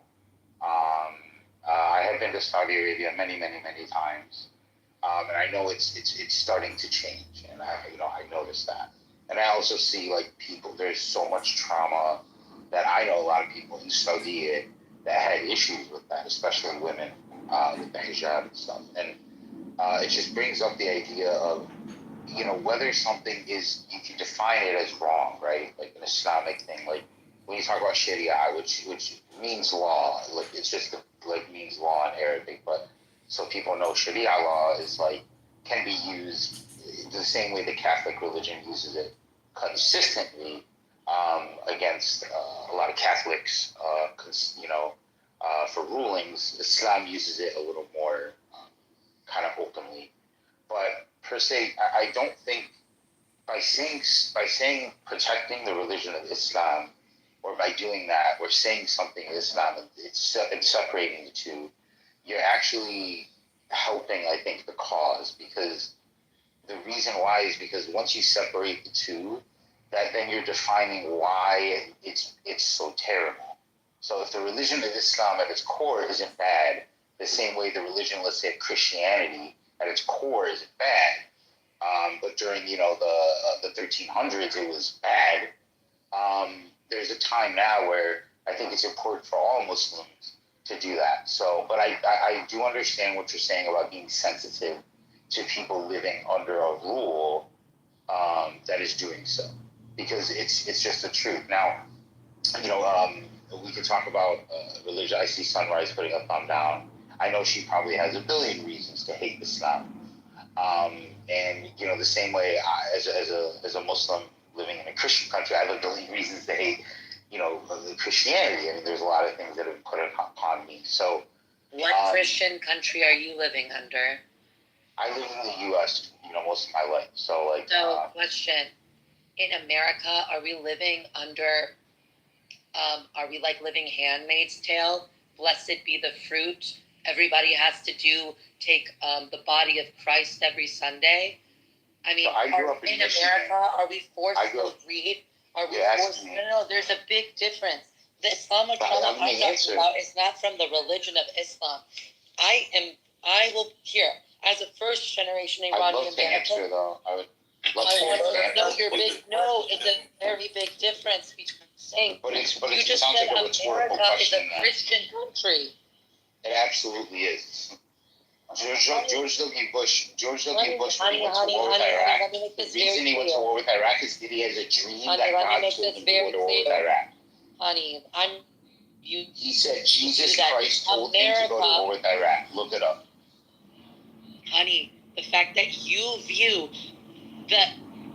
America's invasion of Iraq as some sort of part 2 to the Crusades, that doesn't I really never said that. help me I just feel. said that's Okay, what you he just said it's a Christian country.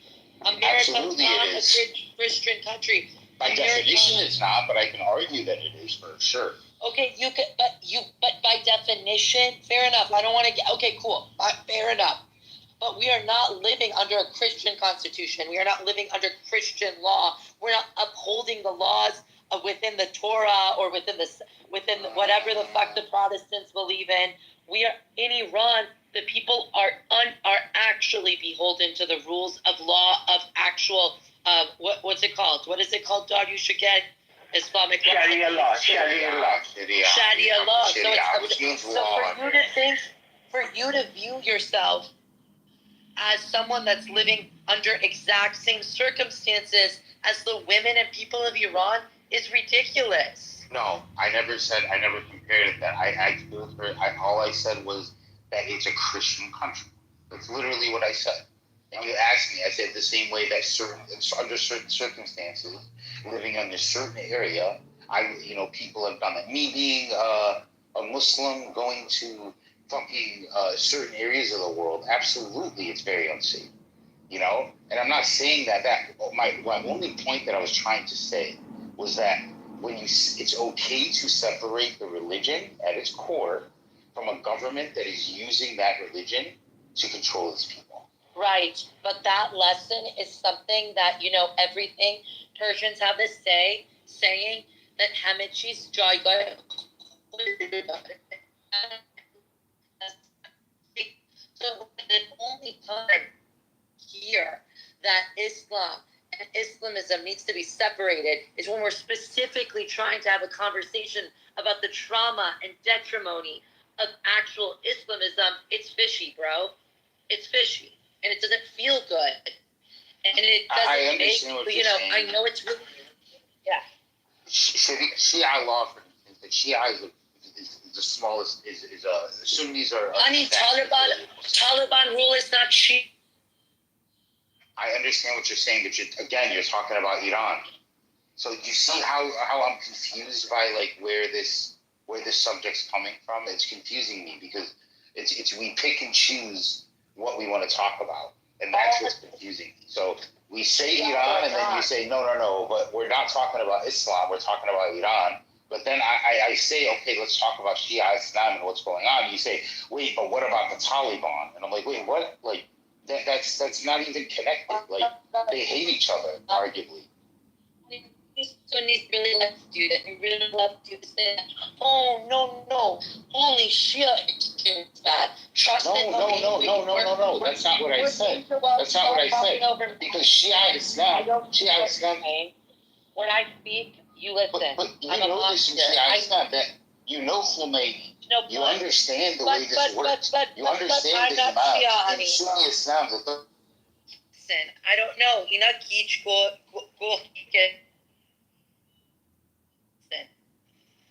Is it what's going on? Am I speaking not well? Is it because I'm mispronouncing words, Sherry? Is something going on?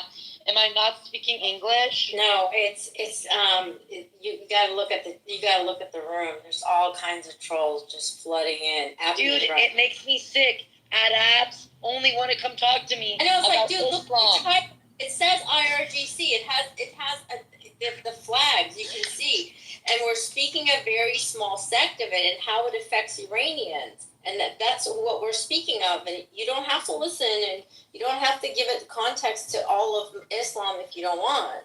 It's just how much do they want from me? How much do they want from me? I said, okay, it's not of all of Islam. What do you want? You want to twist my arm? You want me to come kiss it?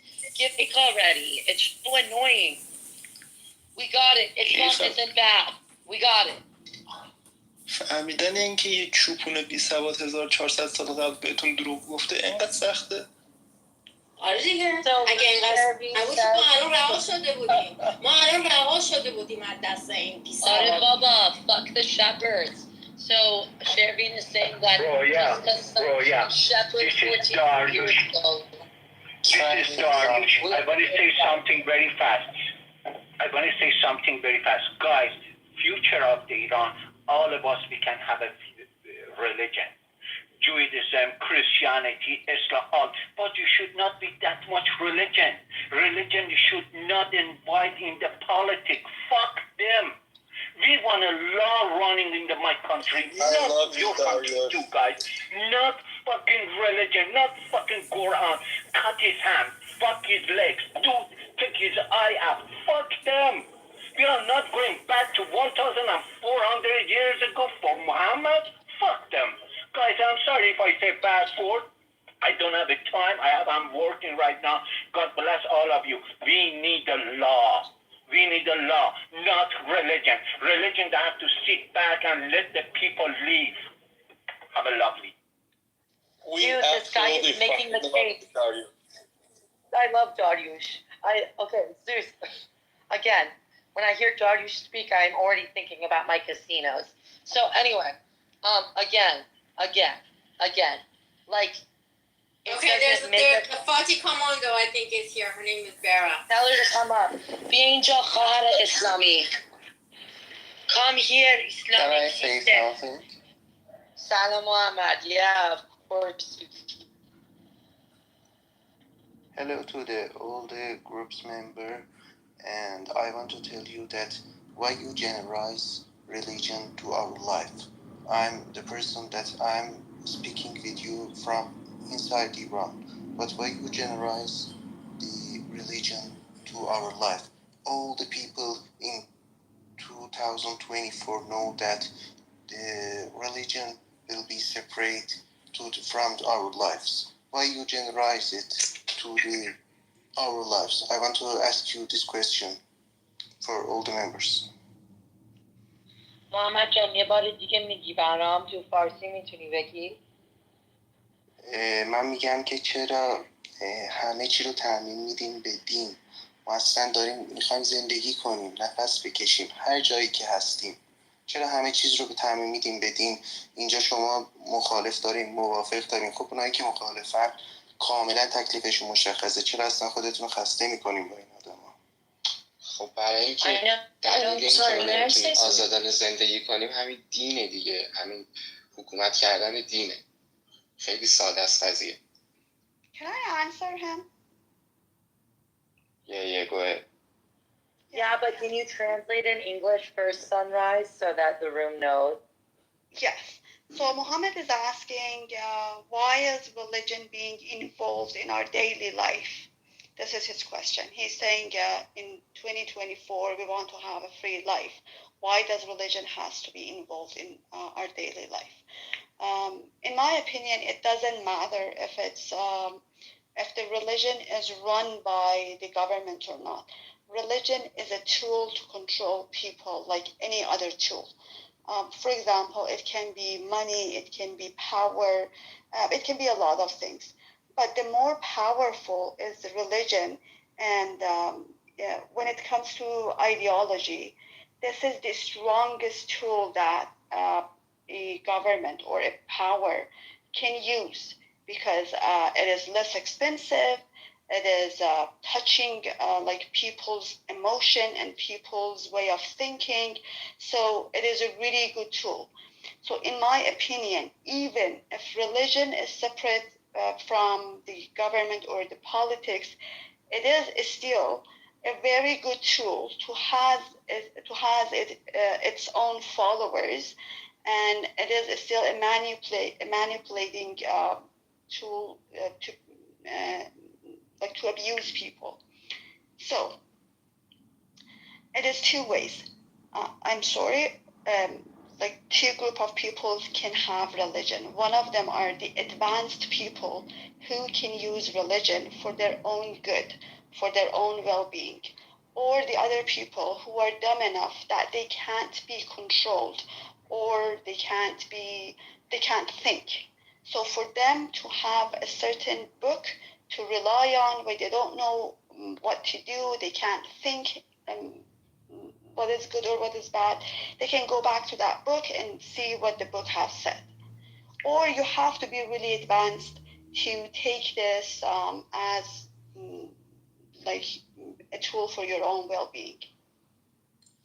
May I say something, please? Please go ahead. Sorry. I'd love to jump in after her for just a quick. Okay, cool. So hold on. Sorry, who was she, Gabriel? I wasn't looking. Who was it? It was me. Afadin. Oh, hi, Afadin, June. Yeah, Afadin, then Gabriel, and then did anyone else want to? Oh, I have to say one thing too. Elia, leave the app, close the app, and then like wait 5 seconds, then reopen the app, and then come in, and then I'll invite you up, okay? And then, yeah, just pay attention to the chat till I'm able to bring you up, okay? All right. Go ahead, Afadin, June. Hi, guys. So, to respond to Muhammad, we are not generalizing, or like no one has generalized it quite a bit. I would say it's not really religion that we were talking about. It's mainly like what's happening in the Middle East and the ideologies being used. However, because the ideology goes quite deep, you can't really separate it from how it's being used, like the religion. But honestly, like, yeah, it's something that people should just keep it to themselves. Like, it's basically how you prepare your steak. You shouldn't like force it on anyone. Like, no, have it well done, or like, no, I want mine rare. So it's like something very personal, should not be like blend with politics or anything, because that's when everything goes wrong. The funny thing, though, that I really wanted to mention is that mullahs and like the political regime-related like people, it's just the face of them that I think is religious, because I've seen it. Like, we all are seeing their children and everyone, like their families, doing whatever they want in other countries, right? But at the same time, they force the ideology onto people. They intentionally keep the population poor, and they do it by the educational system. Luckily, I didn't go to a normal school. I went to a school that, like, they would skip the religious studies and, like, they wouldn't force anything onto us. However, were you at TIS or Tatsbyrgi? Sorry? Were you at TIS or Tatsbyrgi? Saadato, but like it's closed cool. now. Okay, got it. No, I meant Tehran International or Tatsbyrgi. Yeah, I know it. Yeah, I have some friends there. Cool. But like my school would like skip religious studies and all of that, because like they believe that religion, it's for you to like go and look for it, and like maybe if you want something, go for it, you know, like it's not a school thing. Anyways, however, I had to change my school. Interesting thing is that I would just normally hang out and talk to my friends, and I kid you not, they were brainwashed. They were absolutely brainwashed, and they were like young, modern people who had Instagram and TikTok, and you know, they were like Gen Z, yet at the same time they were like, oh yeah, I don't do that, or like they would say some strange stuff that I did not feel like I could fit in the society at all. So that's like the part of the society that we are like kind of not seeing, or like we want to ignore and just say that Iranian people don't want the regime. But if you want to like also think from a different position, I sometimes question if people would be against the regime if it was not for the economic situation, like not the economical situation or poverty, or like, you know, being forced to wear hijab, right? Would people be against the regime if it wasn't because of the economics? Like, that's something to think about, because lots of people are still, you know, open to like being brainwashed, and that is just the problem with the educational system. right? So like we're not generalizing. It's something very embedded into the country and its people now. Unfortunately, it's been many years, and the generation that was not brainwashed as much is kind of going away. They either migrated to other countries or died, unfortunately. And the new generation, even though they're modern, they're kind of like getting influenced. Not all of them, but you get a good amount. So it's not to like generalize that politics and religion, but it's just something to think about. Offering to ask you a question, just as a, so I understand that there are people that are, upper middle class Tehranis, live in Qaitaria, live in near Saadatabad, or, get to travel to Dubai over the summer, maybe go visit their aunt in the south of France. I know and I'm very well aware of that segment of Iranian society. So I also know that there is a massive group of them that have economic interests, and their daddies have economic interests tied with the regime. So they may not necessarily be for the regime. They may not even know a lick of how to pray namaz, or, they've never fasted a day in their life, and they wouldn't even be able to recite Islamic prayers. But at the same time, they're just kind of sitting there because of the fact that they do economically benefit. They echo the words of like, oh, well, my dad said this, and oh, if they shouldn't be doing these sanctions on us. Oh, asshole America. Oh, all of this part. So I have a question to ask you. Do you think that it also has to do with that, or do you think that there's actual ideological step through? Because many people who like own private sector businesses are forced to do business with the IRGC and are forced to be in the pocket of them.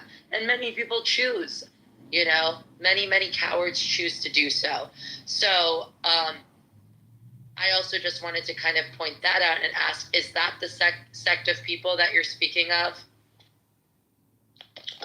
I'm talking about, I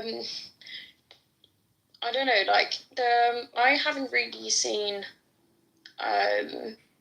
it's very rare. I would say like it's like a very small demographics of people who can separate themselves and be absolutely secular and believe in secularism. There are many people who either like have attachments and stuff like that, and when things happen like that, they don't want to kind of separate themselves, or they don't speak out. And so what I'm talking about is like Muhammad said, like, oh, why are you generalizing religion with this? I said because it's very deeply embedded because of the educational system. It's not everyone, but you see lots of people who are getting brainwashed towards the ideology by the religion, like studies in the school. That like the ideology is being pushed onto them in school. Got it. So what you're saying is, just so I can understand, is that because of the cycle of socialization, unfortunately, even in a home that is not necessarily a pro regime, the school system and being part of that type of messaging over and over and over again, it starts to permeate aspects of their opinions in ways that feel very brainwashed to you, is what I'm understanding. Sunrise, did you have something to say? Yes. So, Afarin, what I'm understanding is you saying that human being is under collective behavior. This collective behavior is actually trainable. So what happens, first of all, when people are not hungry anymore, the creativity kicks in.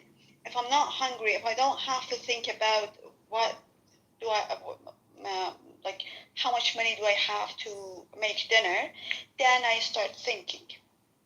So perhaps in that level, I start thinking about my values, about my humanity, about my morals. There is a big chance that I can set different morals. Also, if this brainwash has been learned through educational system, so with a different educational system, this can easily change, if this is your argument. At the moment, people, like, there are a lot of factors involved. People are scared, people are benefiting, people are under influence, people are under collective behaviors. These are all all factors. To be honest with you, I was surprised when this recent movement happened. I never thought that the normal people can tolerate this new change, because it wasn't normal. But the change was drastic. I was expecting only to remove my headscarf, but now girls are walking in the streets with t-shirts, with skirts, and even normal, lower social level of people did accept it. So in my opinion, economic and brainwash is not that strong factor. Interesting perspectives. Thank you. All right, Mohammed Jun, did that suffice? Hey, can I ask one question? For a long time. Gabriel, can I add something? Yeah, Gabriel have to talk. Gabriel. Gabby June. Gabby, go ahead. Yes, Roya, sure. Sunrise, did you call him Gabriel or Gabby? I heard Gabby. I'll take Gabby June. Gabby. Gabby June. As you wish. Yes? Okay. Roya, can I add a link to a Pew Research survey up top? I don't want to replace Mandana Dayani. No, we're both mods. Of course you can. She's been up there long enough. Okay, great. So I'm gonna add a link, and then I'll only read three quick stats that I wanted to share with you guys. So there's two different surveys. One survey this was from 2013, and 86% of Iranians supposedly preferred Sharia law, but we know that is probably not true. Certainly today, that's not true.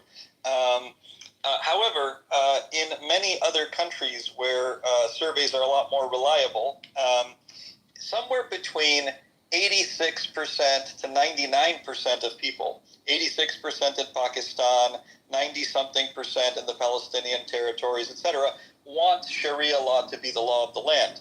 But what's really interesting, and give me 2 seconds, I'm going to put this survey up in the chat so you guys can actually read it because it's really interesting what the implications are. The implications are not religious. The implications are political for the lives of people who live there, right?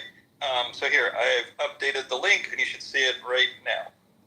Okay, so just click on that for a second. You can follow along with me. It goes by country. Should Sharia be the official law of the land? And you'll see, in Iraq, 91% of people wanted to be the law of the land. In the Palestinian territories, 89%. Morocco, 83%. Egypt, 74%. Now, if you scroll down, the way they did the methodology, of those, let's say Pakistan, the number, let's just take Pakistan and stay with it. In Pakistan, 84% of people believe Sharia should be the law of the land. Of those 84%, what percentage believes Sharia should apply to both Muslims and non-Muslims? Force non-Muslims to live Sharia? Well, in Pakistan, it looks like 64% believe you should force non-Muslims to live according to Sharia law. Then we go down a little bit. Of those same 84% who say it should be Sharia law, 1 second, do you favor corporal punishment, cutting off the hand for theft?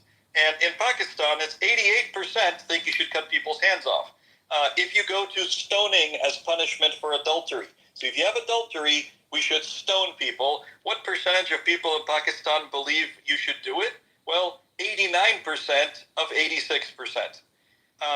And then the last part, and this is the particularly scary one, should people get the death penalty for leaving Islam? Now remember, 86% of people in Pakistan believe that Sharia should be applied to everyone.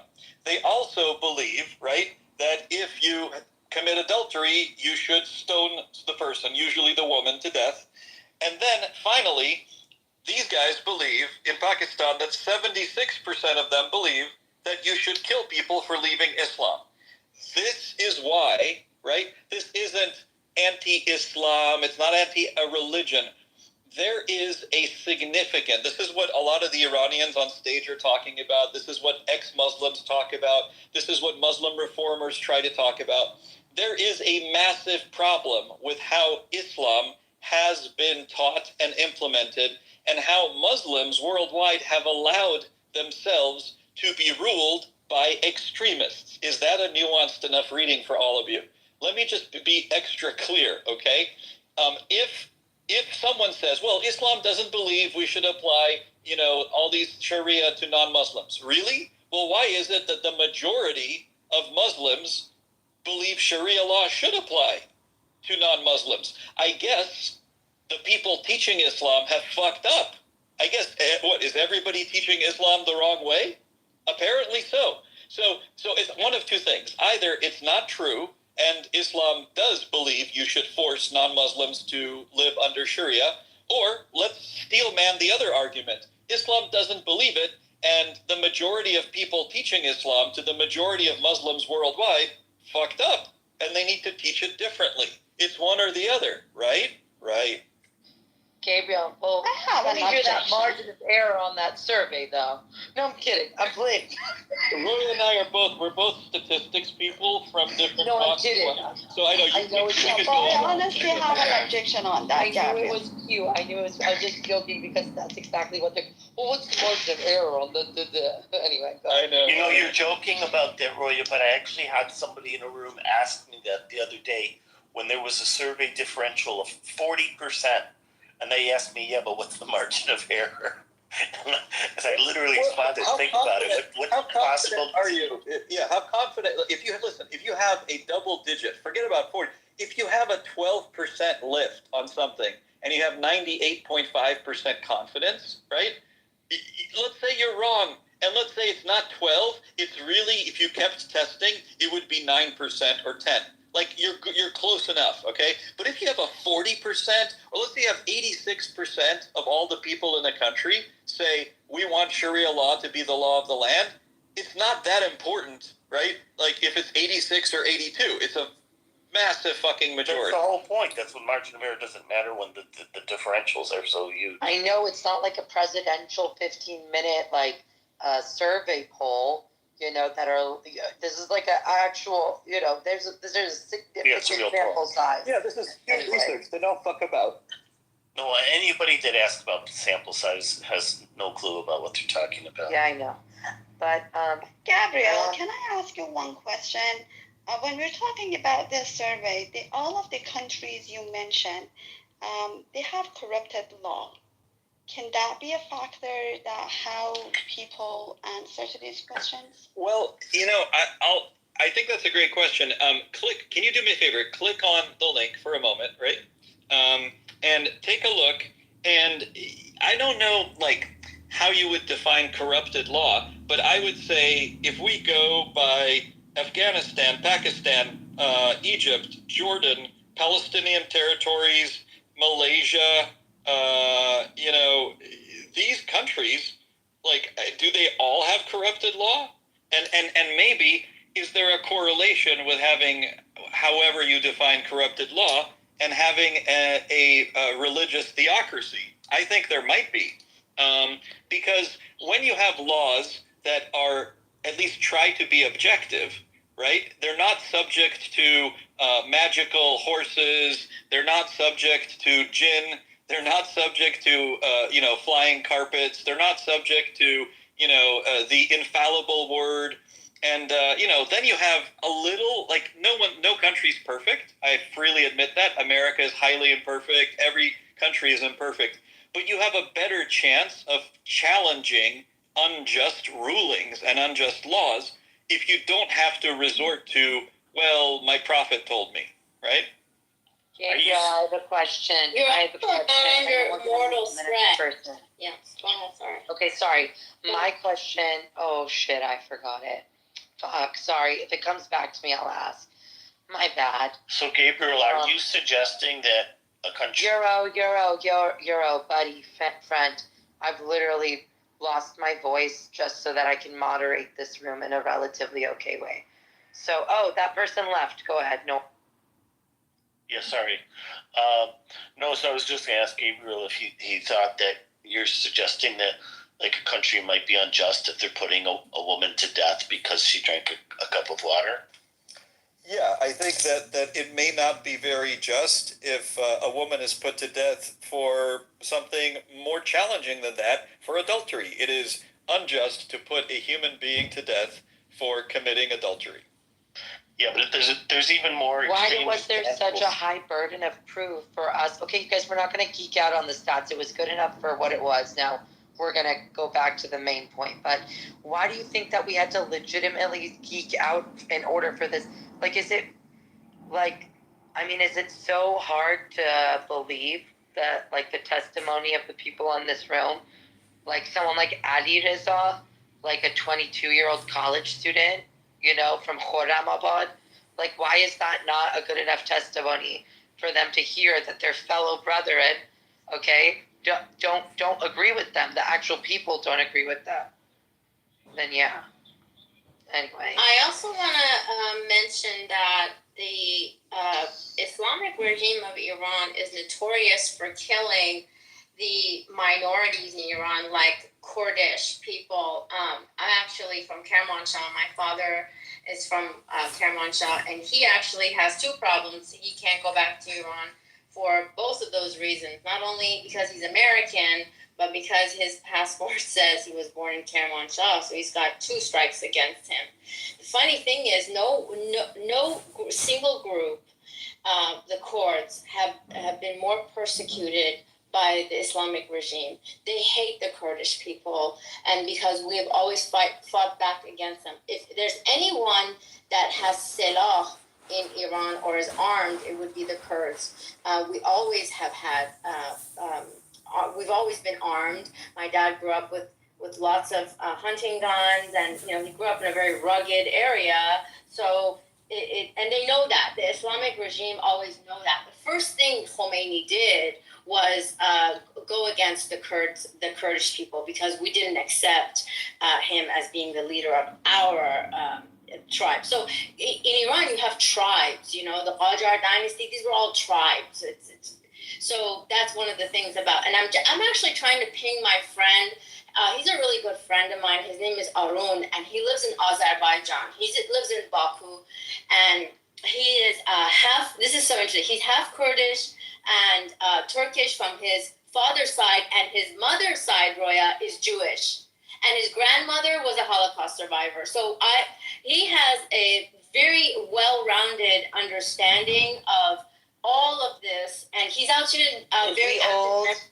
Is he married? Does he have kids? I know, right? He's a dental student. He goes to dental. I'm not interested in students. No students. I know, but he so he's member. Actually, this is the part that you wanted. He's LGBT. So he organizes. Doesn't matter to me, babe.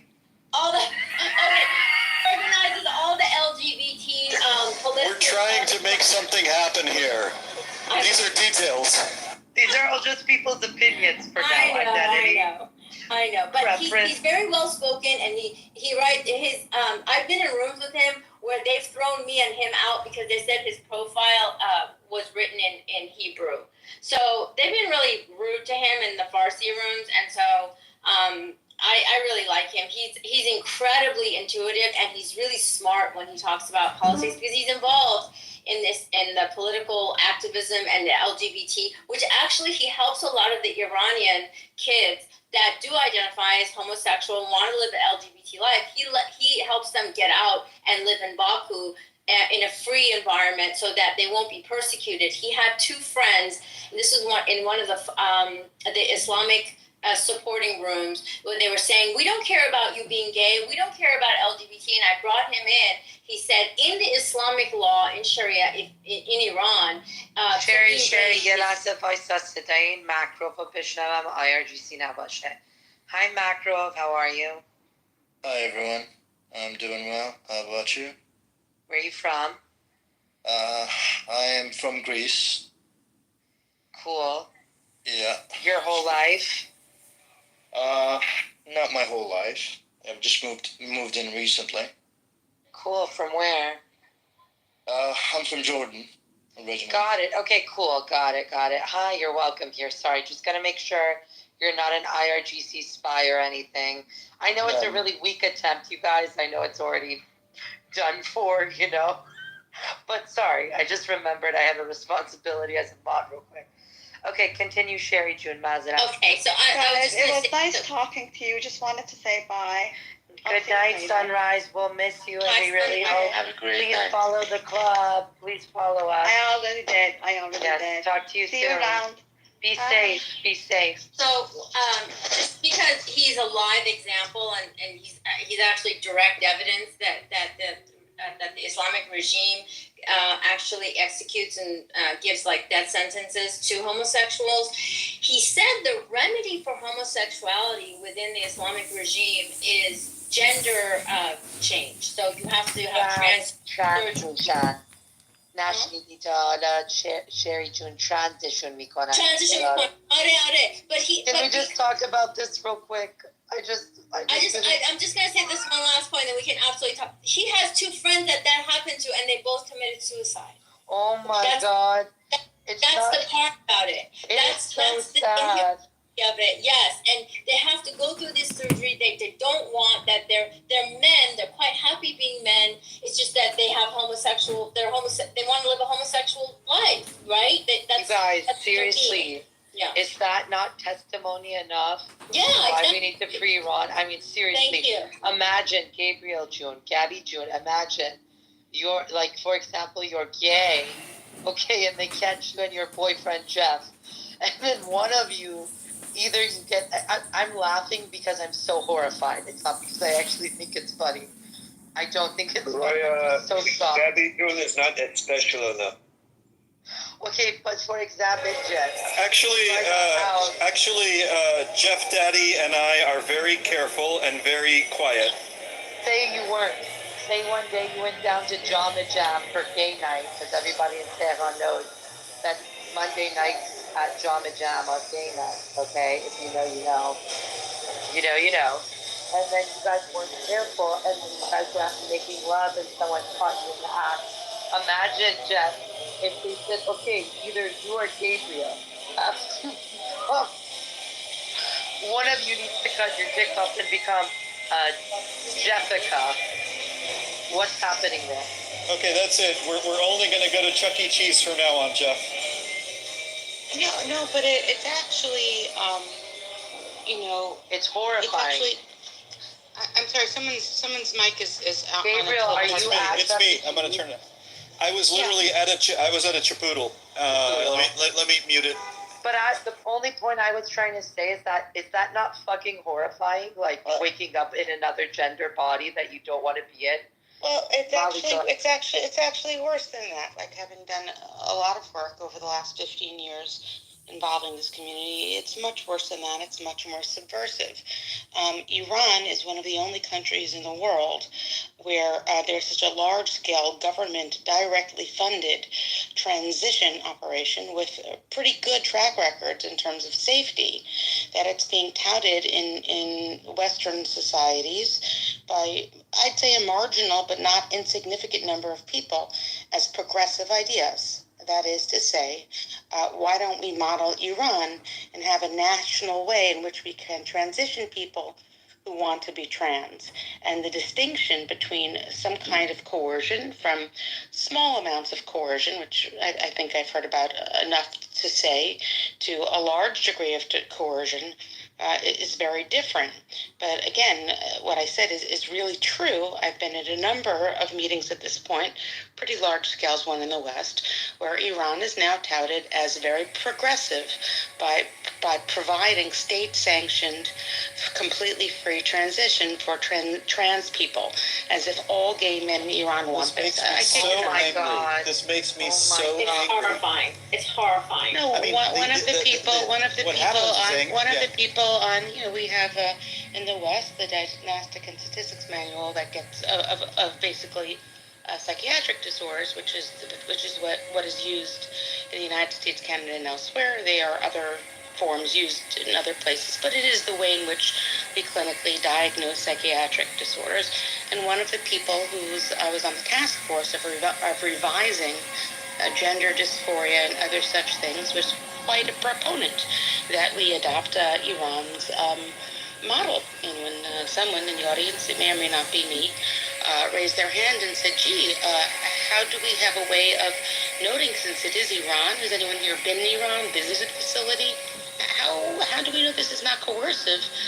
No one in the audience really had considered that, because so many people are very distressed by very difficult things we've been struggling with in the West, and in terms of how to deal with trans issues. But so you should know it's used in ways you would not expect, and it's used pretty broadly. There's a very good film on it that's at least 10 years old. Anyone can see it. It's easy to find, and none of this has been brought up. The conflicts there have really been around. I'll give you just 10 more seconds.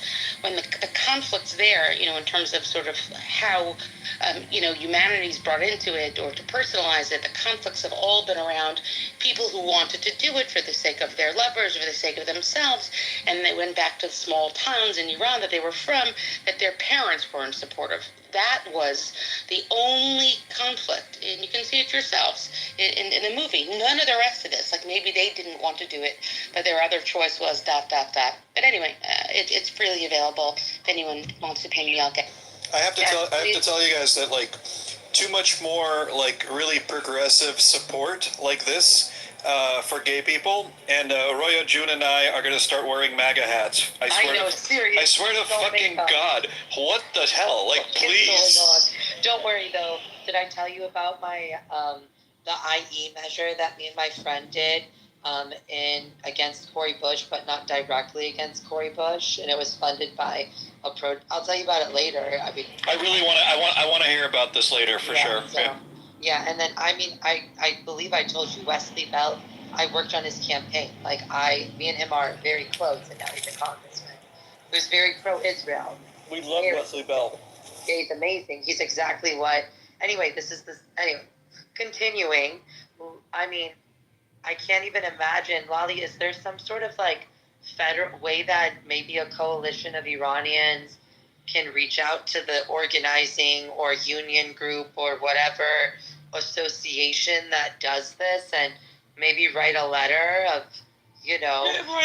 absolutely fine. I'll connect you. It's a complicated issue. I've been involved with it for many years, but you can imagine the political forces that go into this are both very, very, very far right, very, very, very far left, and some quite mainstream people that are trying to find a better way for the West to progress, and don't understand taking a note from a regime like this is never going to be the right idea, right? You can't grow sweet fruit from poisoned earth. Hey, Lali. But people don't understand.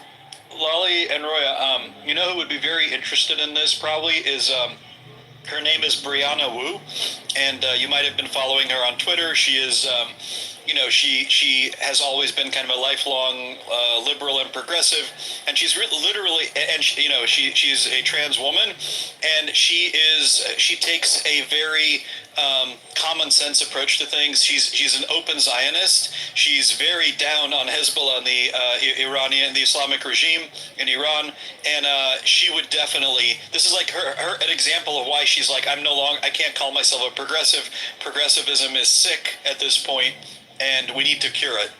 So yeah, the days in which I felt hey. My favorite, obviously, I don't think I need to explain why Teddy Roosevelt is my favorite president. I mean, I do feel we have a lot of similarities, and, everybody has their favorite president, am I right? And so, the days of Teddy Roosevelt progressivism are unfortunately done.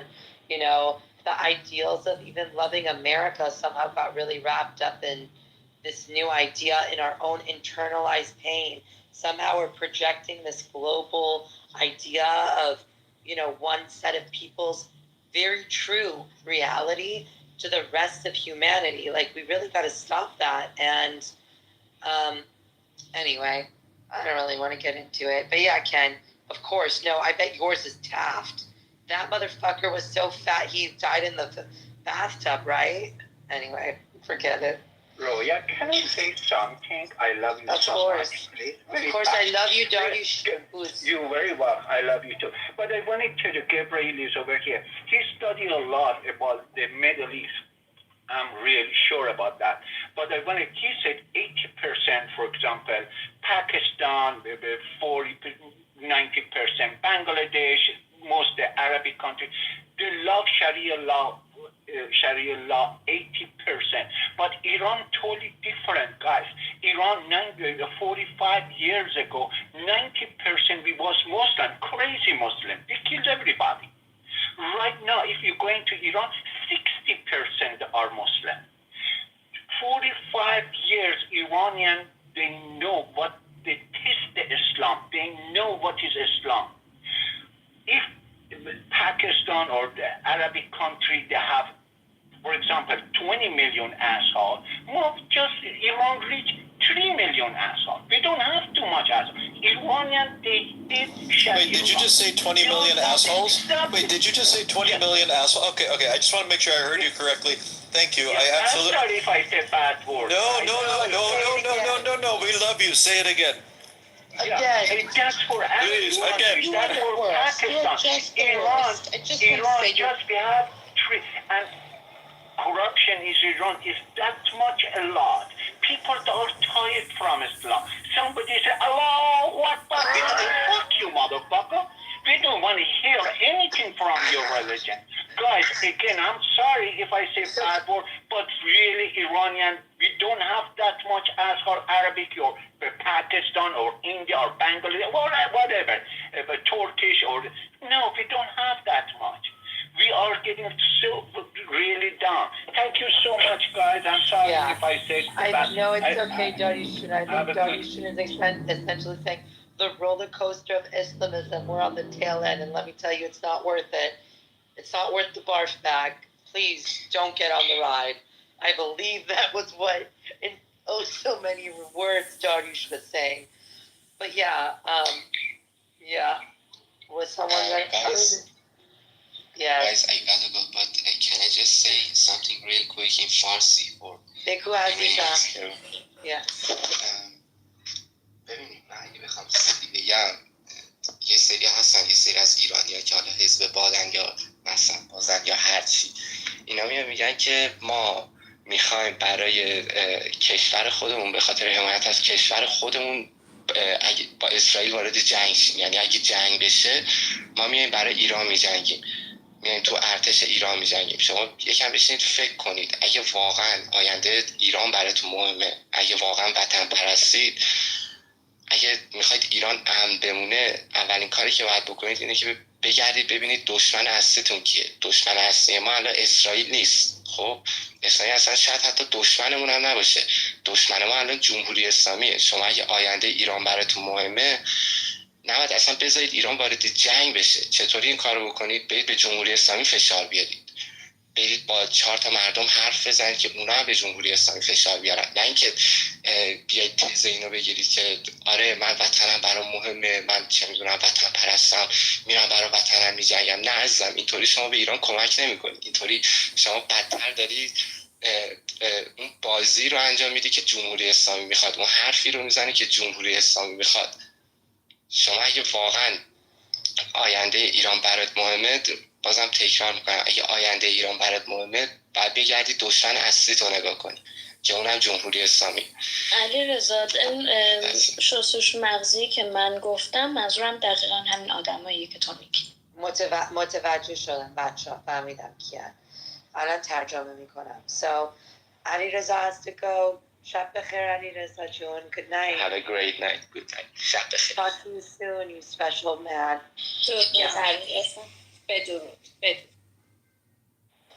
I remembered what I wanted to say to Dariush. I wanted to tell him he has eyes for poetry. Yes, he does. Let me just translate this really quick. I don't know, Bacha, I got a little bit emotional hearing Anireza speak because it just made me feel so proud. It makes me feel so sad that,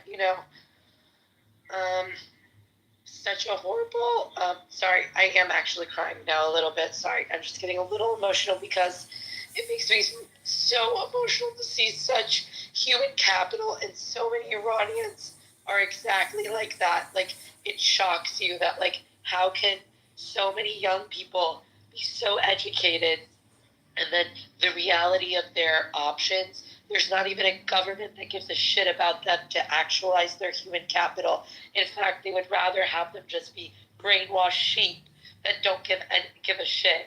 But because of the fact that the only way that Iranians can ever have any sort of upward mobility, it's been through education.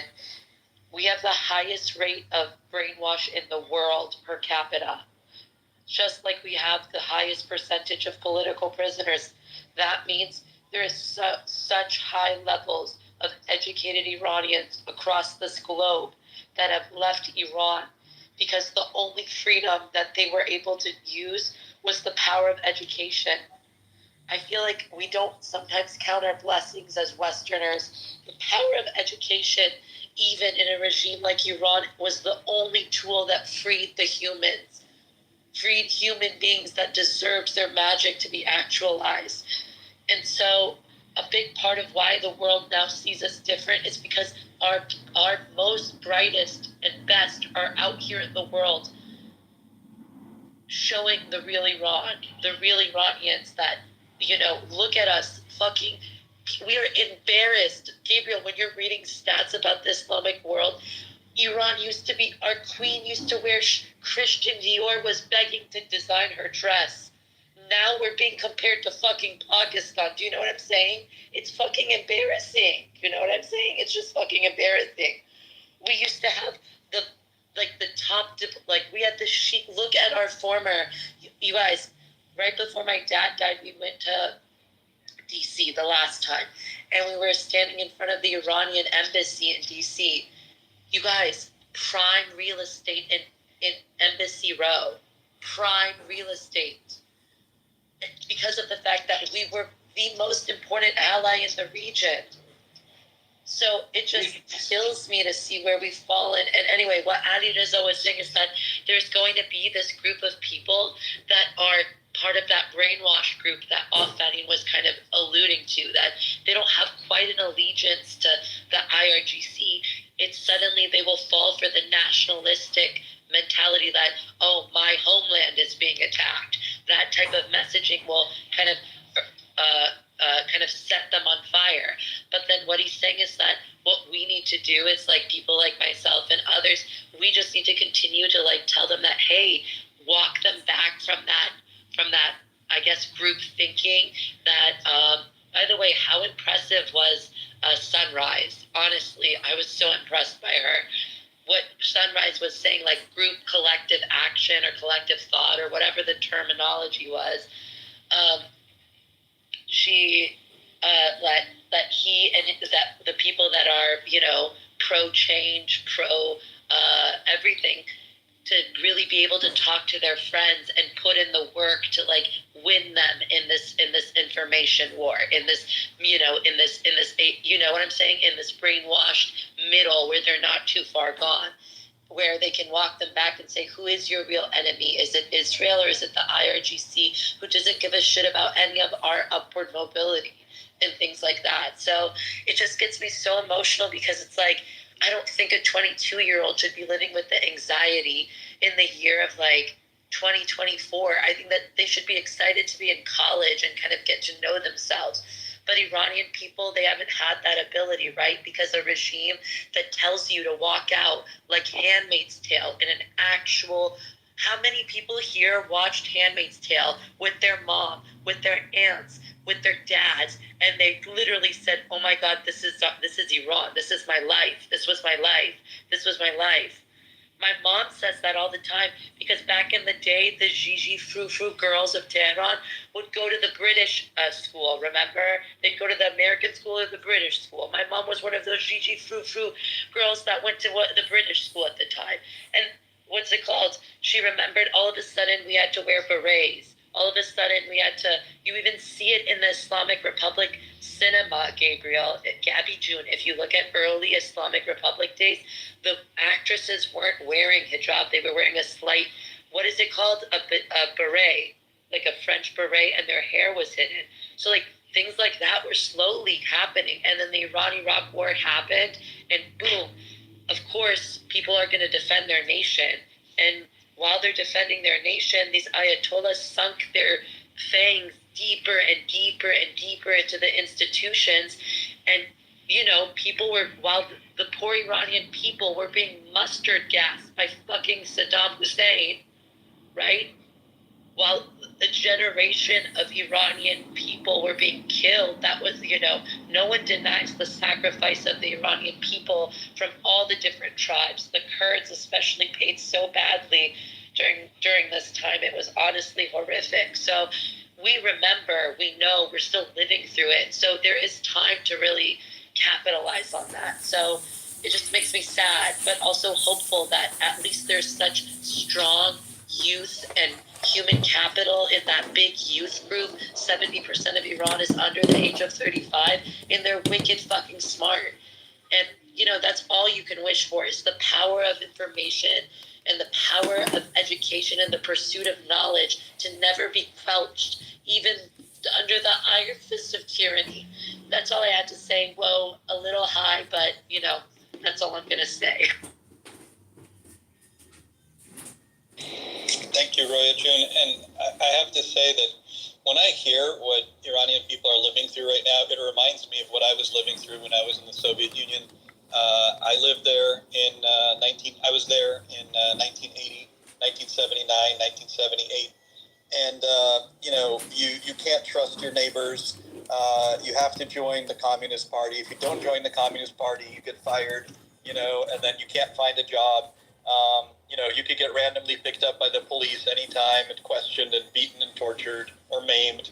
I mean, these kinds of things were happening. They just weren't happening as much daily when I lived there as they are today, certainly for Iranians. But just these totalitarian regimes, they have so many things in common. And actually, the IRGC has learned a lot from the Russians, the Soviets, unfortunately, and unfortunately their allies.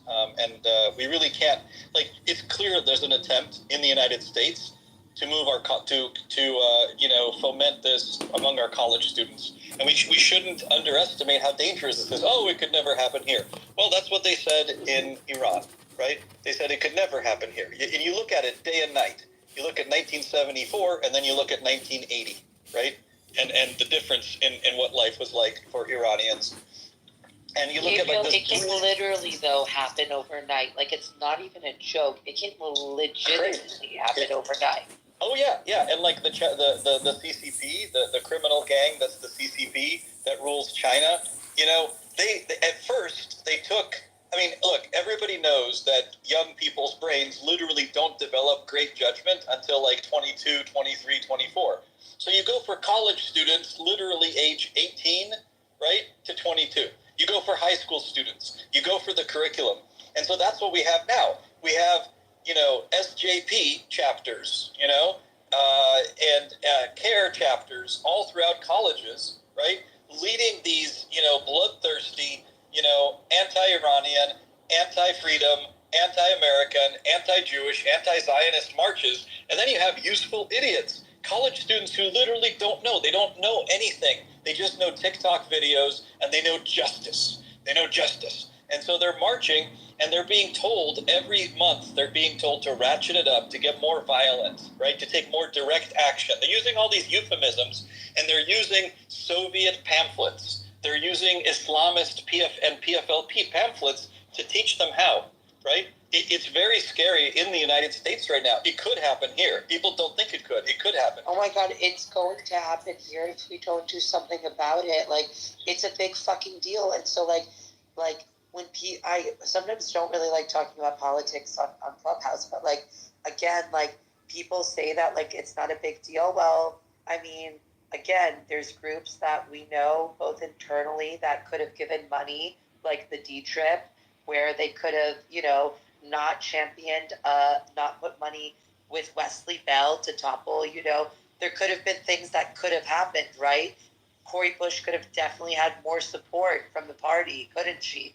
So I feel like there is definitely you see, well, I mean, prior to this most recent attack, there was a little bit of a muzzle on some of the squad for a bit. Realize either shape up, act up, or kind of get with it, because we're not going to lose our strongest coalition and one of our most important coalitions in America. We're in the essence of what it means. I just really am getting sick of this. So anyway, and I know people on the right that are also primarying some of the psycho, super Trumper psychopaths. So, you know, change and progress is being made, ladies and gentlemen. So let's get back to the topic. Arsen Akil, welcome to the stage. Hi, Malag. Yeah, Rooster, did you want to say something? Hey, Hoya. Hey. Who's this Essim guy in the chat? What is he saying? What is he saying? Hey, come up here. What is a group orgy? He's trying to add me. Dude, I'm not. Dude, come up here. She's not interested, bro. Definitely not interested, honey. So I like to say Pakistan is a big sponsor of terrorism to India. Hey, shut up. I just wanted to add something. God help us. Yes. May I speak? Yes, speak. Yeah, so Gabriel, I don't know if you're there. Yesterday, I think you came to Gary's room at the last line of when I was talking. This is exactly what I was saying. I wasn't saying that Israel shouldn't respond. In fact, I think if Israel doesn't respond, the regime will be emboldened and they're going to do more.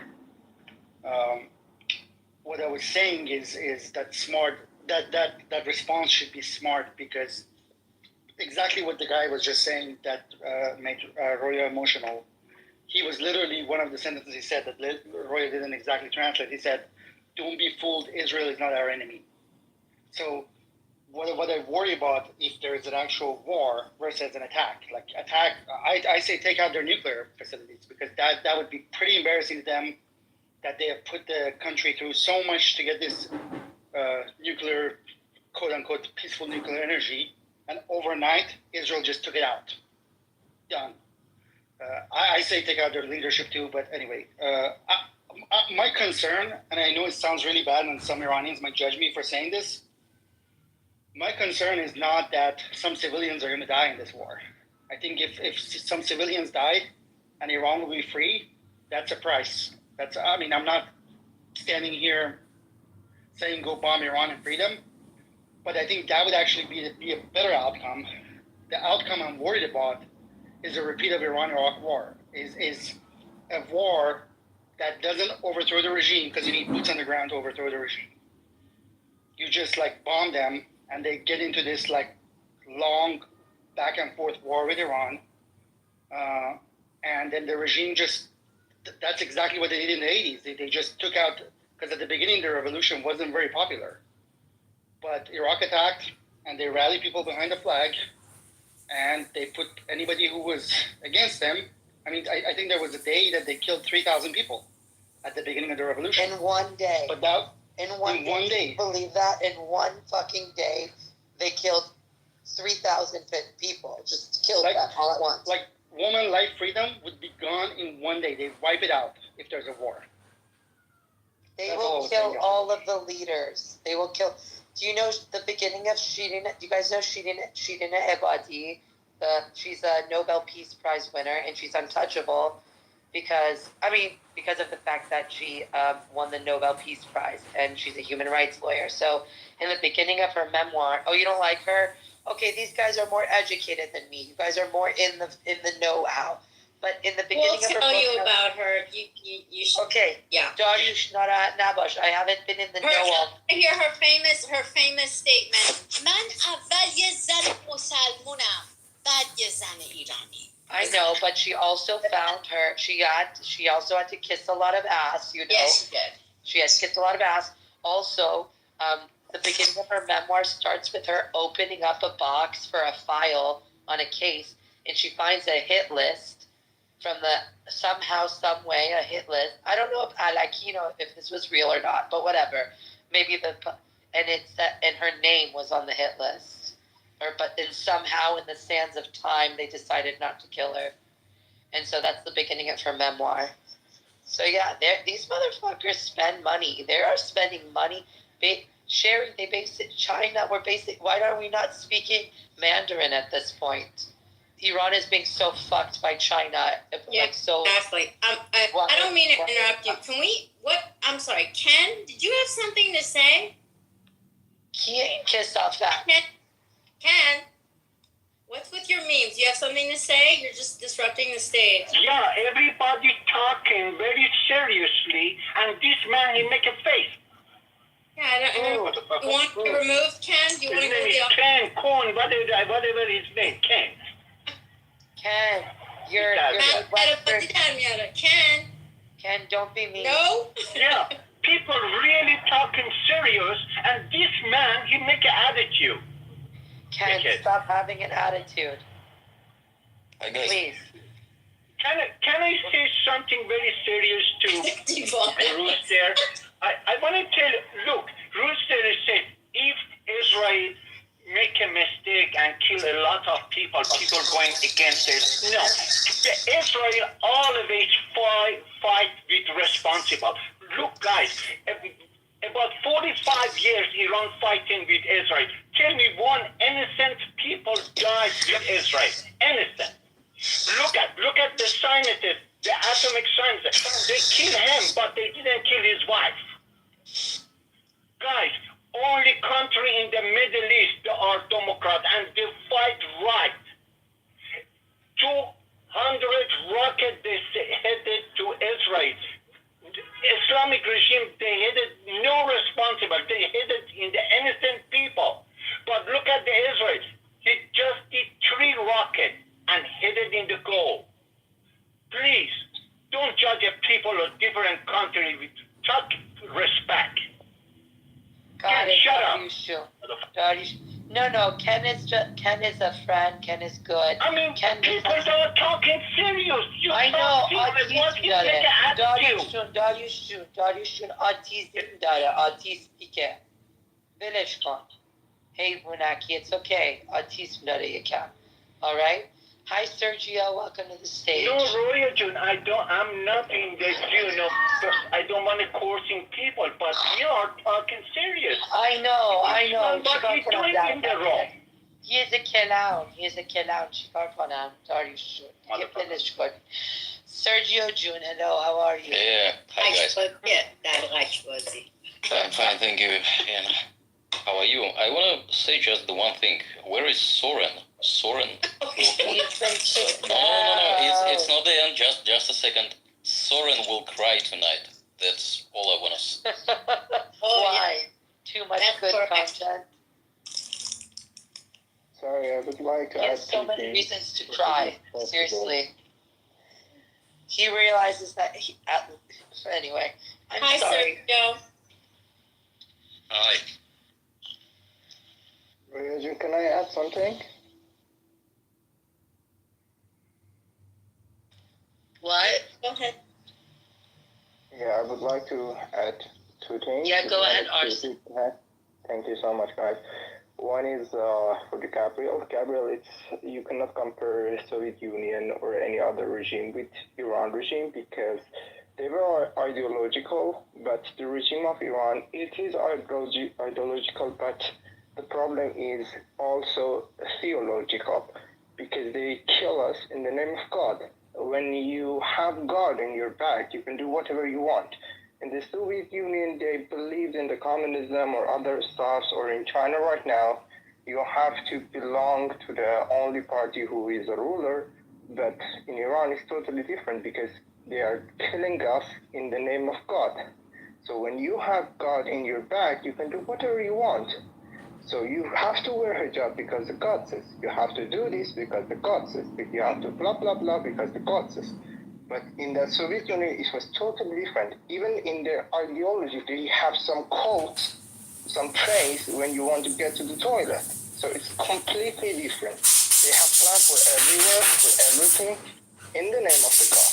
So that's the reason that we hate the God, that we hate Islam. The young generation who was grow up in the schools with the high rates of propaganda, but now we are all against all these propaganda because it's a theological regime. Okay, I just have a brief. Let me just give you a quick brief response. So I just want to let you know that many people believe that communism was a form of secular religion. Tens of millions of people were killed in the name of communism. I have to tell you, like, every oppressive system is going to be different. No comparison or analogy will be the same. What I was doing is I was comparing what we lived with, right, under the Soviet system, and I lived through it, and I was living towards the more mellow part of it.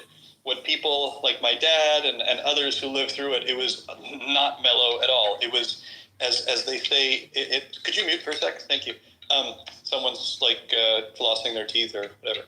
Akil, please mute. I mean, bro.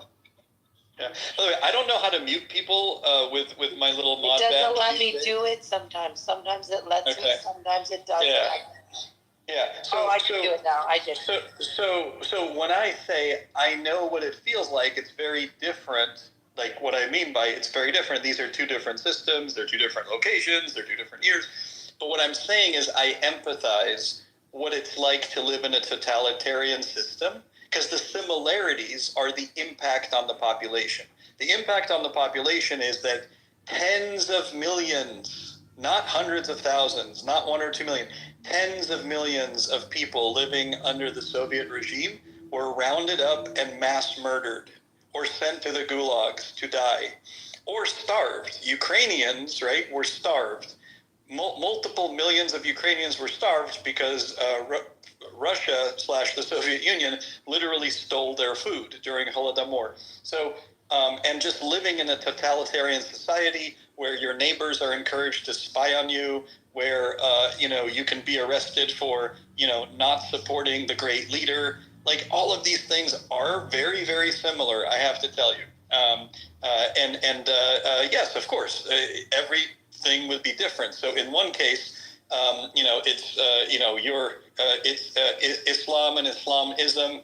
And so you think that the excuse is much greater because it's in the service of God to go kill people. But actually, in the service of justice and the proletariat and the common man, people kill just as readily, I promise you. Yeah, I really, the point that I was trying to make is both of these totalitarian regimes, there's zero care for the actual people, because the well-being of the actual citizen, because the actuality, the point is not for each human to, have their, live out their best and be very productive in society. It's legitimately we don't give a fuck what's being said inside of your homes. We don't give a shit what morals and values that you think are necessary to be part of your child's cycle of socialization or your socialization. When you enter society, this is the mask that you have to have. And Lali, I want to know, have you ever talked to people from Iran or from Soviet Union who they had to I can't even imagine what this generation that's only been born during the Islamic Republic, what life has been like when the only reality, your normal, is living under living in that way, living with that duality of identity. I actually was wondering if Cherry is listening. I see she's here, but she's muted. I actually wanted to say something to her that was very meaningful to me. Do you happen to know if she's on? I can ask Sherry June. Hello. I'm sure she'll be back soon. Okay, well, if you can back channel her, there's something very important she said in another room that was not on this topic. Specifically, yet she brought it in a very moving way, in my opinion, and made a great impact on me to the extent that I really owe her a debt of gratitude. I don't even know who she is. Well, even without her here, I think it's fine to say there was an extraordinarily anti-Semitic, anti-Zionist, anti-Jew, anti-sort of anything really room, and absolutely no one was speaking, and I had no idea who she was. And she got on stage and sort of represented a number of things, but I'm a little nervous to speak in her name because she's not listening, but I guess someone will correct me if they think I misrepresent her idea, who knows a bit better. At some point she said, I hope the IDF bombs again, I'm not going to get it exactly right, but bombs enough of the infrastructure of the IRGC, just enough to give the Iranian people a chance. And then one of the very dumb people, I suppose, I'd say, unmuted and said, it's not our job to free the Iranian people. And since she was put in the position to say, she said, I didn't say that you have to free the Iranian people. You're not Iranian. Just give us a chance. And a bunch of extraordinarily, I'd say, Hamas supporting and ISIS supporting people sort of shoot her off and didn't give her much of a chance. But that comment was so meaningful to me because it's at a time when so many of us who are Jews or who are Zionists have had people now over the last 3 days or have lost so many. And there's really kids between 18 and 21 that are mostly boots on the ground and themselves are extraordinarily conflicted and extraordinarily sad about how much death there might be from their own hands.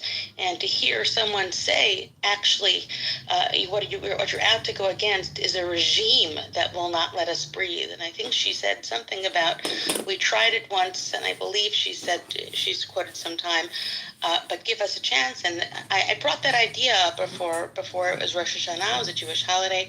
I brought that idea forth in front of Jewish spaces that something about what we're focused on in terms of being extraordinarily, distraught at how much havoc and destruction we will have to bring upon people who themselves are just being led by regimes that they hate.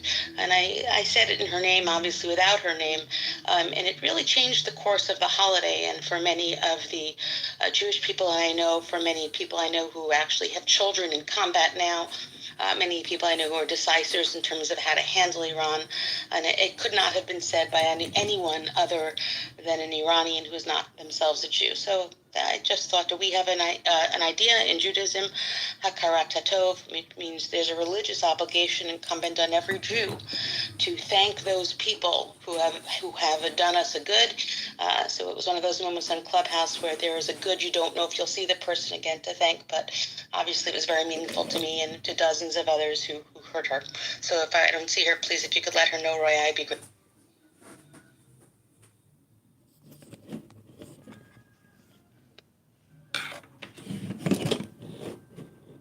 I 100% will. Thank you. That was thoughtful. That's interesting. Nice perspective. I'm really for peace. But if I think whatever lessening of atomic bombs or potential atomic bombs are in this world is a good thing. So, yeah, I hope Israel takes out the nuclear factories and